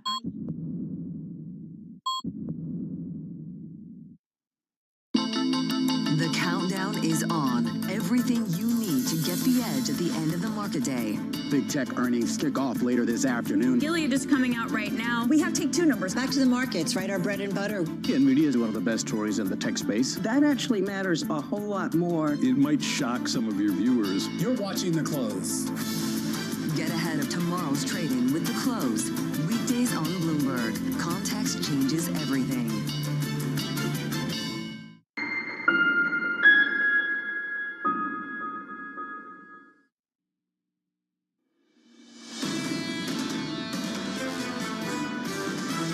There are a lot of challenges out there, tariffs being kind of front and center. The market now is laser focused on this tariff for trade issue. It's that consumer element that has changed that's giving us more concern, especially with tariffs coming. This is a complete paradigm shift if those tariffs come in as expected. We will get some clarity. The big question is, does the market like that clarity? This is Bloomberg Surveillance with Jonathan Farrow, Lisa Abramowitz, and Anne-Marie Hordern. The second hour of Bloomberg Surveillance starts right now, and we begin with some scores. Equity futures near session lows and negative 0.5% on the S&P 500. On the Nasdaq 100, softer also, lower, negative, and down this morning by around about 0.7%. Looking ahead to some economic data later on this morning, ADP employment change, but the big one comes later. 4 p.m. Eastern Time. Live from the Rose Garden, a major tariff announcement. And this is the expected opening salvo for negotiations. That's what Scott Bessent, Treasury Secretary, told to a number of Congress members who reported that. We heard from the spokeswoman, Caroline Leavitt, that Donald Trump likes a good deal. He is open to taking phone calls. Here is the state of play. Jordan Rochester of Mizuho saying, if the effective tariff rate is 10%, risk rallies a good amount. Anything close to 20% or higher, risk sentiment a lot lower. So that seems to be how we're set up. We're going to spend this morning asking, what are you expecting at 4 p.m.? And a lot of people are going to sit here and say, I really don't know. And good for them because they're being honest. Because even people in the administration don't know what to expect at 4 p.m. That's right. There's 3 proposals right now that is circulating the Oval Office. And if the president hasn't made a decision, then no one knows what he's going to come out with. I think the best way to think about 4 p.m. is we can have 2 paths. One is base case universal tariffs, whether it's 10 or 20% on every single trading partner, put up the wall around the United States, something the president promised to do on the campaign trail. The other is potentially more of a calibrated approach depending on each trading partner. The third option maybe is a bit of both. One universal tariff rate, much lower, not 20%, say 5 or 10%. He can assuage the concerns of his base, but then at the same time, look at some of the biggest grievances he has with some of the biggest trading partners and say, well, you might actually be in the end 25%, you might in the end be 10%. So once you've figured that out, you need to figure out how everyone else responds to it. The Europeans, the Chinese. And we're already hearing from the Chinese, they are going to at least begin to bar external investment by Chinese local companies in the United States. From Europe, they came out and they said that we will retaliate with everything. We've had Ursula von der Leyen talking about this. Again, how much is this positioning to get the best possible deal? And how much is this not being able to put the genie back in the bottle once you start with some of these tariff threats? And that, I think, is what people are worried about. The retaliation and how these countries are dealing with it already taking shape. In Japan, the prime minister promised to set up 1,000 consultation booths around the country to help small businesses deal with these tariffs. You heard from Peter Cheer talking about this post in China about how China, Japan, South Korea are getting on the phone together, talk about supply chains, how can they retaliate. The Canadian leader with the Mexican leader talking about how they can maybe gang up in a sense and go against the United States. But depending on what happens, we need to wait until the president comes out and says at 4 p.m. We mentioned this in the last hour, the $1 trillion judgment call for this market at the moment. This came from Julian Emmanuel of Evercore. Is Trump going to use Liberation Day to score concessions from trading partners, or is President Trump willing to tolerate a near-term case of stagflation or even a mild recession to reshape the U.S. economy?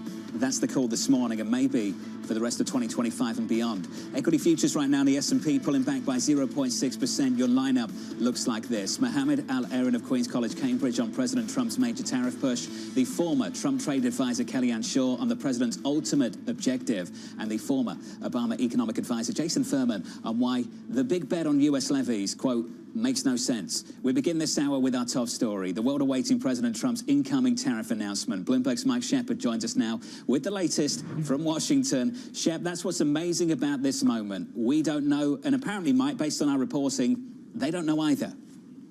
They don't know either, and they are still deliberating over which path to take. And I think Anne-Marie outlined a really clear-cut set of options for the president and his advisors. But the question is, which door and which path do they ultimately decide to take? And of course, that opens up a whole other series of questions. How do these levies, when they're announced, fit in with some of the other tariffs that we've already seen the administration impose? On autos, those take effect tomorrow. On steel and aluminum, they've already kicked in. And then how about our other major trading partners, Canada, China, and Mexico? They're all facing levies over the fentanyl trade and immigration that Donald Trump imposed weeks and weeks ago, and that remain a sore point. It even came up overnight in conversations with China's foreign minister, expressing chagrin over those fentanyl tariffs, saying, look, if you want to talk about trade with us, those have to come off first. Mike, when it comes to what the White House currently is thinking, this quote in Politico, Trump likes the shock and awe. Each country needs to panic and call. Trump wants to hear you grovel and say you'll cut a deal. When it comes to trading partners right now, where do they stand with maybe cutting a deal with this administration? Well, it's a great question, and it really is the question of the moment. And it's a tough one to answer because we've seen the administration really take a much more elbows-out approach when it comes to longtime allies and trading partners, especially in Europe. The European Union is looked upon with some disdain by members of the administration who object to regulation, who object to some of the things like the value-added tax and digital service taxes that they see as trade barriers and trade impediments for U.S. exporters and U.S. goods. And likewise, in these other trading partners, they're also seeing impediments. For example, in Taiwan, Donald Trump has blamed Taiwan for essentially taking away U.S. manufacturing in semiconductors. So each of them comes with a bit of baggage that Donald Trump will keep in mind as he is negotiating. And they have tried to take, as we have seen already so far, a maximalist position. And whether they're willing to actually concede and conduct those negotiations in a good faith way remains to be seen. Shep, looking forward to the coverage from you and the team throughout the day down in Washington, D.C. Mike Shepard there of Bloomberg. With us around the table, Mohammed Al-Aoun of Queen's College, Cambridge, for the next 2 hours. Could be a major day for financial markets worldwide. We've got one of the very best with us through the rest of this program. Mohammed, good morning. Good morning, John. Thank you. Good to see you. Starting positions matter, so let's take a step back. Where we are right now, have you ever seen sentiment this bad outside of a recession? I have not. I worry about the soft data becoming market reality, becoming hard data reality. And I think that's the path we're on right now. And it's a path that has a strong whiff of stagflation. Which raises the question, at what point can you feel like that worst case scenario isn't what's going to come to pass? What could happen that could make you think, actually, this is a rewiring of the global order akin to Thatcher or Reagan? So think of what has happened in the last 2 months. In the last 2 months, we've gone from U.S. economic exceptionalism to stagflation. We've gone from Germany is stuck in a low-level equilibrium to Germany's Sputnik moment. We've gone from this is going to be a one-round rewiring of the global economy to this is going to be a multi-round rewiring. We've gone from the U.S. outperforming to the U.S. underperforming European equity by 17 percentage points. We've gone from a bond market that was worried about the vigilantes to a bond market that's torn between low growth and high inflation. This has been an incredible transformation. Consensus is we're in an uncertain period. Where I think is a really important point is where is this leading to? And as you said, there's two possibilities. One, I call it the Thatcher-Reagan, where we go through disturbances, we rewire the economies, and we come out with a streamlined government, better debt dynamics, and an able private sector with major innovations coming up that can change productivity and a fairer trading system. That's option A. Option B is Jimmy Carter on steroids, meaning a stagflation that gets embedded in the system that paralyzes policymakers, and it takes a major slowdown in order for the policy stance to respond. I think it's 50-50. The market sees it as 80-20, and that's what we've got to figure out. Wait, hold on a second. You think that the market is pricing in an 80% chance of the Reagan-Thatcher situation, of the best-case scenario, and only a 20% chance at the same time that you do see this huge spread in performance between the U.S. and Germany. You do see such incredible entrenched pessimism in both consumers and corporate executives. Market prices, if you look, what's happened to credit spreads, they've hardly moved. If you see equity, we're back to November levels. We haven't had a dramatic, what we have priced in is the uncertainty of the journey.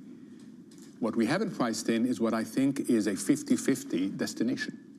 That is what's going to sort itself out over the next few weeks and months.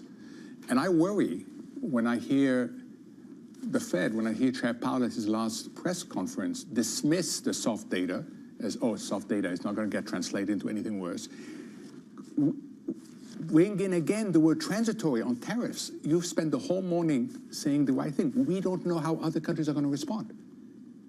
If you hear carefully what the president has been saying about tariffs, and you ask the question, how does he meet the multiple objectives he set out? He has set out revenue, he has set out onshoring, he has set out non-political, he has set out reciprocity in a fair trading system. What you end up with is option 3 for Anne-Marie, the hybrid approach, where you have a universal tariff across the board, then you have surcharges according to sector, according to country, that are subject to multiple rounds of negotiation. Not one round, multiple rounds.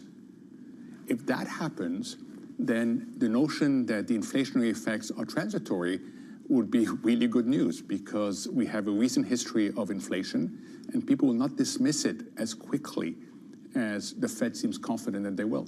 If we want to see potentially this Reagan-Thatcher constructive approach, what do you want to hear from the president today? So it needs to be as far away from a spaghetti bowl as possible. Spaghetti bowls are really hard to unwind. That is why protectionism is so dangerous, is because it's so tempting to use a country-specific, sector-specific, and next thing you know, you cannot figure out where the distortions are in the economy. So if it is the Reagan-Thatcher moment, you need clarity on an across-the-board universal tariff. You need clarity on what's going to come on deregulation, because we haven't heard much on that as yet. You need clarity on what this public sector reform, are we remaking it or are we breaking it? That's a fundamental question about the public sector reform that we're seeing right now. You just need clarity. And that's why I put it 50-50. I was recently in a meeting with people I respect, and I forced them into these corner solutions. I said, here's option A, Reagan, Thatcher. Here's option B, Jimmy Carter. Give me probabilities. These are smart people. The range went from 80-20 to 20-80. That is the extent of uncertainty about the destination. But you likely won't get clarity today if Trump wants to have negotiations and do deals. So what's your base case? So my base case is exactly what you said, is that we're going to get option 3. Hybrid. Hybrid. But I must say, and I laughed when John said, people said, I don't know. I put up something on social media today saying, every time I've been asked on this question, I've responded, I don't know. It doesn't stop people from asking me. So if you really put a gun to my head, I say, if the objective of the administration is to meet all these things with tariffs, then this is what you would get. That's the logic of the case. It's not a prediction, because I don't think anybody knows what's coming other than a very close circle around the president. You've described the program for the next 1 hour and 45 minutes. Looking forward to doing it with you. Mohamed El-Erian is going to be sticking with us. Equity futures at the moment, near session lows. We're down about 0.5% at the moment. Let's give you an update on stories elsewhere this morning with your Bloomberg Brief. Here's Yahara Hacker. Say, Yahara. Hi, John. A group of 50 bipartisan senators has introduced a new package of proposed sanctions targeting Russia if President Putin refuses to engage in ceasefire negotiations with Ukraine. According to a draft seen by Bloomberg, the sanctions include a 500% tariff on imports from countries that buy Russian oil and bar U.S. citizens from buying Moscow's sovereign debt.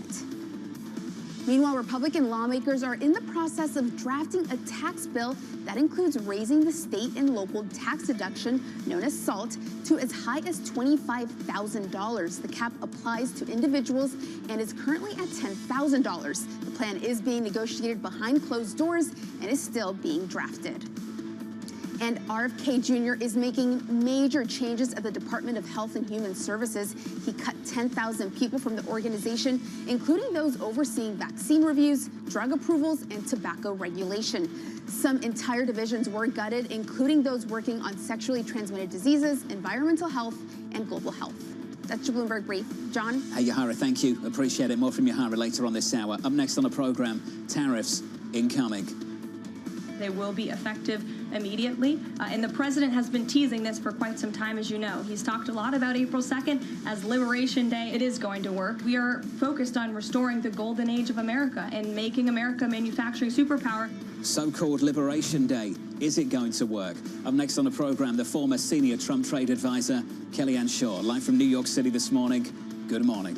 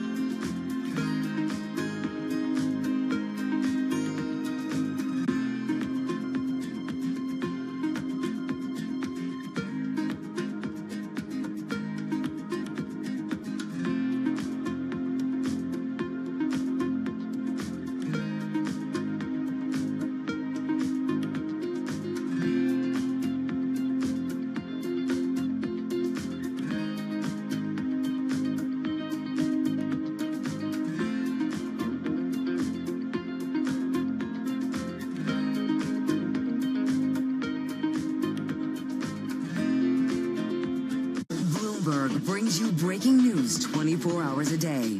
Powered by more than 3,000 journalists and analysts in more than 100 bureaus across the globe. Bloomberg Television. Context changes everything. Asia is at the forefront of some of the world's biggest stories. I'm Sherrian in Tokyo. And I'm Heidi Stroud-Watts here in Sydney, where the trading day begins. We're here in the center of all the action to get you set up with the numbers, news, and knowledge you need for the day ahead. The demand is indeed recovering. We've been waiting for this moment. The opportunity of a century. Join us on Bloomberg The Asia Trade. Weekdays only on Bloomberg TV. Context changes everything. Middle East and Africa. Vibrant resources and high-yield investment opportunities abound. Join me on Horizons Middle East and Africa for the stories, newsmakers, and insight from this exciting region. Now weekdays, only on Bloomberg.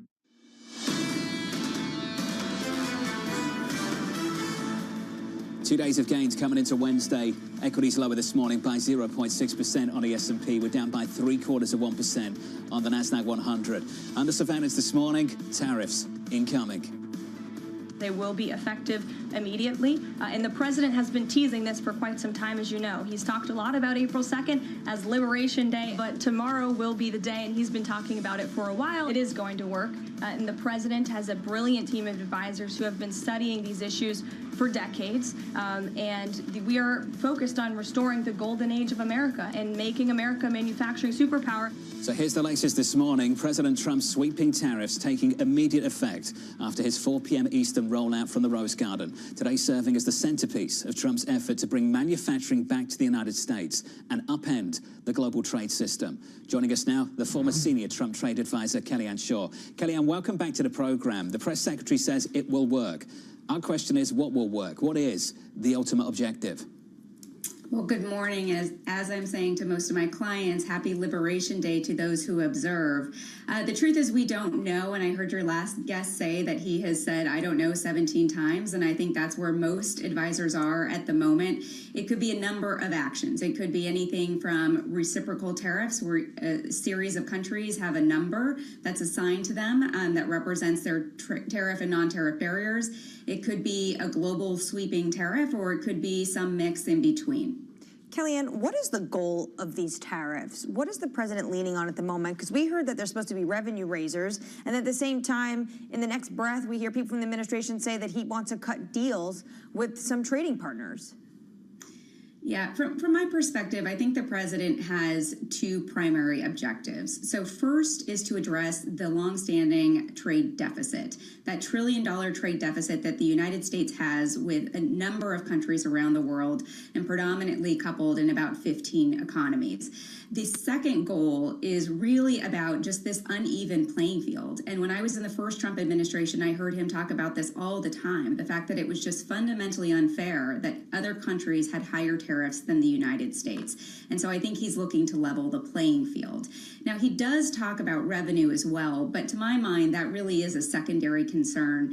And I think he's really going after the brass ring, which is to remake the global trading system and to rebalance it in a way that more accurately reflects U.S. interests. If that's the goal, and having worked for him and being a trade expert, what do you think is the appropriate prescription we might get from the president today?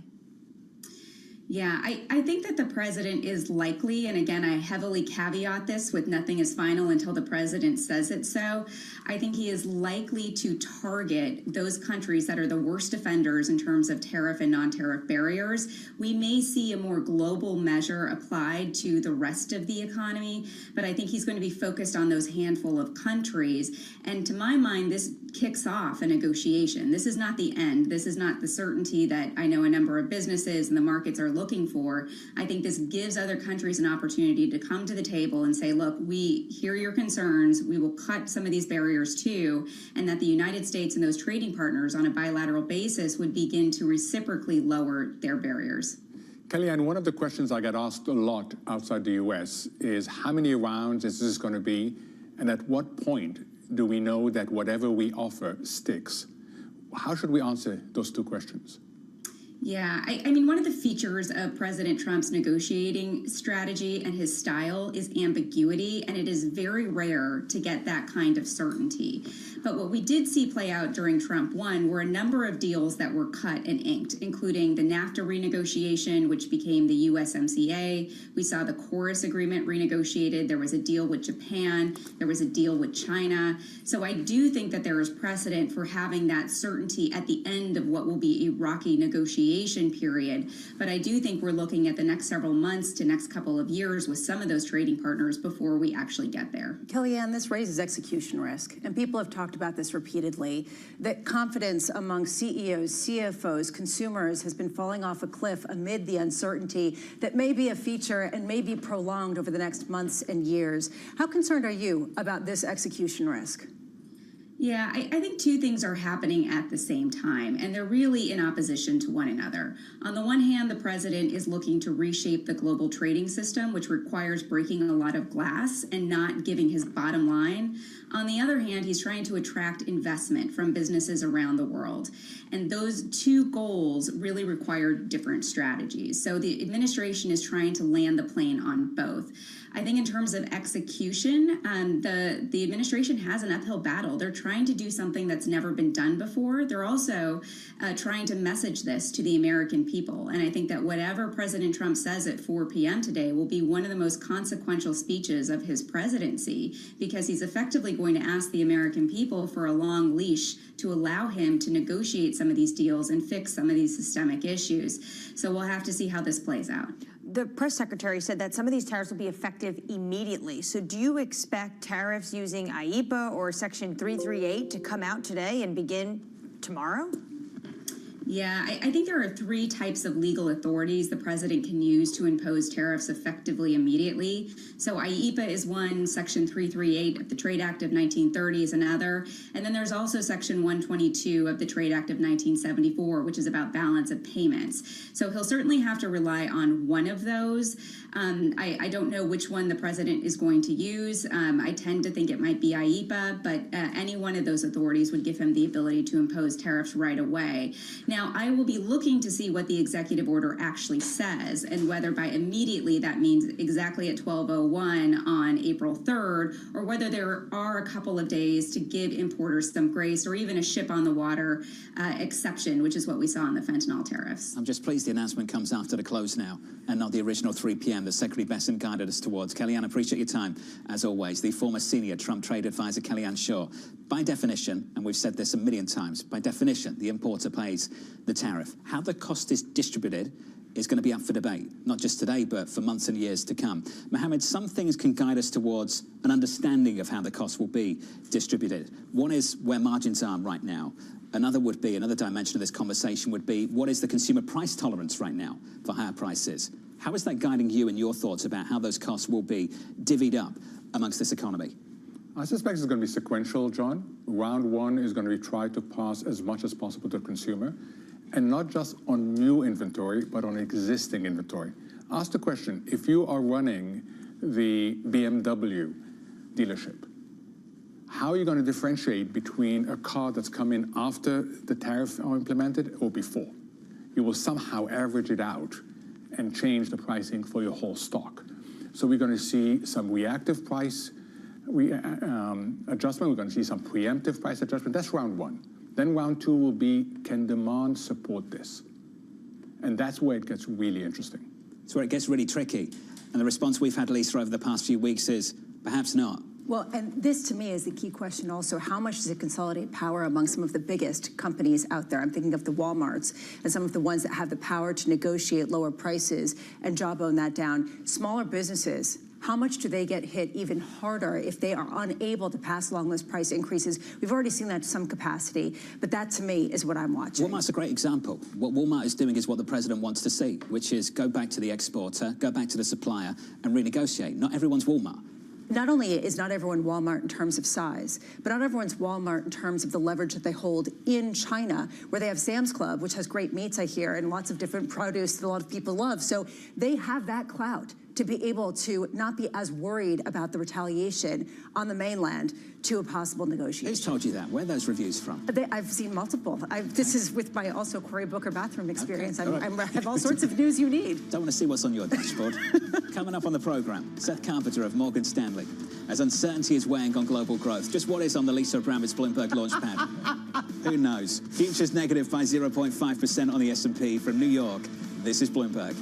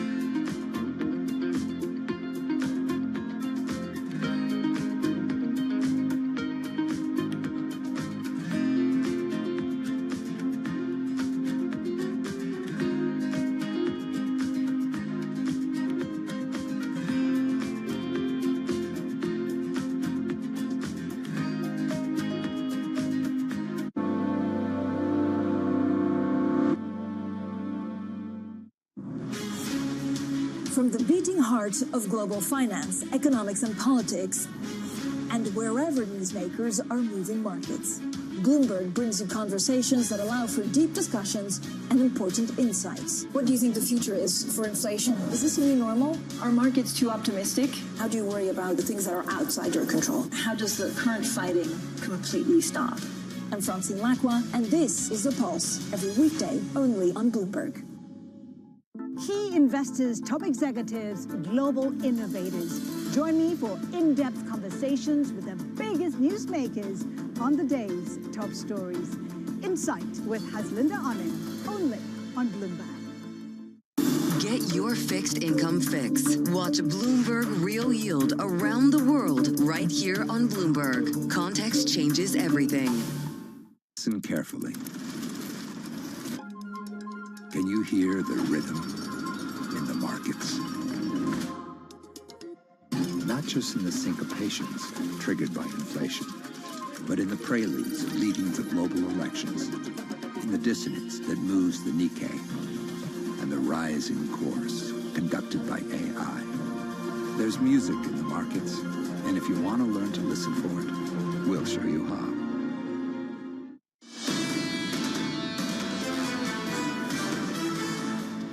Live from New York City, welcome to the program. A long trading day ahead of us. And then after that, you've still got payrolls on Friday and an address from Chairman Powell going into the weekend. Equity futures on the S&P near session lows. We're negative by 0.6%. On the NASDAQ 100, we're down by 0.75% with 2 hours until the cash open. Here are your morning movers with Yahara Hacker. Say Yahara. Hi, John. We start with a check on Tesla, falling 2.6% here. Even ahead of those delivery numbers expected later this morning, we already have some news. Preliminary data by China's Passenger Car Association showed Tesla deliveries saw a huge drop in the month of March, falling 11.5% year on year to about 78,000 units. So it's still struggling in China amid fierce competition there. And next up, we get a check on Newsmax. Shares are falling 23%. The stock is having a meme stock moment, but today it's giving up some of the gains we've seen. The stock IPO'd at $10 on Friday. Now it's still a $178 stock, and it has a valuation greater than its conservative news rival, Fox. So very notable.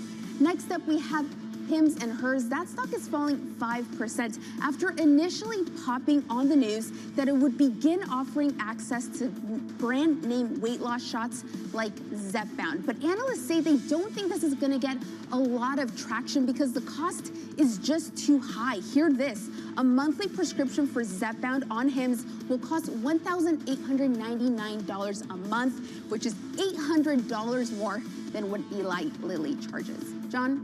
Yahara, thank you. Appreciate the update. 3 names to watch going into the opening bell. On our radar this morning, our top story worldwide. President Donald Trump's tariff plans coming down to the wire. Sources telling us here at Bloomberg that Trump's team is still finalizing the approach ahead of today's Rose Garden event at 4 p.m. Eastern Time. Elsewhere, President Trump also meeting today to discuss the sale of TikTok's operations in the United States. People familiar with the talks telling us that Trump's considering a deal with Oracle and Blackstone. TikTok facing a deadline to find a buyer by Saturday. So I'm not surprised that Oracle's involved with this. No U.S. company is more intertwined with TikTok than Oracle has been when it comes to cloud and Project Texas to try to cipher off some of the U.S. data. The deadline is Saturday. Now, Trump has said he could extend the deadline. He's also talked about the fact that he might use TikTok when it comes to negotiations on tariffs with China. So it sets up a really interesting day of the fact that he's going to have this meeting today with his Vice President, J.D. Vance, and some other officials that are dealing with national security and TikTok, like Tulsi Gabbard and Mike Waltz. But then on Saturday is the deadline, and at 4 p.m. in the middle of all of this, he's announcing tariffs. Throw in our reporting earlier on this morning, Lisa, that China has taken steps to restrict local companies from investing in the United States. It's a great point. Will China sign off on this, given the tit for tat, given the backdrop? And then, and this actually is my ultimate question, how much is President Trump willing to go through with this ban if China is not willing to allow TikTok in the U.S. to be sold to one of these U.S. investors? One of these key moments to test how much actual resolve there is in the White House. There's an extra wrinkle in the story. You've all been following it, I'm sure. The Hong Kong conglomerate CK Hutchinson that we thought had a deal led by a consortium, led by BlackRock, to sell 2 of the ports down in Panama, and now we understand the Chinese government might have other thoughts on the matter. The Chinese government went to them and said, you didn't ask us for the permission to sign off on this kind of deal before you actually transacted with it, and now it's being held in limbo.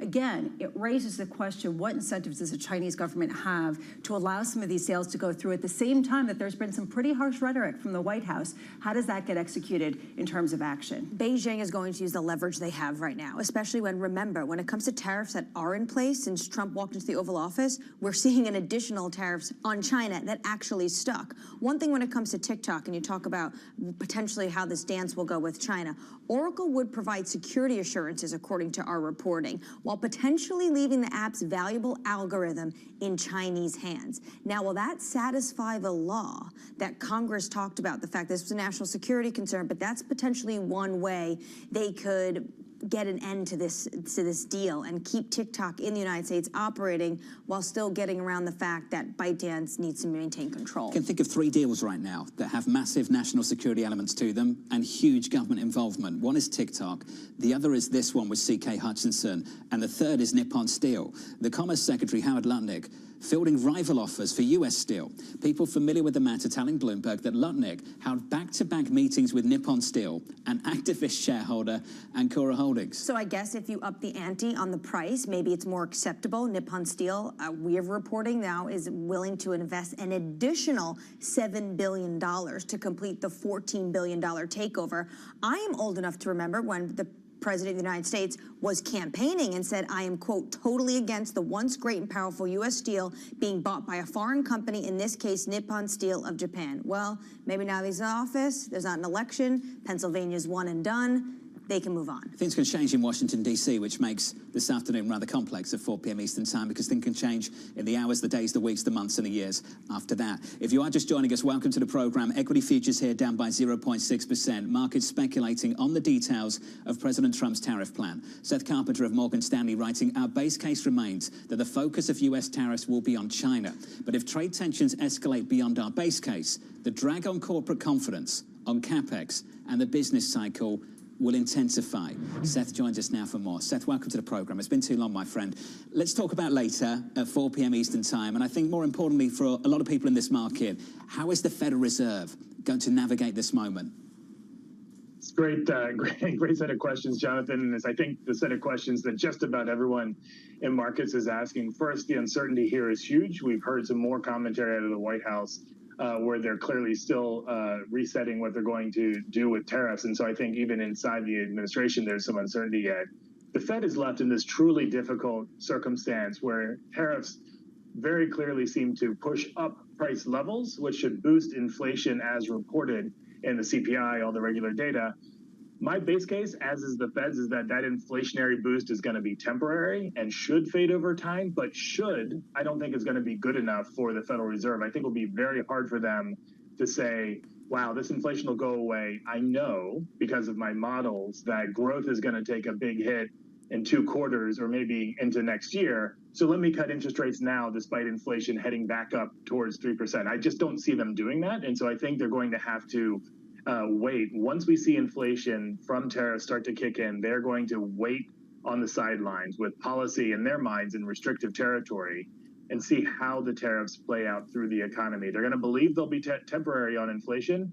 They're going to want that confirmed in the data. They're going to believe that it will cause the economy to slow down. But until they start to see it in the hard data, and make no mistake about it, the market has got the right answer here about a slowdown, but I think for the wrong reasons. There's not a ton of hard data yet that reveal the slowdown. I think all of that is still in the offing. So it sounds like you don't really see a Fed put in the offing to try to really give a boost to both economic growth and confidence in markets, which raises the question about a policy put on the other side. What is currently being priced in? We were just talking with Mohamed El-Arian, who is here, and he said that he sees it as a 50-50% chance of a Reagan-Thatcher reordering of international trade versus Jimmy Carter on steroids. Markets currently pricing in about 80-20. What do you see? I mean, I think it's very hard. When I talk to clients, investors around the world, there are as many views there as there are investors that you talk to. And so I think you can see the same asset pricing reflecting multiple different narratives. I think people just don't know. And so I don't think you can take anything for granted from asset pricing right now. I think it remains to be seen.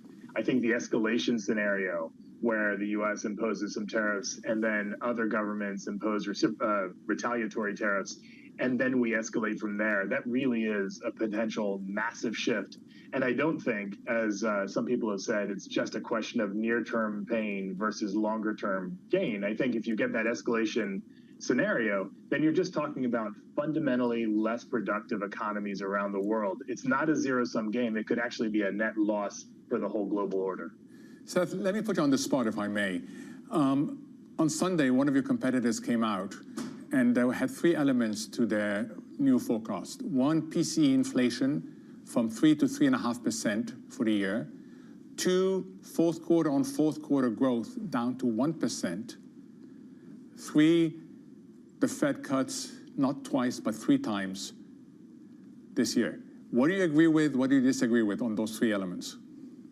Yeah, so I think the main thing I would disagree with a bit is the timing. So we've got 1.5% as a baseline growth rate, but boy, lots of room for downside there. And that's a pretty conservative assumption on things like where tariffs go and how much this immigration restriction, which we should have a whole conversation about that. I think it is the most underappreciated policy from a macro perspective.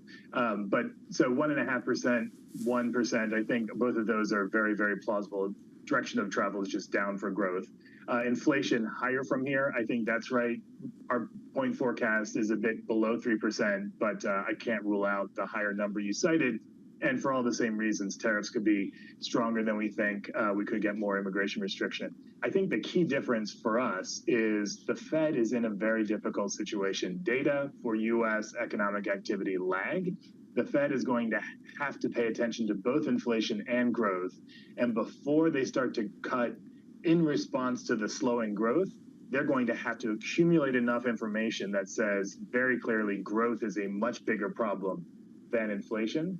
That is very hard to do with inflation bottoming out and starting to rise back up, especially if it gets past 3%. I think you really need much more accumulated softness before Jay Powell and company are going to be ready to look through 3% or higher inflation. Seth, do you see the market then as being wrong, pricing in 3 cuts by the end of this year, increasing that chance as the chance of some sort of weakening does seem to rise? I do think so. I mean, the market has to price things on a probabilistic basis, and so there are lots of different scenarios implied in that price. I would say if you're relative to a straight reading of where the market is, they have too much priced in terms of cuts this year, nowhere near enough priced in for next year. Seth Carpenter. Seth, appreciate your time. Thanks for making time for us this morning. Seth Carpenter there of Morgan Stanley. Thank you, sir. Going to take your question and throw it back at you. So Goldman Sachs, Jan Hatzius, let's give him the shout out over the weekend. GDP 1%, PCE 3.5, 3 cuts from the Fed. What do you disagree with? The 3 cuts from the Fed. I think this Fed may deliver 1 because it's inherently dovish, but even 1 is going to be tricky with PCE inflation going up as it is. You know, if this was a normal Fed, which it's not, but if this were a normal Fed... What's a normal Fed? A normal Fed is a Fed that realizes that when the inflation genie is out of the bottle, and when you have a recent history of inflation, you've got to get that inflation genie back into the bottle. It would be a Fed that's getting us to speculate when's the next hike. That would be a normal Fed, but this is not a normal Fed. This is a Fed that's willing to dismiss the soft data too quickly, is willing to call tariffs inflationary impact transitory before we even know what's coming. So it's not a normal Fed. It's a different Fed. When you say it's not a normal Fed, do you mean it's not a normal Fed chair? Do you hear that across the committee from all participants? It's very hard to disagree with the chair. It's very, very hard. And that's why the Bank of England gets over this issue by having external members. External members do not feel that they are under the same constraints as internal members.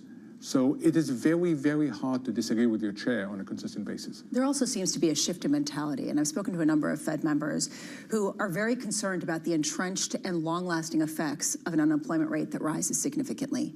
And that it seems like there is an emphasis on preventing the scarring in an economy from that kind of unemployment pop that leads to longer-term earnings declines, et cetera. And so it seems like there is a fear of allowing them to be so late at the same time that people are saying you need to be late in order to get the inflation genie back in the bottle. And that, to me, feels like one of the key tensions. You're absolutely right. And we're going to figure it out. But history is very clear on this, is that if you are facing stagflation, dealing with the deflation side comes first, and then dealing with the stag side comes second. Mohammed. It's good to see you're going to be sticking with us, I'm pleased to say. Equity futures right now in the S&P negative by close to 0.7% with an update on stories elsewhere. With your Bloomberg brief, here's Yahara Heckes. Hey, Yahara. Hi, John. Walmart is continuing to push Chinese suppliers to slash prices to offset Trump's tariffs. Sources telling us here at Bloomberg, the company is still asking for 10% price cuts for each round of tariffs, even after government officials summoned Walmart executives after they caught wind of this. Meanwhile, President Trump has said for months that the U.S. will take over Greenland. Now that rhetoric may be turning into policy. According to the Washington Post, the White House is drawing up a cost estimate to take over the Arctic territory. The report says one option being considered is to offer a sweeter deal to Greenland's government than Denmark. And U.S. Attorney General Pam Bondi has directed federal prosecutors to seek the death penalty for Luigi Mangione. The 26-year-old is accused of murdering United Health executive Brian Thompson outside a Midtown hotel in December. Mangione is set to go on trial for murder in New York State, which hasn't executed a felon in over 60 years. That's your Bloomberg brief. John? Yahara, thank you. Thanks for the update. More from Yahara in the next hour. Up next on the program, reshaping the global landscape. Now you're seeing a shock that's internally generated inside the US. It's leading to US underperformance. We are undergoing transformations to international relations and geopolitics that we haven't seen for many, many decades. In just a few moments' time, we'll catch up with the former Obama economic advisor Jason Furman from New York City. You're watching Bloomberg Surveillance.